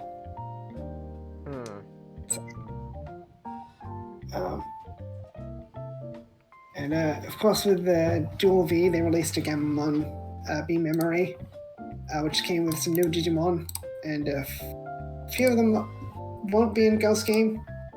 A few of them will, and the ones that will be in Ghost Game is a spoiler. But posting a picture with the 4 of them. Alright. But people were pretty dumb about some of them. And so on the far left we have Fumamon, which is a ninja. And people thought that was going to be a Black Tailmon evolution, which I didn't think it was going to be. It's not. Gilly Dumon, which I love the name Gilly Dumon, is the sniper. And of course Gilly Do. Yeah, sniper ghillie suit. Yeah, Gilly Do is the namesake of the ghillied suit. Then there's Bombamon, which I think is alright. Yeah. And then there's Zametsmon. And this is one people were being really stupid about. Because they saw the sprite like, oh, this is clearly going to be Ginryumon's evolution. And like, it couldn't be Ginryumon's evolution, it doesn't have a shogi pun. And like, it has a mouth like Yukimon, so it's like the Yukimon data is still affecting Ryudomon. And then the image comes out like, no, they have 2 completely different mouths. It's like me saying Kotemon, which uses a sword from Kendo, is clearly a Leomon Prio because they both have swords, but they're completely different kinds of swords. And none of these are in the anime. They're all technically Gammamon evolutions, in the same sense that a lot of the armor forms are technically evolutions of the 02 cast. They're really not. Alright. Well, one revelation I had the other day reading something from the Gammamon B memory is I think the 3 black Digimon might not actually be evil. Oh. I think they might actually be on Black Tailmon's side, and they're not watching Gammamon waiting for him to come Ghoulis because they're working with him. I think they're there because they're protecting Hiro from Ghoulis. Oh. And the reason why I think that is a spoiler, so I can't talk about it yet. Okay. I wanted to say that because we haven't gotten an answer yet, so I want to say that before we actually get a definitive answer. Alright. And then you have episode 52, Ghost Lake. Make sure to wait 30 minutes before swimming after eating. The gang gets dragged into some trouble, and really gets dragged underwater when she wants to see some Kappa. I enjoyed this episode for the most part, and there is an environmental thing, but they're not trying to make a message out of it. Okay. I'm here just to have fun. I see a camper get dragged into a lake after some fog tells him to leave and go home. And he has a Kappa keychain, and I recognize the hands belong to a Digimon called a Shoujinmon, because he has very distinctive hands. And the gang, of course, investigating reportings of Kappa at Sendo Lake, which appears to be a fictional location, but I'm not sure. I'm pretty sure it's fictional. And of course, the woman in there staying at tells them about the Kappa sightings are drawing a lot of attention. Also, a nearby factory. And Kiro talks about Kappa and how they will steal your Shirikodama, which is a physical manifestation of your soul found in your anus. Your folklore thing. Okay. Yeah. You know how Kappas steal souls from your butt? Yeah. That. Yeah, that's the Shirikodama. And she playfully, Jellymon playfully wonders what Kyoshiro's is. It's like, this is a kid's show. This is a kid's show. He remarks that's unscientific. But I presume he's talking about the physical representation of a soul being present in one's rectum, because we kind of have ghosts being confirmed to exist in Digimon, and with the whole S1's debut episode. And Kyosho only came along because Cinder Lake was featured in episode 31 of Magical Detective Elf. Like, kind of a missed opportunity not to do episode 52 because this is episode 52. Ruli is still pretty reckless, so she really wants to see some Kappa, so she just ditches everyone to go find some Kappa when they suggest caution. And Jellymon is upset because she wanted to try on yukatas with Ruli, but now she has to do it by herself. I find out S1 has night vision. I don't know if that would be important. Because Shoujimon grabs Ruli and drags him back to his den, but she's rescued by some very sickly Gawapamon. After Shoujimon describes how he likes to eat humans in a very gruesome way, like he likes to pull off their heads and eat their livers. Oh my gosh. We don't actually know if he killed anyone because there's no evidence he killed anyone. So he may or may not have killed people. Yeah, I'm inclined to believe he hasn't, because talk about the lore in a second. Yeah, before that we get to see Angoromon completely wet. Like, when we got his character sheet early on, we got to see a completely wet Angoromon. It's like, this is the first time he appears in the show. Ruli wants to go and see if the Gawapamon are okay because she thinks they're being abused. Are they? And no. Every time Shoujimon gets angry, the skull beads on in his necklace crack. And his anger makes him materialize. Now the skull beads are important because they seal away his inner monster. Which makes me think he hasn't killed anyone, he's just becoming more monstrous because the beads are cracking.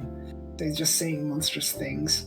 And of course, Shoujin is a reference to the same character of the same name from Journey to the West. I think it's called him Sandy. And he wears the skull necklace because in the story, I think Sandy ate some monks, threw their bones into a river, and the skulls floated, so he made them into a necklace. Also, Sagamon is also based off Sandy, but he uses the Japanese name instead of the Chinese, because Shoujimon was made in the Savers era, while Sagamon was made to be part of a specific Journey to the West group. So, yeah, we saw Kamemon become a Gawapamon, and Gawapamon becomes Shoujimon, and then Shoujimon becomes Jumbo Gamamon, which actually appears in Ghost Game in a later episode, just not one of these ones. The Journey to the West group is basically just their own thing. They all use the Japanese names of the Journey to the West gang. As Shoujimon was banished from a divine realm, again, reference to Journey to the West. And Shoujimon makes reference to this when Ruli transports them to a new digital field, which is a rocky field. I think she originally had a jungle and an icy place, and now a rocky place. They've been pretty weird with spelling the Digimon names throughout Ghost Game. They spell Shoujimon without a W. which fits the Japanese name but not the Chinese.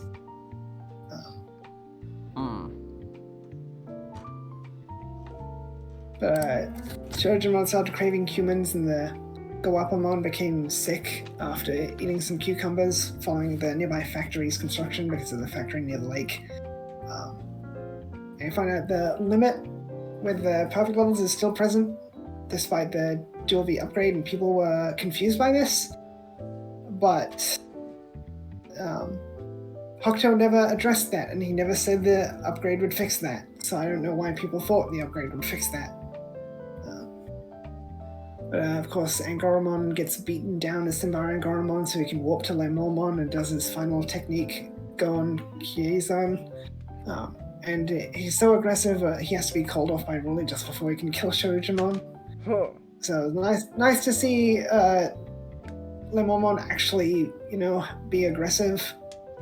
Because I'm not all that happy with how he's been betrayed after his initial episode.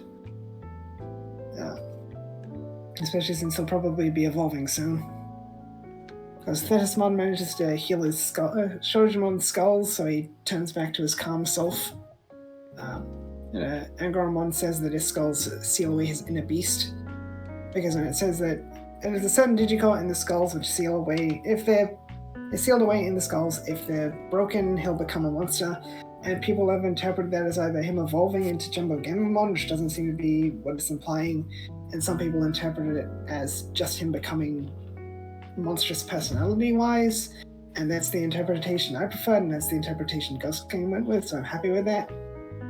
And of course, Shojimon takes himself and his Gawapamon to the mountains, so they'll never cause any trouble for humans again. And Kyosho discovers that there was a chemical leak from the factory, which they patched up. And that was what was affecting the Gawapamon, making them sick. And breaking the beads. Rolly's concerned about her own health, but Kyosho said a little bit exposure is fine. It's just the Digimon lived in the water, so they got exposed for a much longer time. Hiro appears to be becoming more jaded because he thinks back to the Dark Lizamon situation and how the human world belongs to the humans, and he thinks about how the human world isn't made for Digimon. So I wonder if he's starting to see things more from Gulis's perspective.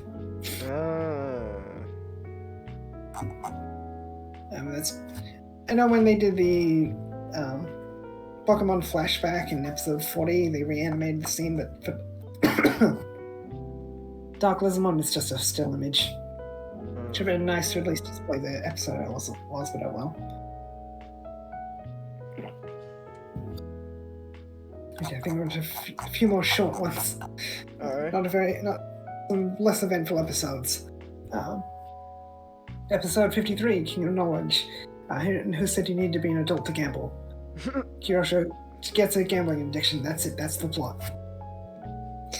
This is an alright episode.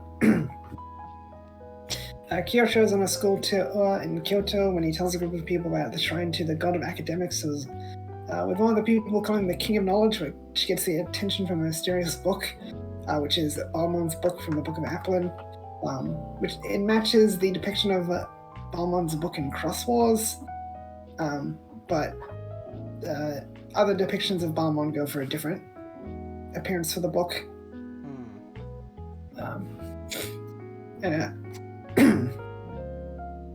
After getting back to the school, Kyosho compares his experience to his favorite anime, Okitsune-sama, which was the school-focused anime that inspired him to return to Japan. Because some people forget Kyosho is Japanese. He moved to America, then he moved back. He's not from America. Hence his very Japanese name.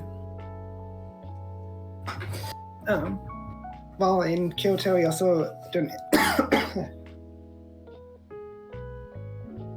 he donated to the Saginogawa Shrine because it appeared in Okitsune-sama, which seems to be a fictional shrine, but given the reference to foxes, it's likely a shrine to Inari, the goddess of foxes, which is important.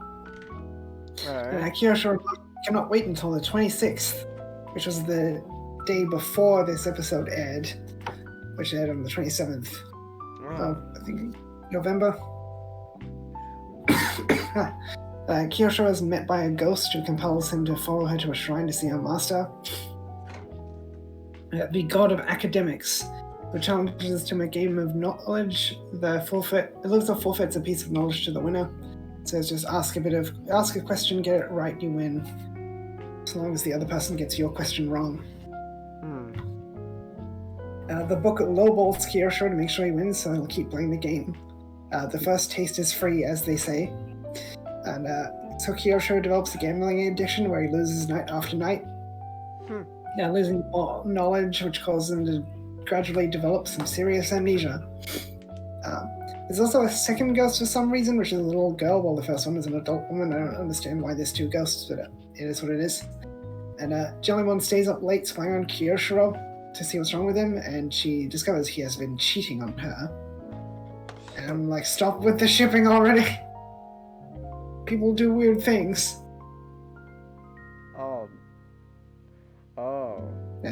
It's just they ship the two. Like, Kyosho is a human and Jellymon is a Digimon. It's not even acknowledging the fact she's a child, level 2. But the gang confront Patlabor, and he agrees to answer their questions. They ask him random bits of trivia about their hobbies, so they can earn Kyosho's knowledge back, but he gets pretty pissed off because they're being very disrespectful to knowledge, which is the noble pursuit of understanding the universe. So he beats them up. Except for Jellymon, who didn't fight at all.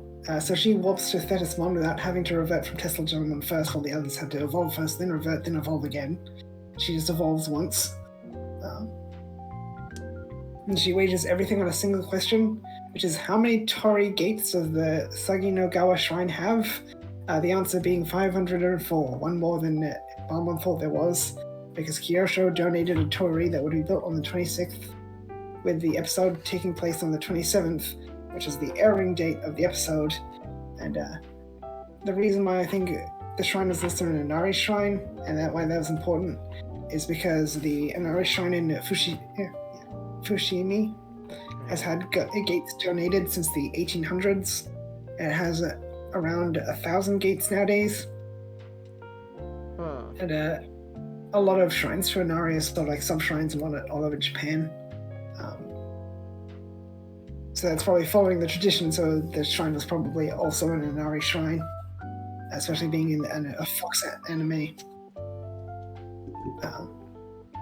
Balmon then relinquishes the ghost from his service after giving Kyosho its knowledge back, and the gang kind of surprised to see they were ghosts after all, but ghosts were already confirmed to exist in episode 38, so... Balmon also remarks he's from Kyoto, which might be a nod to the fact that his voice actor was the same guy who played Tentomon, who spoke with Tentomon speaks with a Kansai accent, which is generally associated with Kyoto dialect. More Kyoto as an area than Kyoto the city. Alright. Because you can put an Inari shrine just basically anywhere in Japan. It doesn't have to be Kyoto. Episode 54, Clairvoyance. Everyone shut up, I can't hear the voices in my head. When Hero gets future sight, he must find an octopus. And I didn't really like this episode. Okay. Hero and Gamamon are fishing in town, and Esbon comes along and starts acting strangely. Gamamon calls fish sparklies. Yeah, Kira, because they're sparkly fish. Oh, that's adorable.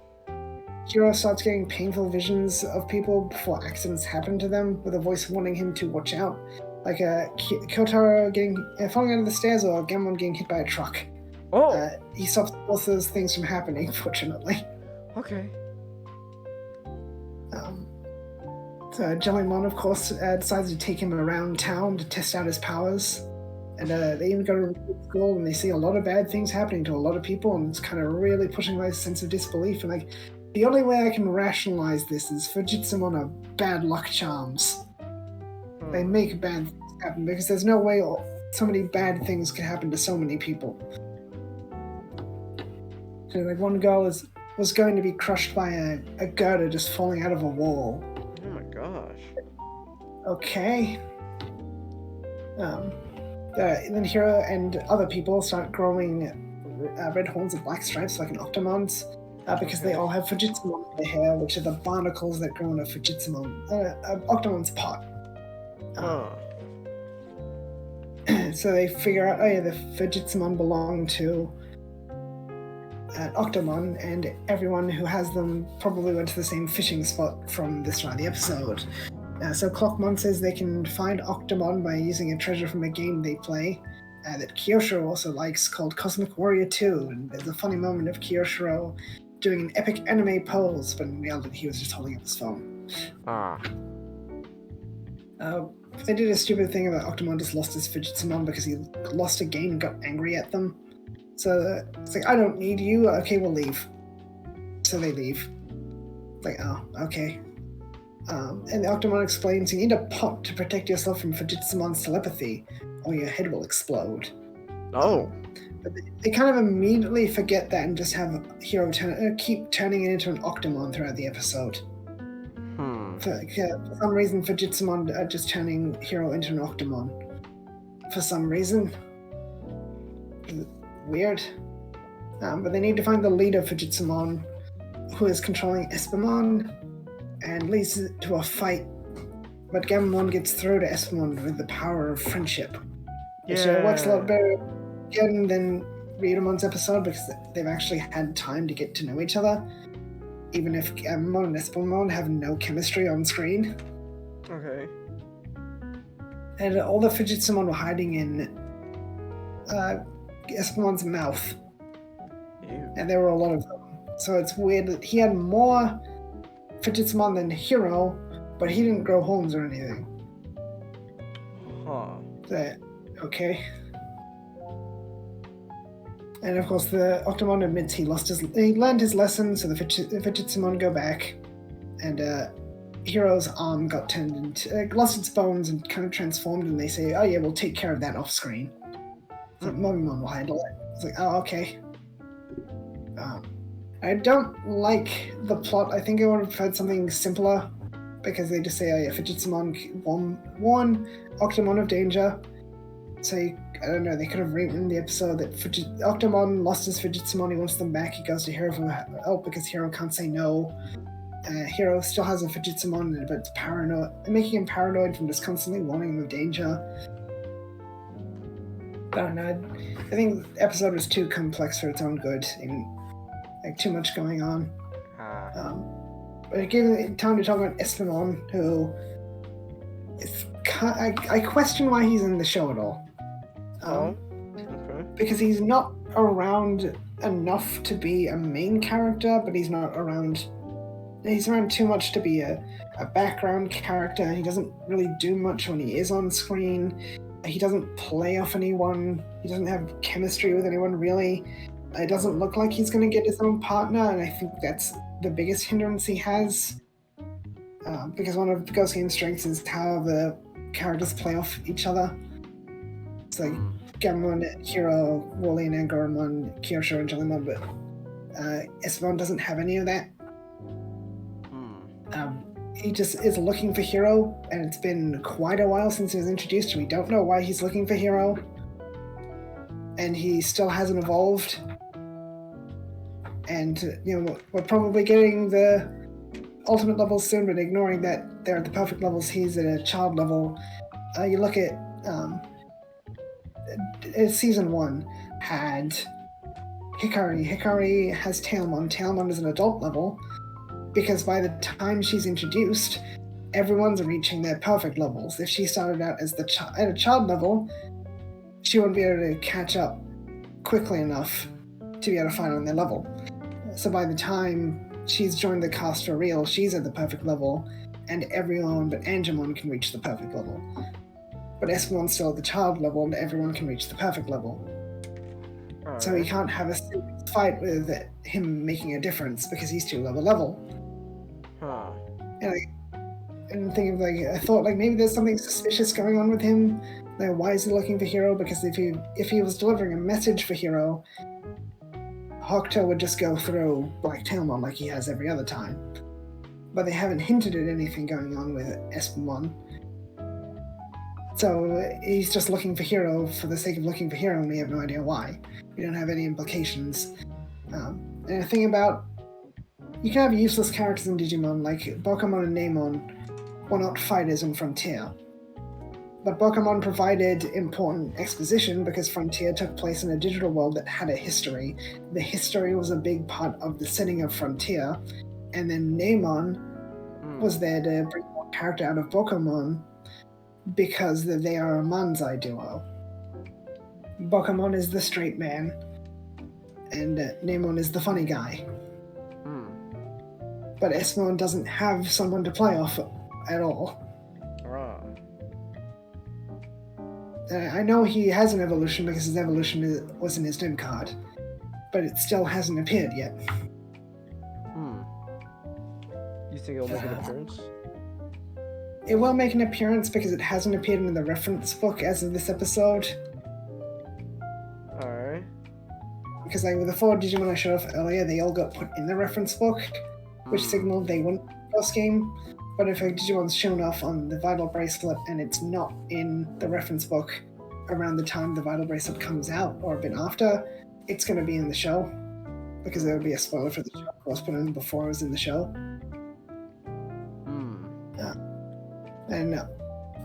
Episode 55, look out, Helter Skelter, Helter Skelter, Helter Skelter. Ooh, look out, because here she comes. Alright. A cat girl wants to return cats to their rightful place above humans.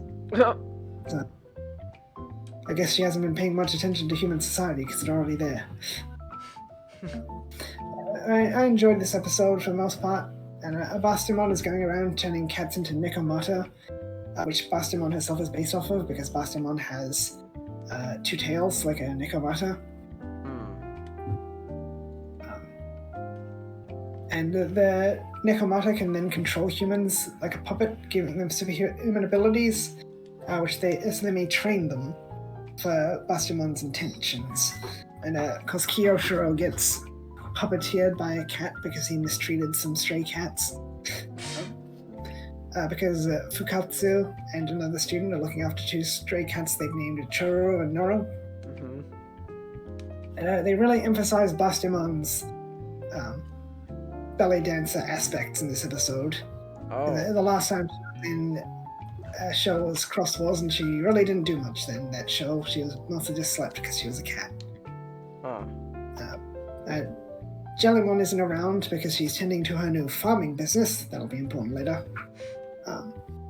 Bastimon and the Nekomata gather a group of humans and force them to pass a variety of tests, like sitting like a cat does, and jumping over obstacles and squeezing through tight spaces like cats do.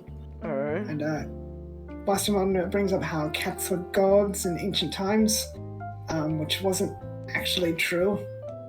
Egyptians just liked cats, they never actually worshipped them. And there were cat gods, but not all cats were gods. And Bastimon notices Gamamon. She remarks that he's a white Digimon, but says it can't be you, it can't be him. Like probably alluding to the fact that she's heard the rumors of the white Digimon that becomes ghoulless. And she figures, hey, he's not. The humans that fail Bastimon's tests are sent into the woods with one half of them digging holes. And I thought, they're digging their own graves, aren't they? And then the other group started filling in the holes, and I was right.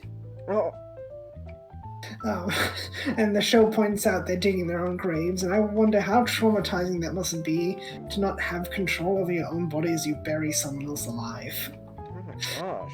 Because the humans did not seem okay with that. They seemed pretty horrified, so that was very intense. Okay. But Rolly and Goromon and Jellymon arrive because Hero and Gamamon were also being puppeteered.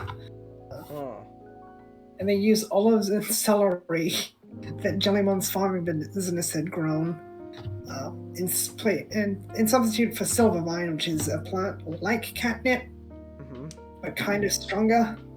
Alright. And they say it makes cats intoxicated, when really it kind of more so makes them high, but this is a kids show, also it's Japanese, so they're not going to talk about drugs.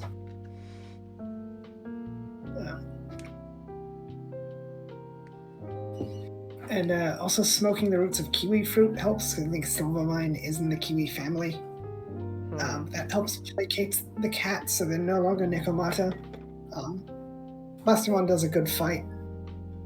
And she's defeated by draining Thetismon's energy, who used her own body to replicate the chemicals in Silvervine. And then the kids explain the situation to Bastimon that cats aren't really gods and they're not pets either. If anything, humans do what cats want. So Bastimon just agrees that she has to accept the world for what it is, and wonders if she'll get her own partner one day, like how humans treat cats. And they're like, sure you will. And the gardening and caretaking club takes in Choro and Noro, the cats from earlier in the episode, and Kotara's there. Because they were stayed all the way back in episode 7, he is a member of the club. Because he wanted to see the cute girls.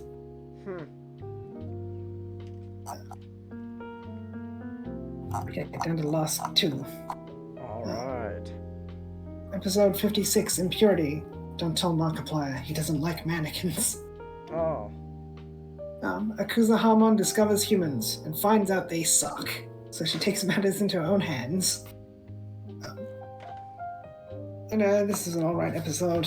So we open the episode to a flash of an ornate symbol, which reminds me of Kuzahamon's womb realm mandala techniques that tipped me off to the fact that she'll be in this episode. And of course we see the symbol again and again throughout the episode before we actually see Kuzahamon. People are acting weird, they're devoid of personality, and they're obsessed with cleanliness, and eventually everyone in the city starts acting that way, except for Hiro and Ruli. They're obsessed with coitus. Except with cleanliness. Oh, cleanliness. I thought you said coitus. I was like, what coitus? No, clean. Like, they clean things. They don't want to be dirty. Okay. To be dirty is impure. I was gonna say, why is coitus being mentioned in Digimon? When Hiro creates a digital field, all the humans are replaced with mannequins, which Gambon refers to as dolls, because the Japanese name for a mannequin actually translates to human doll. And Ruli is captured by a giant sphere when she's in the digital field, which spits out Angoramon and teleports back to the real world, and then teleports away again. And within the sphere is a gigantic Kuzahamon Miko mode. And I don't like it when they depict humanoid Digimon as giants, because I think it's weird. I mean, it's fine if they're humanoid, but I don't like it when they're a human in a costume, like Kuzahamon is. She's a lady in a Miko's outfit with black pants and a purple mask.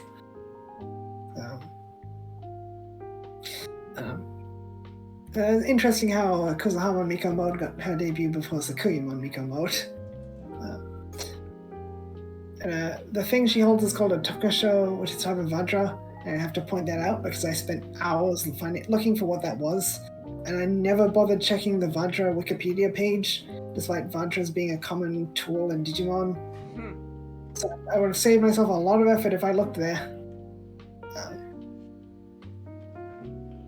But no one must suffer as I had suffered. It's called a Tokosho. And because the Hamon lists Ruli's impurities and how many she's committed in her lifetime, and then strips away her human side and impurities and casts them into a portal, leaving the rest of her as a mannequin. But Ghost King wins another Sunday for having Kuzahamon, because they did the 3 evil quote-unquote tamers adult levels, and now they did the entire Yokomon line. Though actually in the lore, Kuzahamon is the final form of Renamon in general. Sakuyamon is a special evolution, not the traditional evolution. So it's for the best of the best. Kuzahamon ends up confronting Hiro, who says she's basically going to burn away the impurities and then all the humans, because humans too are pure, so she's basically going to kill an entire city's worth of people. Oh my god. But to fight Kano Weissmon, she shrinks down to a natural size, which is still pretty big, and switches to a normal form for battle, so just a purple Sakuyamon.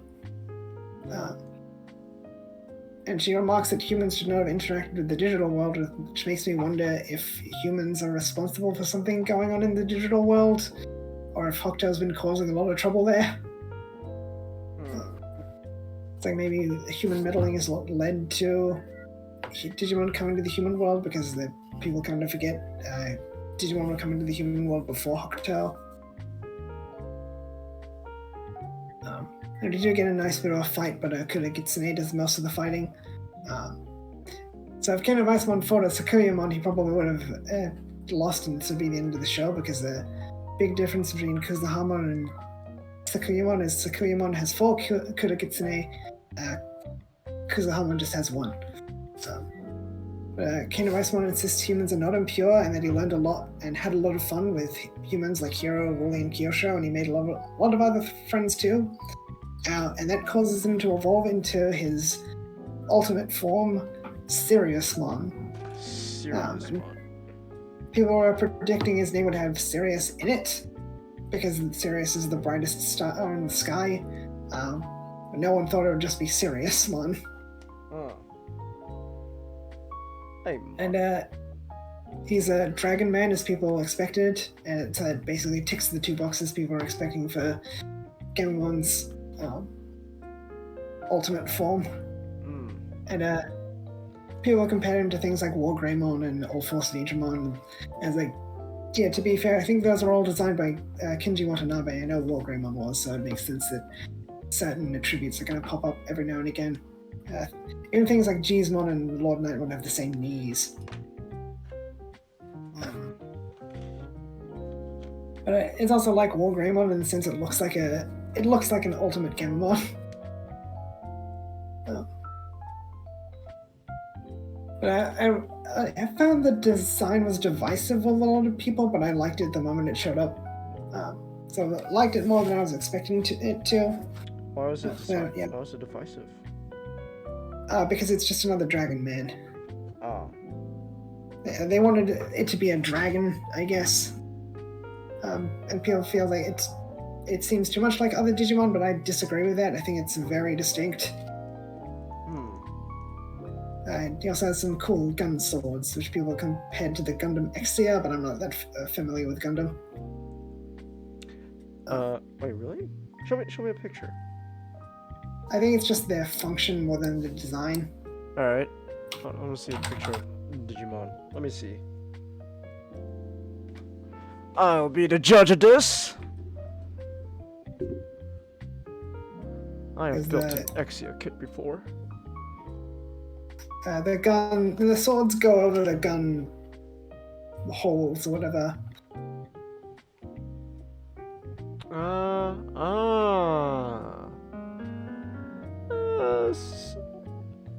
Functions similar to Exia. I can see where they're getting with that, but it's not, like Exia, but okay. Yeah. I don't like how they use all but one of his techniques in his debut. I think I would have liked them to space it out a little more. He uses a few attacks in the one fight, but I don't think you need to use all those attacks. And Siriusmon overcomes Kuzahamon's Womb Realm Mandela, because if you can beat this, then you are pure. And she wonders if the bond between humans and Digimon was calculated by the one sending Digimon to the human world. And Pokemon remarked that a higher power was probably sending Digimon to the human world, but we don't know if Kuzahamon really knows for sure that someone is doing that, or if it's just her own theory. But it does make me think Digimon are being sent to the human world for benevolent reasons.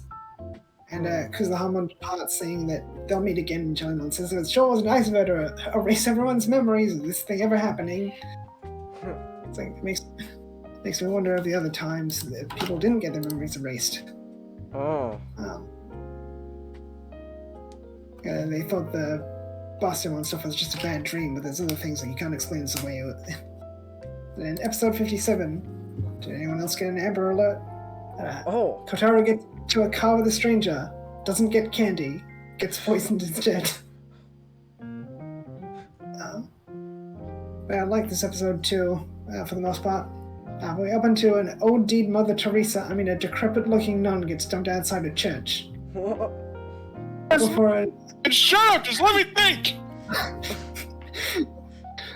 Before a Cerberus runs in and kidnaps the priest under the command of a woman.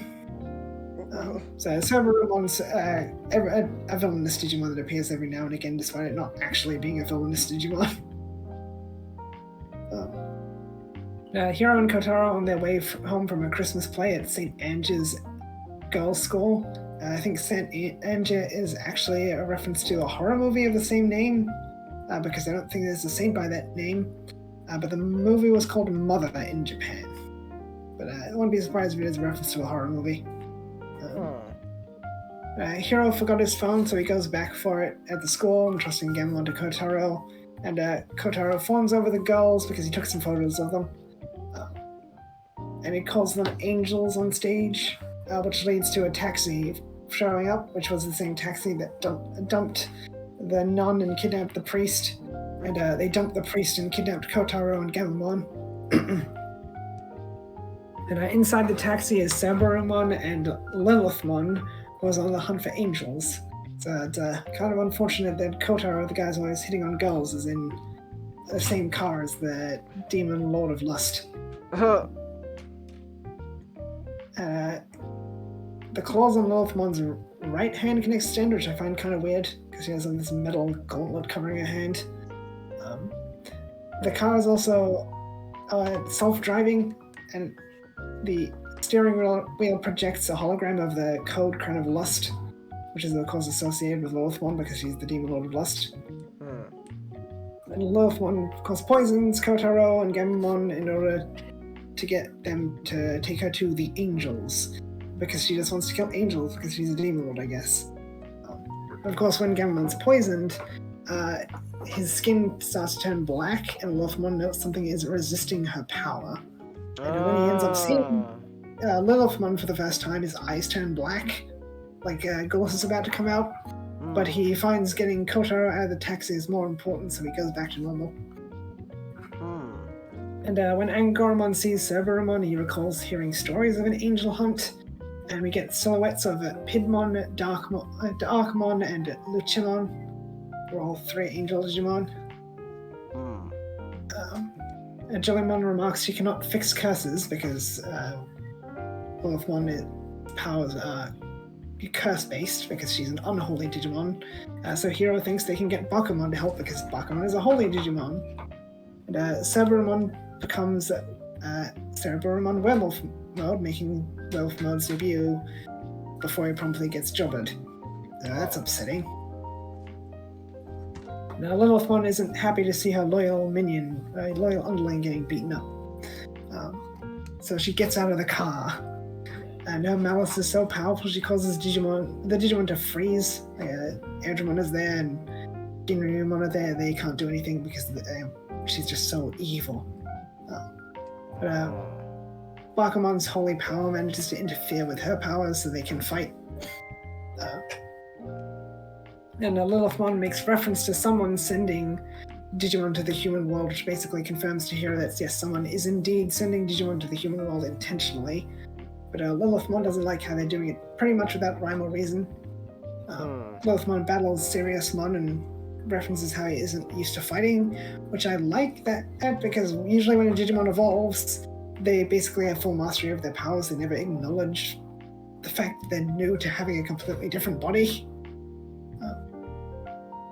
And Siriusmon manages to break one of her horns, and then she offers him a place at her side, but he refuses, and she recalls seeing the black in Gamamon's eyes and wonders if the other one would join her instead before she opens a portal to the digital world to tend to Cerberumon's wounds in private. And Hiro is surprised to see that she has enough power to do that. And Bakumon, again, said that a Digimon can open portals to the digital world and human world, back when he appeared. So this is the first time we actually see a Digimon that can do that. So Jellymon and Kyoshiro go to take care of Lilithmon's victims as Thetismon, and Hiro, of course, muses on Lilithmon's words of someone sending Digimon to the human world. And he determines someone is definitely controlling the gates. And that's all the episodes. And I think my least favorite was clearly Clairvoyance. and favorite sort of a toss-up between the Queen's Supper, White Bride, and Baki Neko, but I'll probably have to go with White Bride. But yeah, first of the Ultimates, we'll probably be getting the rest soon. And watching these episodes, I thought Ghost Game could go on for a while longer because we're just starting to encounter Ultimates, and there's a lot of Ultimates, but it's sort of a wait and see sort of thing. Because I know how many episodes it has now, but thinking and may or may not be in sight. But a plot still hasn't really started. But I enjoyed these episodes for the most part. Less of a mixed bag than last time.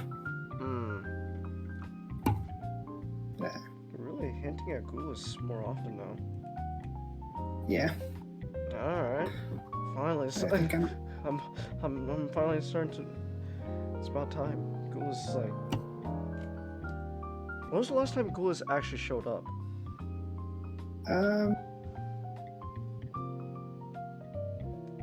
It was episode. It's actually been a while. No, it was episode 42. Right. Yeah, there was a big gap between Arcanumon and the Oboromon, but then episode 42 wasn't as long ago. Ah. Okay. About time. I don't want to know what's going on with Ghoulies. Oh, my back. Ah.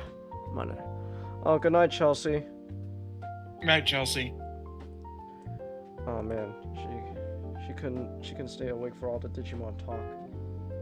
What a shame. All right. Wow.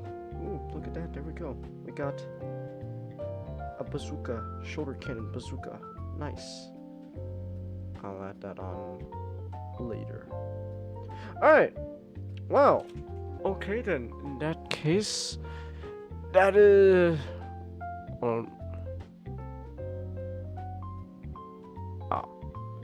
I don't know. You sent me a message, Nick. All right. Yeah. I'm sorry. I didn't notice. I got invested myself, and also I was busy continuing model kit building, so I didn't pay attention. I'm sorry, man. All right. Well. Okay. Then in that case, we can now finally move on to the last thing. Yay, Bionicle! Yeah! I'm really hoping there's people in the chat. I think most people went to sleep, man. I'm sorry. Oh, anime guy's here. We got an anime guy. Alright. I guess first question is actually from me. Alright. Did you do this? Jangus, did you do this? Actually, to be honest, I don't know for sure. I have to check Bricklink. I have to check Bricklink. I have to check Bricklink, man. To be fair, I honestly don't remember. I have to check Bricklink.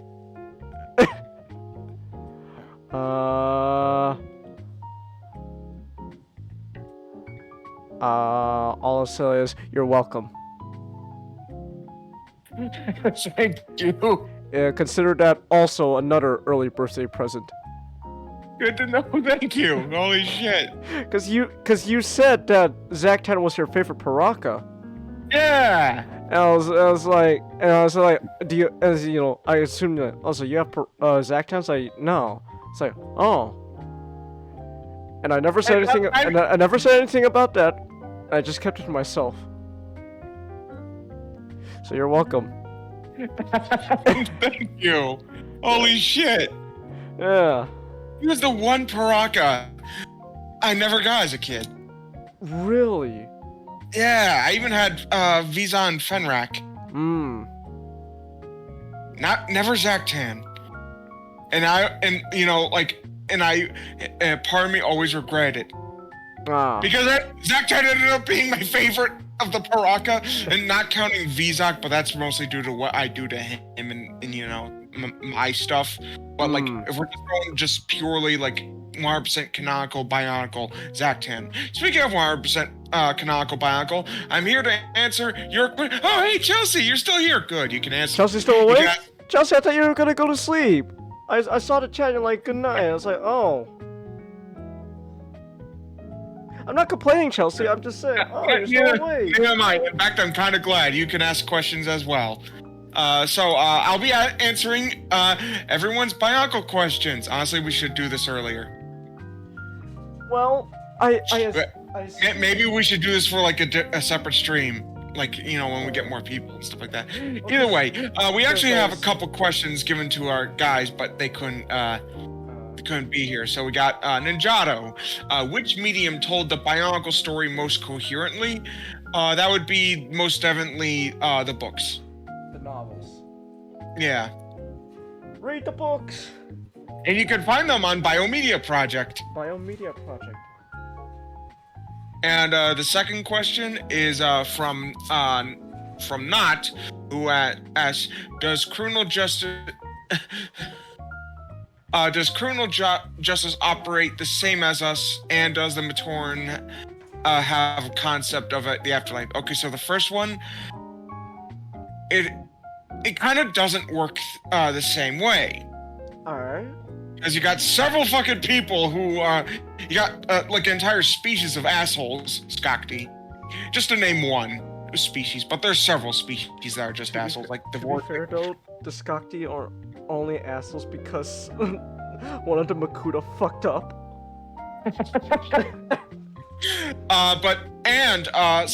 There was like law enforcers in Metro Nui before the Great Cataclysm known as Vaki. In fact, Vaki is the Matoran word for law. And let's just say they weren't viewed favorably because they were very much the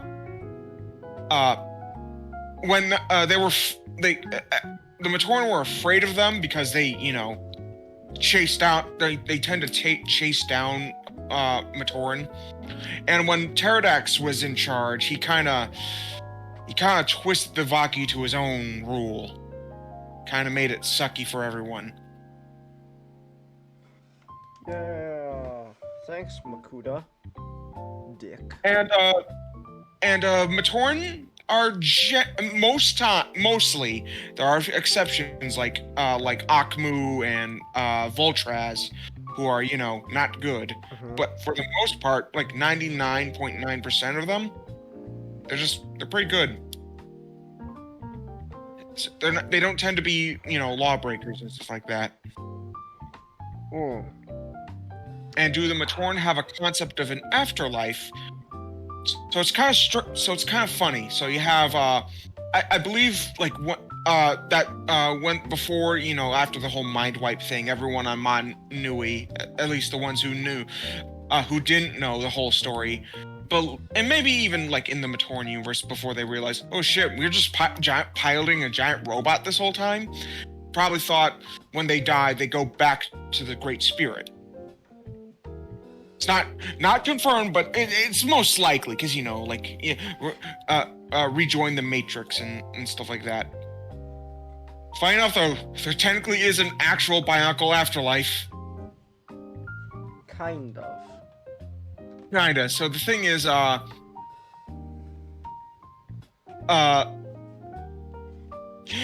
Red Star is actually technically Bionicle afterlife. But only works on inhabitants of the Matoran universe because they are artificial. So a Glatorian and a Gori, if they die, they're dead. So, thing is, when let's go with a Matoran, for example, because, you know, you asked. If they die, as long as their body is intact, their artificial intelligence goes to the Red Star and gets a new one. Because they, you know, could read the body and, you know, place it in there. So Matoro can't be resurrected because he was disintegrated, unfortunately. Oh, it'll make me sad. But Lecon is actually in the red star. Funny enough, though, you also gotta make sure your artificial intelligence, your brain module is okay. Otherwise, you'll end up like Sidorak, who was crushed so hard that he can't be revived. Okay, and we got a couple questions from Chelsea. Which Bionicle build the Barbies? Which Bionicle build the babies first? I think If you could, I think she's asking pretty much, do Bionicles make babies? no one in the Matoran universe. No one in the Matoran universe. However, Glatorian and Agori, because they're organic, they are mammalian, so they can have children. They can do the And cha-cha. And do Bionicles eat cake or other foods? So Glatorian and Agori, one's from Bar Magna and Spherus Magna. Again, because they're organic, they actually have to eat food. And it's usually like fruits and other stuff and meats. And those in the Matoran universe also technically eat. They have mouths and they can eat with their mouths. They just think that's disgusting. What they do is Matoran tend to find fruit and fish and kind of just absorb the energy through their hands.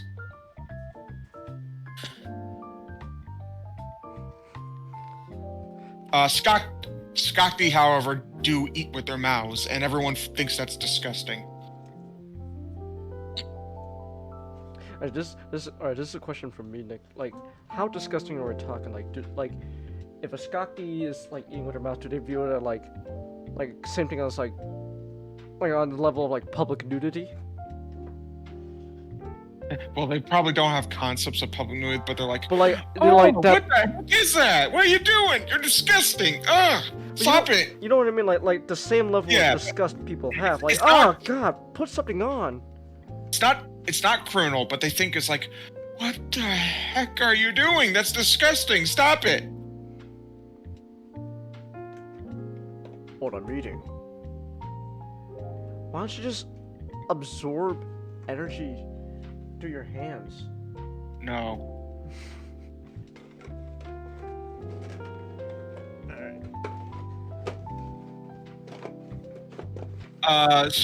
So far that's all the questions we got. I'm willing to answer more. All right. Let me think. Ah, gosh. No, wait, no, that's a question for later tonight when we do our 3 questions. Let me think. Bionicle. Oh, sorry, I'm just putting some stuff away. Okay, here's a question. All right. What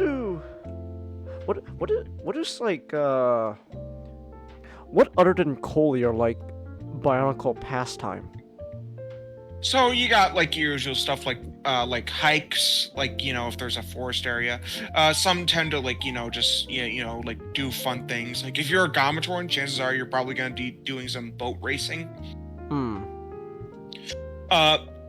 It usually at most tends on the tribe.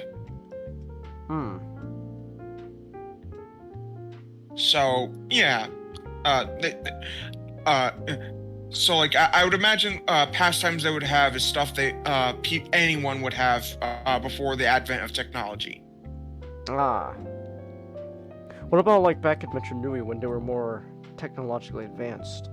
Even still, there was also disc tournaments, underground disc tournaments. There was a lot of Vaki around those parts. You got shoot surfing. Shoot surfing. The shoots. Yeah, they surf the shoots.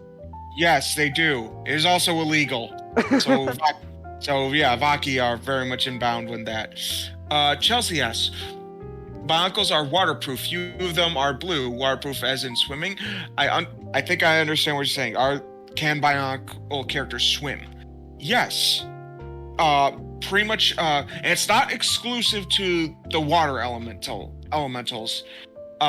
Anyone who would know how to swim can swim.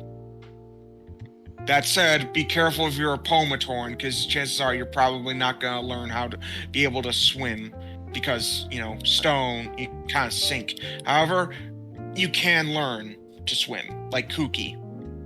I'm not gonna lie though, this has always been one thing that I do find kind of stupid about Bionicle. Golly, toe of water. Can't breathe water. She needs a mask to breathe underwater. Well, she has lungs. But she's the toe of water, like. Matoran don't have Gamatoran don't have gills. No, I always assume like if you're the toe of water, there could be something that'll make you like, at the very least, like able to like hold your breath longer, like let's say like you have like the lung capacity of like a whale. I'm pretty sure if I throw a rock at Tohaju's head, he's gonna fucking feel it, Kangas. I'm just saying though, like, and even then, a mask for water breathing, like, when, like, cause like, I know by the time of the Toamari, there were stuff for the Matorans to be able to, like, breathe underwater without a mask. No. No? So, they had air bubbles. The Matoran and Marinui had air bubbles. There was never a breathing apparatus? No, they had to rely on air bubbles. In fact, the reason why people are going out, Matoran were frequently going out of Marinui, was to harvest more air bubbles so they can keep their city, thriving. Oh. And those who stay out too long either drown or mutate into water breathers. How come no one thought of, no one like an engineer like Naparu decided, hey guys, I made this thing. It's like an air bubble, but we don't have to constantly fetch air bubbles. They probably didn't have enough resources to make it. Being a Matoran sucks, Nick. It kinda does. James, you gotta understand, Marinui was once part of Voyanui. I know. And then it sunk. And then it sunk. And then the Toamari came, and then was like, oh, are you gonna save us? No. In fact, you guys gotta go even further back down. Huh? Yeah, pretty much. They had to pretty much abandon their city. Yeah, air bubbles like Sonic, Chelsea. Ah. Where knew we fucking... Hey, Gudunka! Hey, Gudunka! Woot woot! Pam, pam, pam, pam, pam, pam. Oh, I'm just saying, I find Marinui so...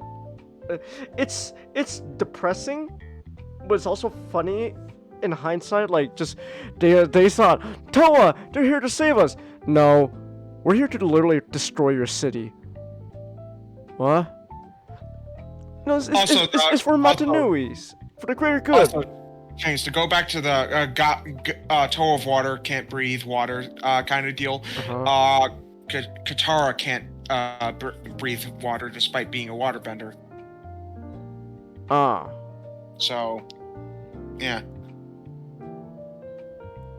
What holidays do Bionicles celebrate, Chelsea? Naming Day. Naming Day. That is an actual holiday. Basically, once every year, they basically get to. They get to.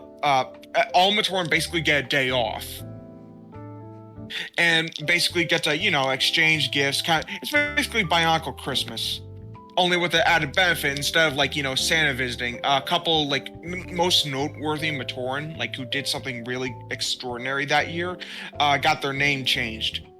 It's usually the same pronunciation, just spelled longer. It's a unique holiday, Chelsea? Yeah. but Kama came up with it on the spot. No, actually. No? Oh, did they retcon that to be like? No, that was an always canon holiday. Oh.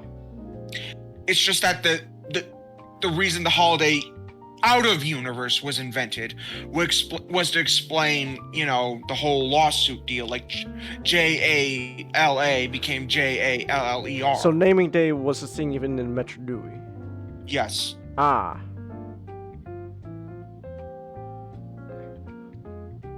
Alright. Has Takua ever went shoot surfing? Possibly. Possibly. No, there's nothing confirmed, but that is definitely possible, considering the stuff he's known for. Let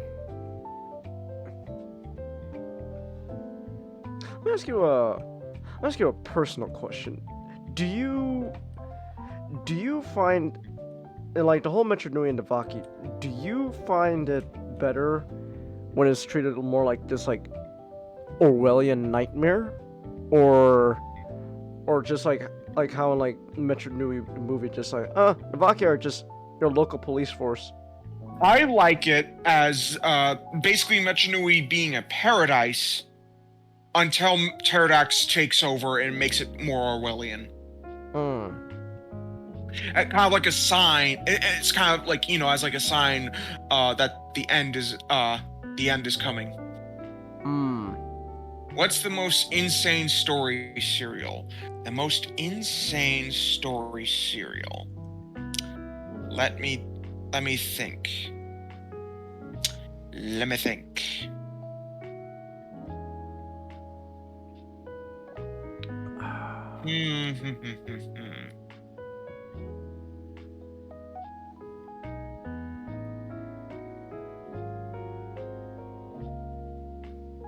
I guess Samad's Tale with the Eldritch Horror Dream Eater.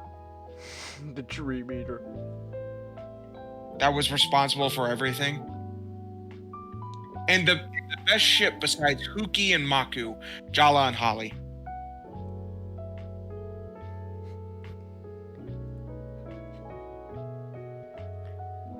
True Death the Nestle crossover.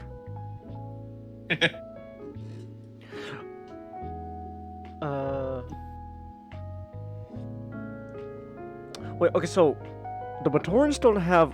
So the reason why love technically doesn't exist is simply because the Matorans don't have a word for it. What about the Agori? Yes. Like, do they have a word for love? Love. Like, they flat out, like, because Agori and Glatorian are mammalian, they can, have families and stuff. Ah, so they just say love. Pretty much. I mean, I'm pretty sure they would have, like, an actual, like, language word for it. It's just that we have no idea what it is. So someone who is as dedicated to do, like, the entire Matoran language would have to do the, Agori and Glatorian language. What is the largest Rahi, Gutanka? The largest Rahi. Probably a troller. A troller? Chase, you know the driller from Dark of the Moon? Yeah. That. Wow. Okay. Their mouths are large enough to swallow city blocks. Huh. Okay. Yeah.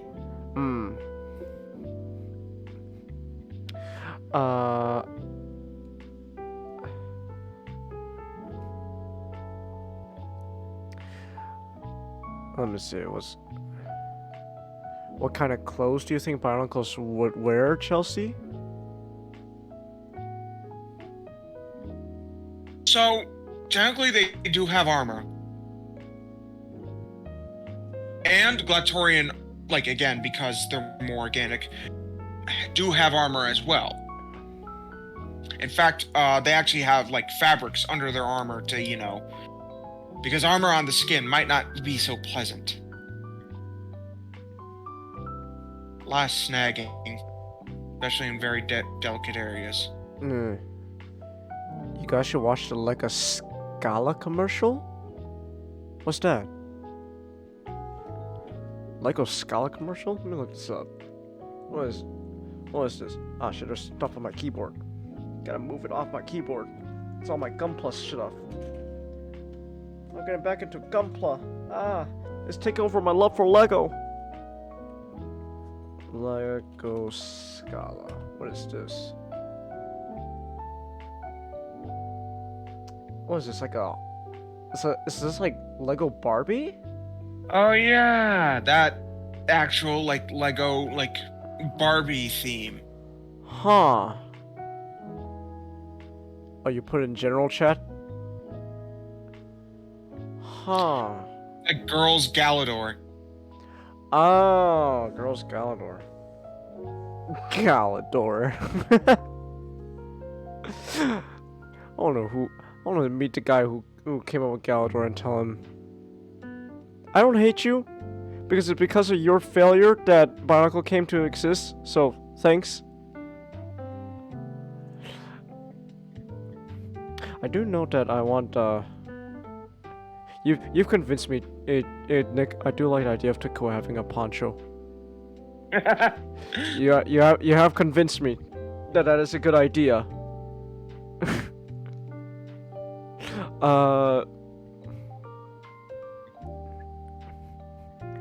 Galador came after Bionicle Gudunka? No, it came before, right, Nick? No, I think it came after. Oh. Well.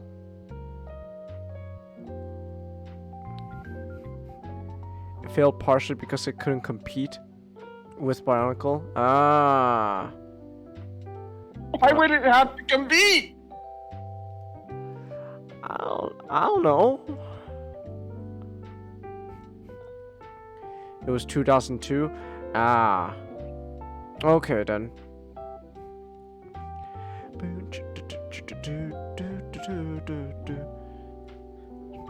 What are you talking about with Chelsea SGD?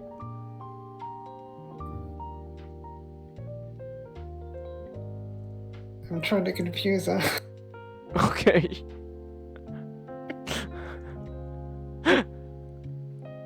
They were both action figure Lego lines directed at Bully Bob. The ADHD Lego kid? Okay.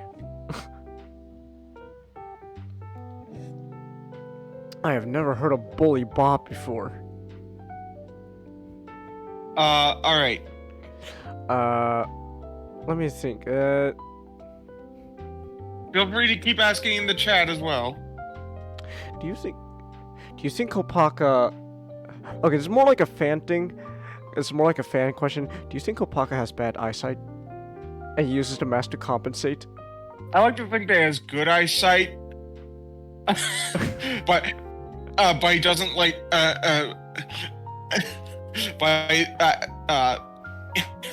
but he doesn't try and correct anyone when people think he does have bad eyesight.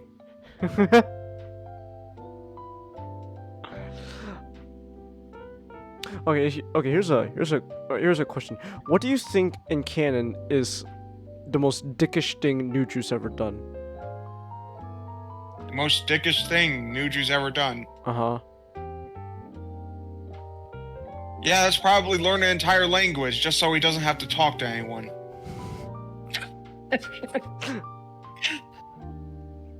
Alright, now same question, but replace Nuju with Kopaka.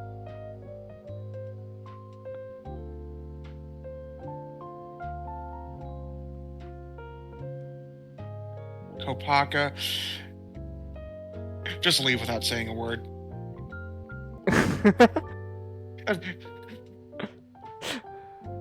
Kopaka, do you think the Taraka are alright about us? Kopaka? Fuck you, I'm out. Yeah, so I wish there was an alternate version where it was just halfway gone, where it's like he was like he's stepping behind the bush.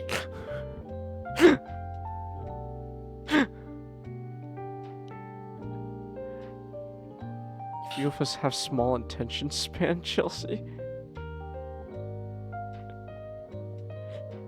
F you, I'm white Batman. Fuck you, golly, I'm white Batman.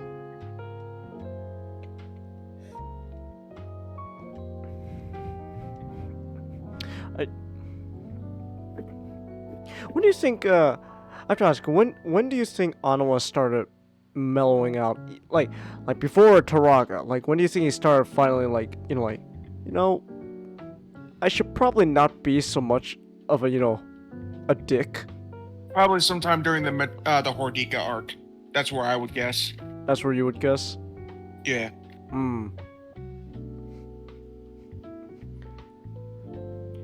Is anyone's favorite Toa Onua? I mean, I like... My favorite Toa is Takanuva, so... I like G2 Onua's build. I just like how in G2 Onua's just jacked. Let me say this, Gudunka, if your favorite is Onua, that is still based, no matter what. Yeah, that's still a great option. I'm personally more of a Pohatu guy. I like Pohatu. No, it's Pohatu. that again, also based. I like Pohatu. Pohatu was really... I just like Pohatu. Yeah. You like the red and yellow one, Chelsea? That... Jala. But she could also be implying Lee-Con. Also possible. They're both red and yellow. Well, I guess Lee-Con was more of a gold, but still.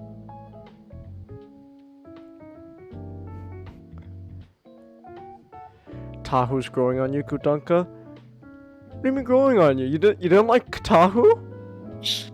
You didn't like the leader? Like the poster boy of Bionicle? I think it's because of all the stuff we've been maybe doing, Gizino, with the Tahu and Amy spin-off. No, he's an asshat?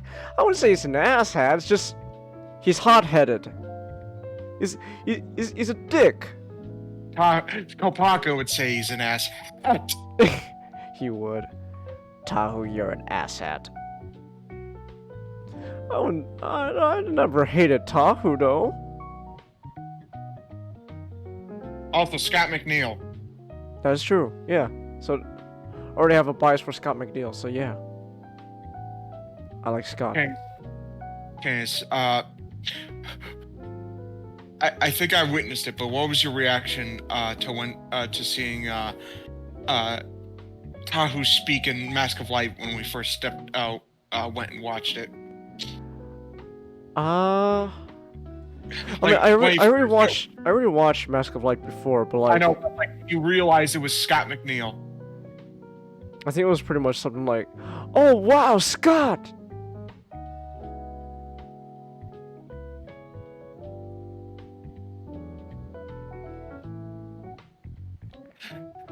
Lee was fat as chop. Correction, he was bad at his job. He was bad. See, the thing is, the Tomata have the benefit of actually, by 2008, growing as characters. Is Scott McNeil a Transformer, Gutunga? What do you think? Predicon scum! Dinobot! Maximize! He's actually several Transformers. That's why we like him. I gotta head out and start dinner, so I'll see you guys later. Alright, see you. See you, SGD. The Australian has betrayed us yet again. How unfortunate.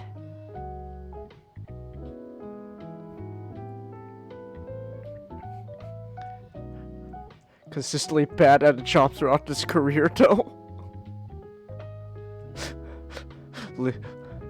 Leo, when he gets That was very early in his career, actually.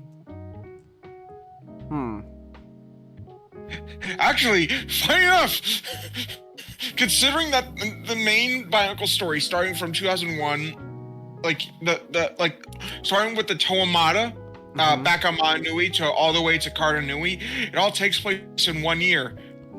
So they pretty much all improved within a year. Within the span of a year.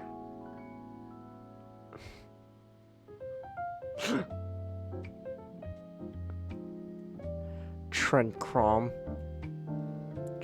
was interested. And then he died in a bullshit way. Yeah, the fucking crippled, deformed midget of a hobbit. I refuse to believe. Here's a question. What do you think is Greg's obsession with Valika? I have no fucking idea. Why does he keep going to Valika? And the thing is, like, it's not even like Valika got like a great being body back or anything like that. He's still in this Matoran body that got crippled from, you know, Karzani. Like, he's Onward but adorable and goofy. He's a fucking psychopath that Greg is obsessed with. It's like, oh man, and you know you know what? Everything is all because of this guy. It's like, hey, yeah, you want to know who gave the Matoran sentience? I swear, Greg, don't you dare, don't you say it, Valika. I will punch you in the face.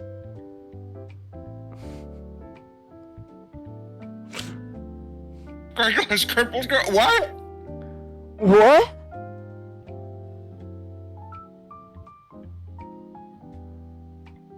What? No, anime guy, that's...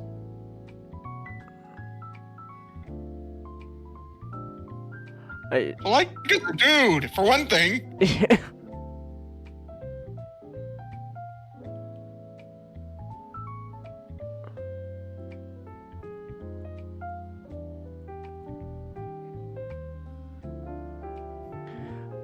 Okay, moving forward. Okay.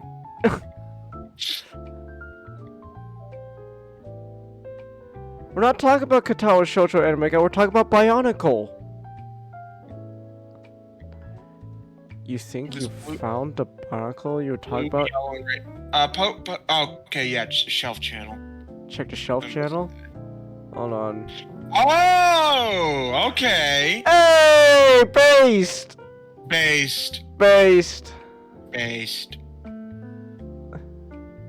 Tekua! Coley head, you could have been Lava Bones. I could have been, but I'm not. Could have been, but I'm not.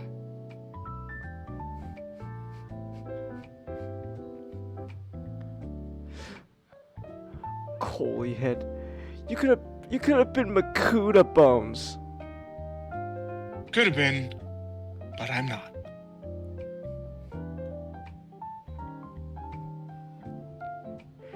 Yeah, you're base, Chelsea. That is pretty base.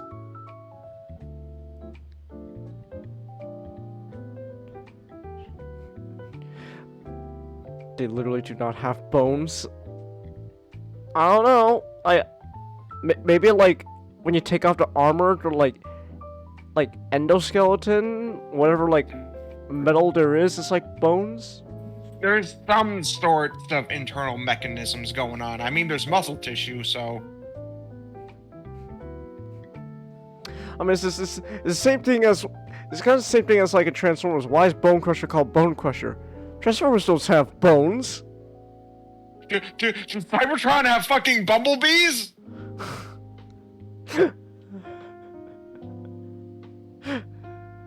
I thought Earth was the home of jazz music. Hey, Bone Crusher, I gotta ask, why are you called Bone Crusher? I don't know. I hate it!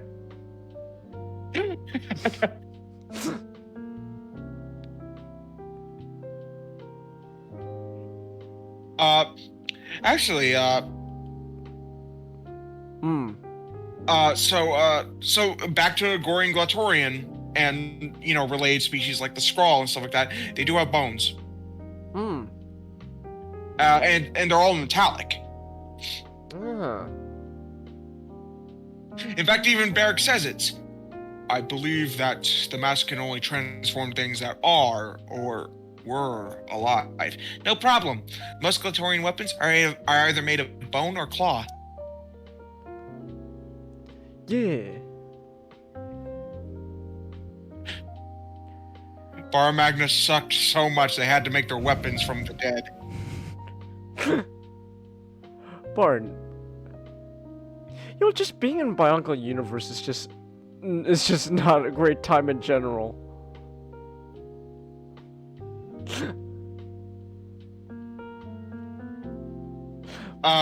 As for your question, anime guy, who would I ship with the characters of Kato or Sojo? No idea. No, we said that Pohatu would get along with Emmy. Yeah, but whether that's just, friendship or some more, I didn't even really think about.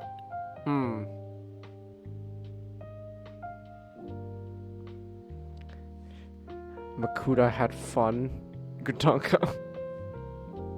He had way more fun than he should have, that dick. What an asshole. What an asshole, Makuta. Dang it, believe it or not, the Great Beans were actually thinking of making a third robot. Like, giant robot. A third one? Yeah, after the Great Spirit one. Guess what? What? They will have moved the Manui, spirit into that and let, Makuta take over the actual robot. Oh, so the Great Beings actually did plan for Makuta to take over. Yes, not in the way they intended, but yeah. That's actually amazing. That's amazing. It's like turns out, in a sense of irony, turns out they did have a plan in the end for Makuta to take over. It's just they didn't expect him to become evil. That was the only thing that they didn't expect. That's amazing. That's legitimately amazing. It's like, no, he was gonna take over, just not the way it had happened.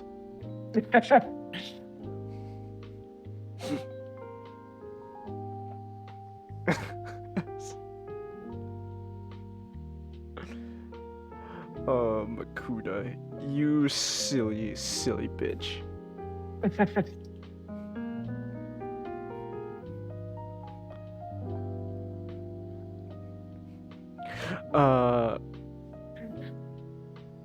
Oh shit, I'm out of tea? Man.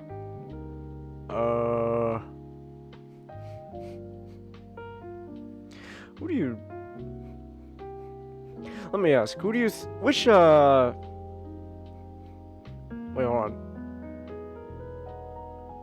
Wait.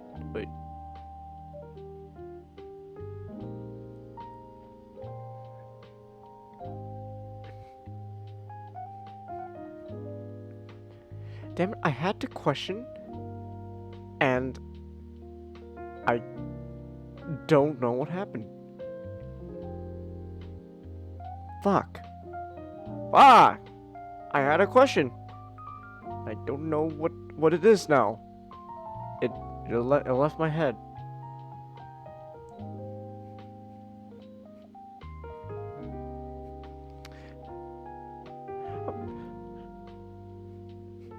How many... Did Kina actually have a thing for Matanui anime guy? So, it's never outright confirmed. The most you got was, Kina cradling the Ignika after, everything was said and done. It's like, and her saying, I made him promise to take me to a new world, and he brought a new one to me. Just that small, bits. It's not enough, but I wouldn't say it's actually enough to like confirm anything. I still like to believe she has that mask strapped to a body pillow.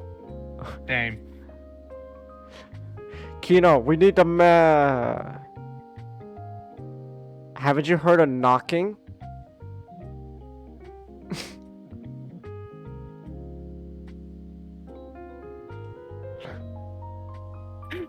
I like the idea.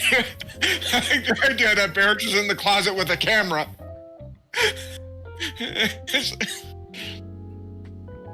He's like, Kina, we need Matt. She's give her a moment. She needs this.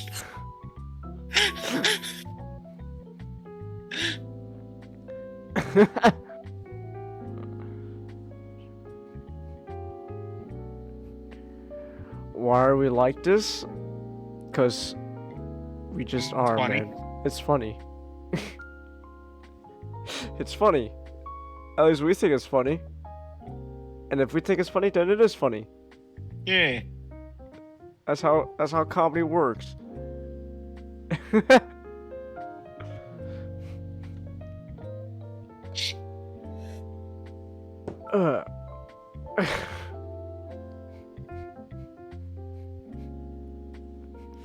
Let me think.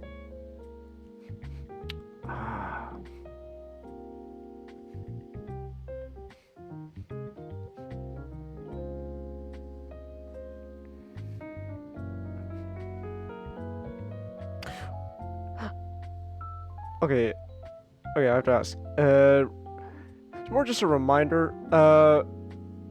Do Uso crabs? Can Uso crabs just naturally grow? You know, that big, or is it's just Puku special? I mean, I'm willing to believe Usos can grow that big, but like considering we've only seen Puku do it, I'm pretty sure Puku's just special. Puku's just special? Puku's just special, and she is.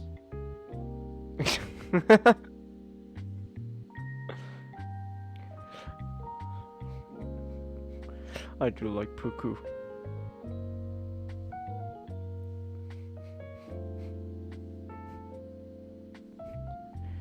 Find Takua and place it with your chibi figures. Wait, you have Takua, Chelsea? I think she's planning on buying him. Ah. Okay. You can get Takua off of like eBay or Bricklink, so there either way, there is that.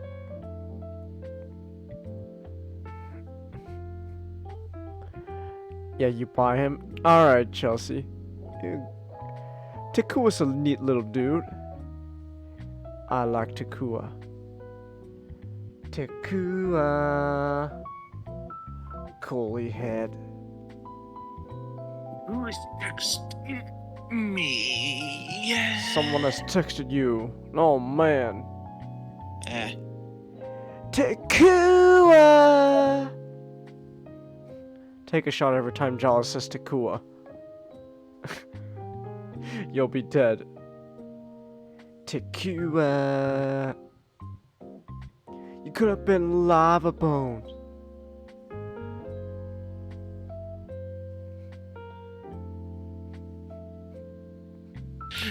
Not in the Hangout universe.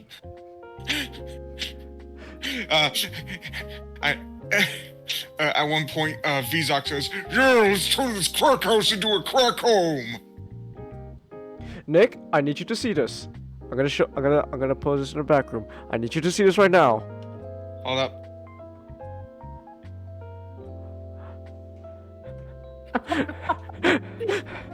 This is from Derek himself.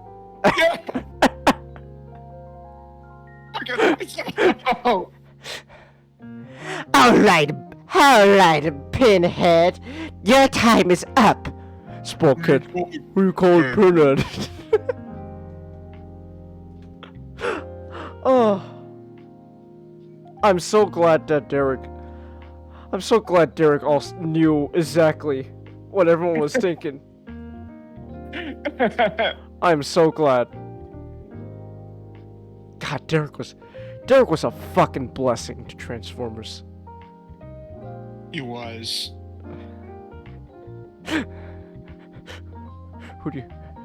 If Starscream is SpongeBob, and Patrick is Bulkhead, who would be Sandy? So that way, just which one of you is the real Pinhead Larry? I am. You know what? RC, because she's going through hibernation. I'm sorry.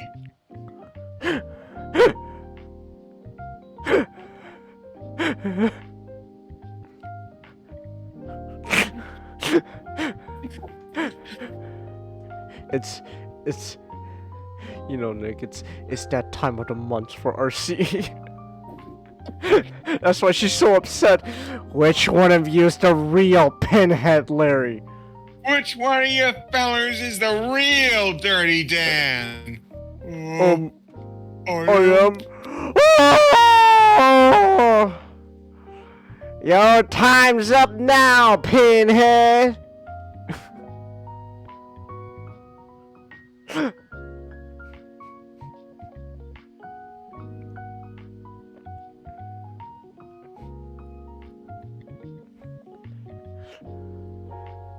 Takua get the W, Chelsea? He does get the W.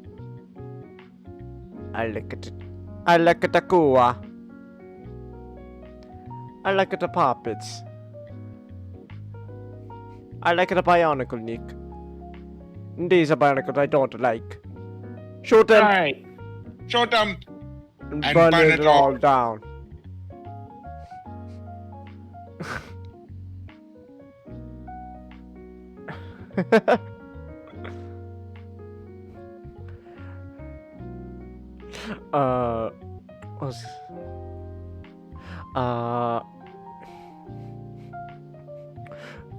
Okay, so I know you said that, like, you like to believe Takua, like, in, like, your stories, like, becomes the most powerful character.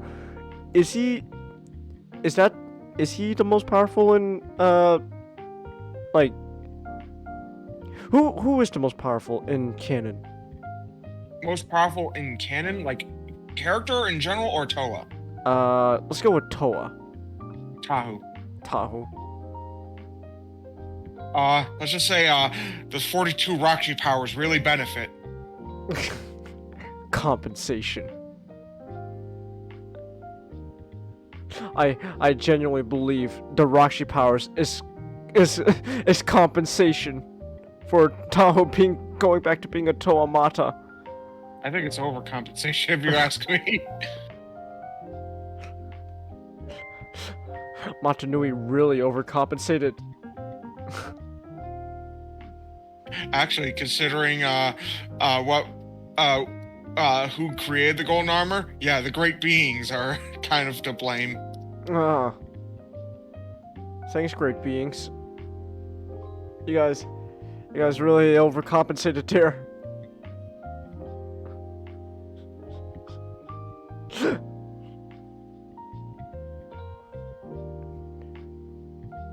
Tao's the most powerful out of canon. How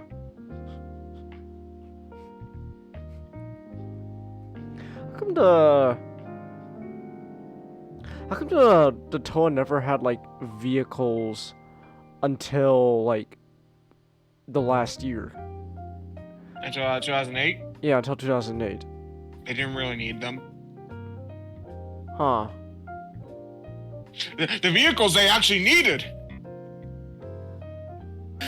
The whole purpose of the vehicles was to help them get the fuck out of the energy storms. That's the only purpose why they have jets.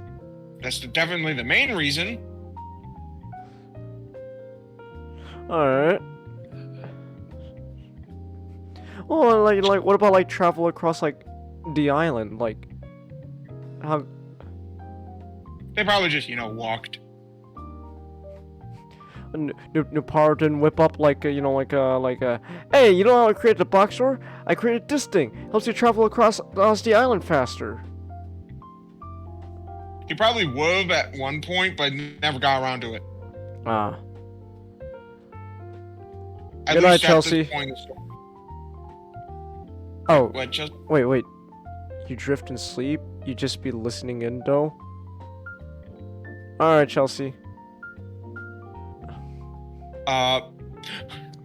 Also, Gudunka. Yeah, but his Jordans are fake.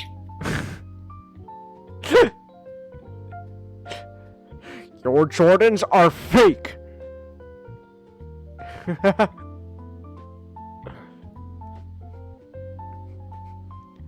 Alright.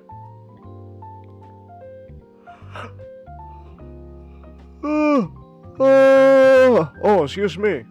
Sorry, that's yonder. Your Jordans are fake. Now, prepare to die. Alright. Is Oh that the god, last we've been going for almost 6 hours now. Damn. How many more Bionicle questions do you want to answer, Nick? I'm willing to. As many as people give me, I'm willing to answer. But if anyone wants to be done, I'll be done. Essentially. All right. Here, how about this? Let's ask one last round. I'm gonna ask anyone watching right now. You got one last round to ask some questions. So any more questions you want? Come on, let's hear it. Let's hear it.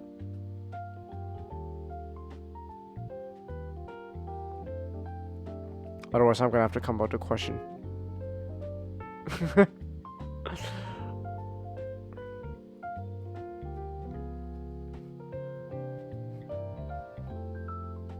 Alright, looks like I'm the one who have to come up with a question. Oh, there we go. Oh wait, no, Kudoka's got a question. What's the worst Toa power and best? Worst Toa power and best?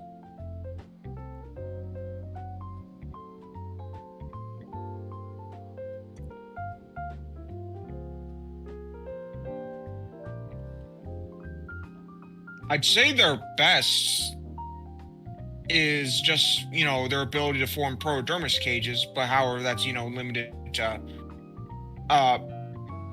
you have to have at least 6 of you in the team. And y'all gotta be different elements. And I'd say the worst, not that I think it's bad, but more like everyone forgets that they can do it, and it's only situational. They can form mental links with other beings.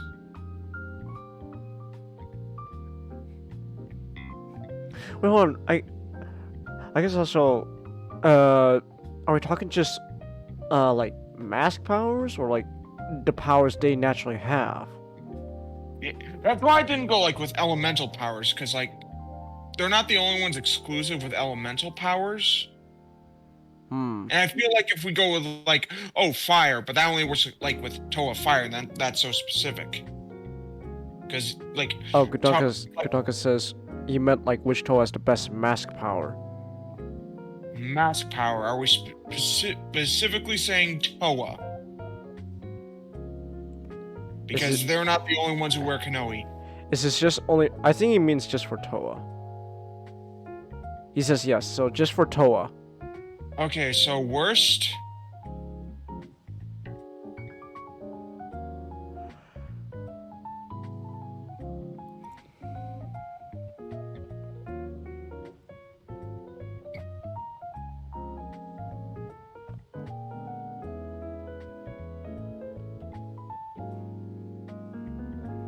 I would probably say...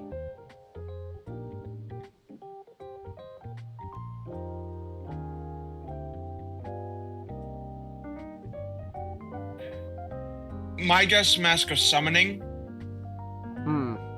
Which is Kongo Mari's mask is the worst, mostly because you literally have no control over what you summon. Like, you don't get to decide what animal you summon, and you don't get to actually even control it either. You just tell it to come here. Come here. You can get to me, my Rahi, and just get like a mosquito.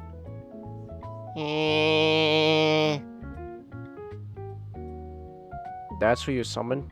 It just bit me. You don't get to, yeah. So you basically have no control over what you summon, and you can't control the actual thing you summon.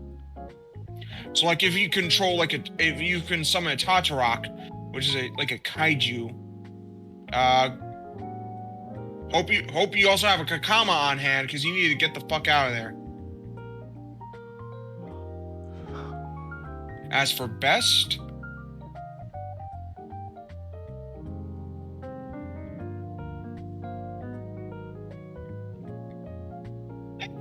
I do like Mask of Speed.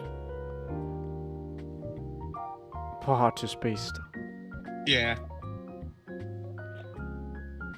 And guy says, what's your favorite idea you used for the Hangout universe for Bionicle?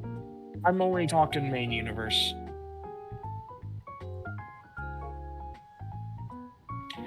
It's mostly so, yeah, if anyone had questions specifically about Bionicle, like the actual, like, canon lore, I could answer it.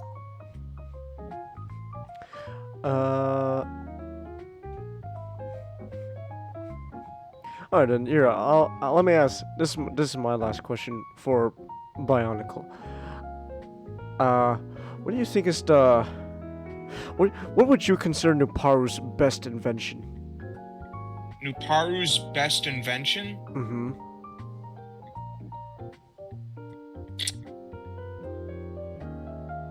Boxor. The Boxor? Yeah. Hmm. He built it literally in a cave with a box of scraps.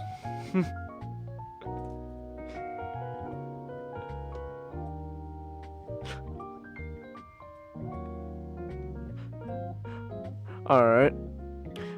So that was my last question for like canon Bionicle. But I have to ask now, do you believe that do you believe Nuparu's team would be ACDC's Iron Man? First of all, it's Black Sabbath. Oh, Black Sabbath. My bad. I'm mixing up my bands.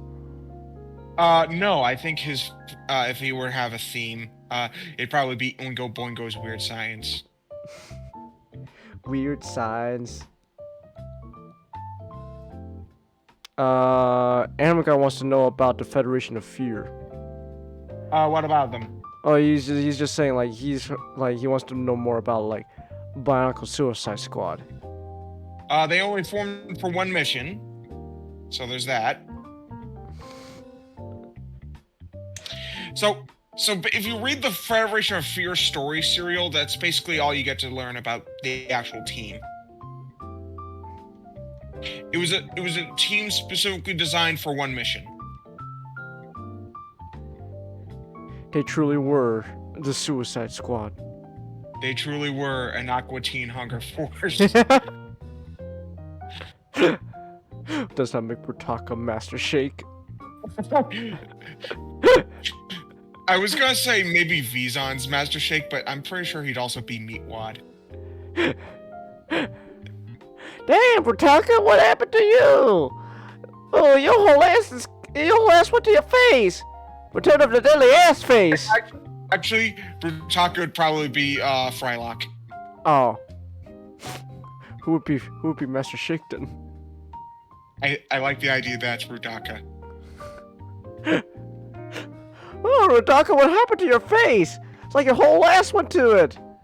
Return of the deadly ass face. The deadly ass face. No, you just got a point. Your whole ass is concave. This is my favorite lines. This one, and Frylock just strips it. No, he's got a point. Your whole ass is concave. It's practically concave.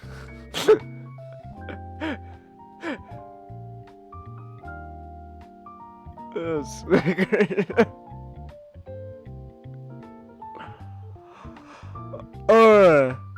I think that's all we got for questions for tonight. So with that said then, that's pretty much it. Oh, and Not's gone, so we don't need this floating body around. Alright. Gudonka says thanks, Nick. Yeah. Alright. Actually, okay, Gudonka. I hate to be the one to do this. You could do this like when you wake up. In fact, I'll just like tag you in our channel and remind you after stream. But real quick, like when you have the time and when you're awake, do you think you could draw? You think you could draw me with like a little birthday hat,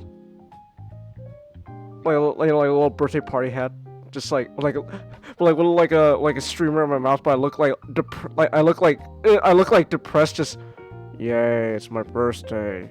Oh, that is even funnier. I'm in an outfit wearing a. I'm in like a certain kind of outfit, jumping out of a cake.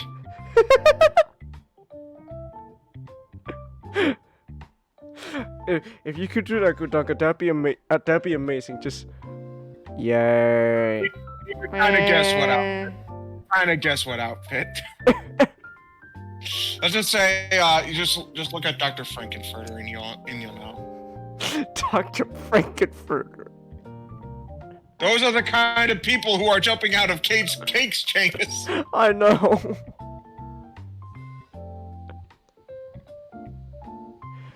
Duncan says yes. Alright. That's cool, man. That's great. Yeah, I would very much appreciate that. Because, especially for next week. Alright. So, with that said then, we're gonna call it here. So, we don't need you anymore, Royalty Free Jazz. Get out of here. Shoo. Alright. Any last words, Nick? No. No? Alright then.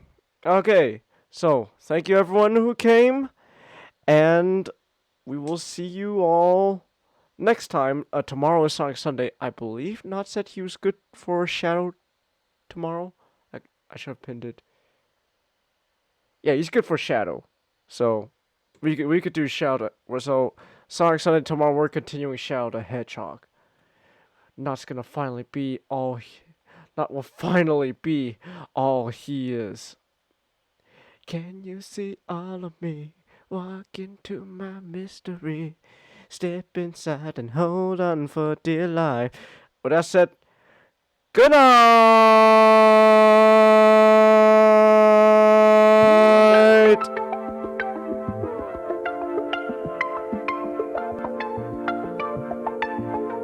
I see it in the writings on the wall. Also, listen to that all of me.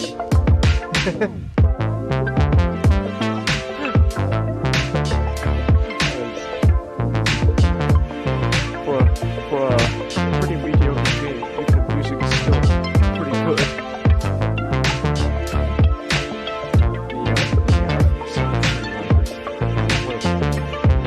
What a banger of a theme for such an absolute trash game.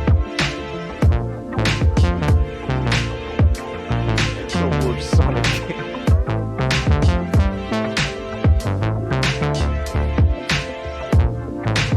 The Xbox Connect.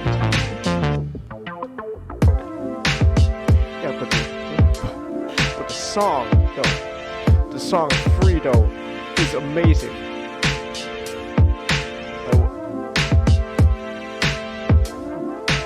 But it is.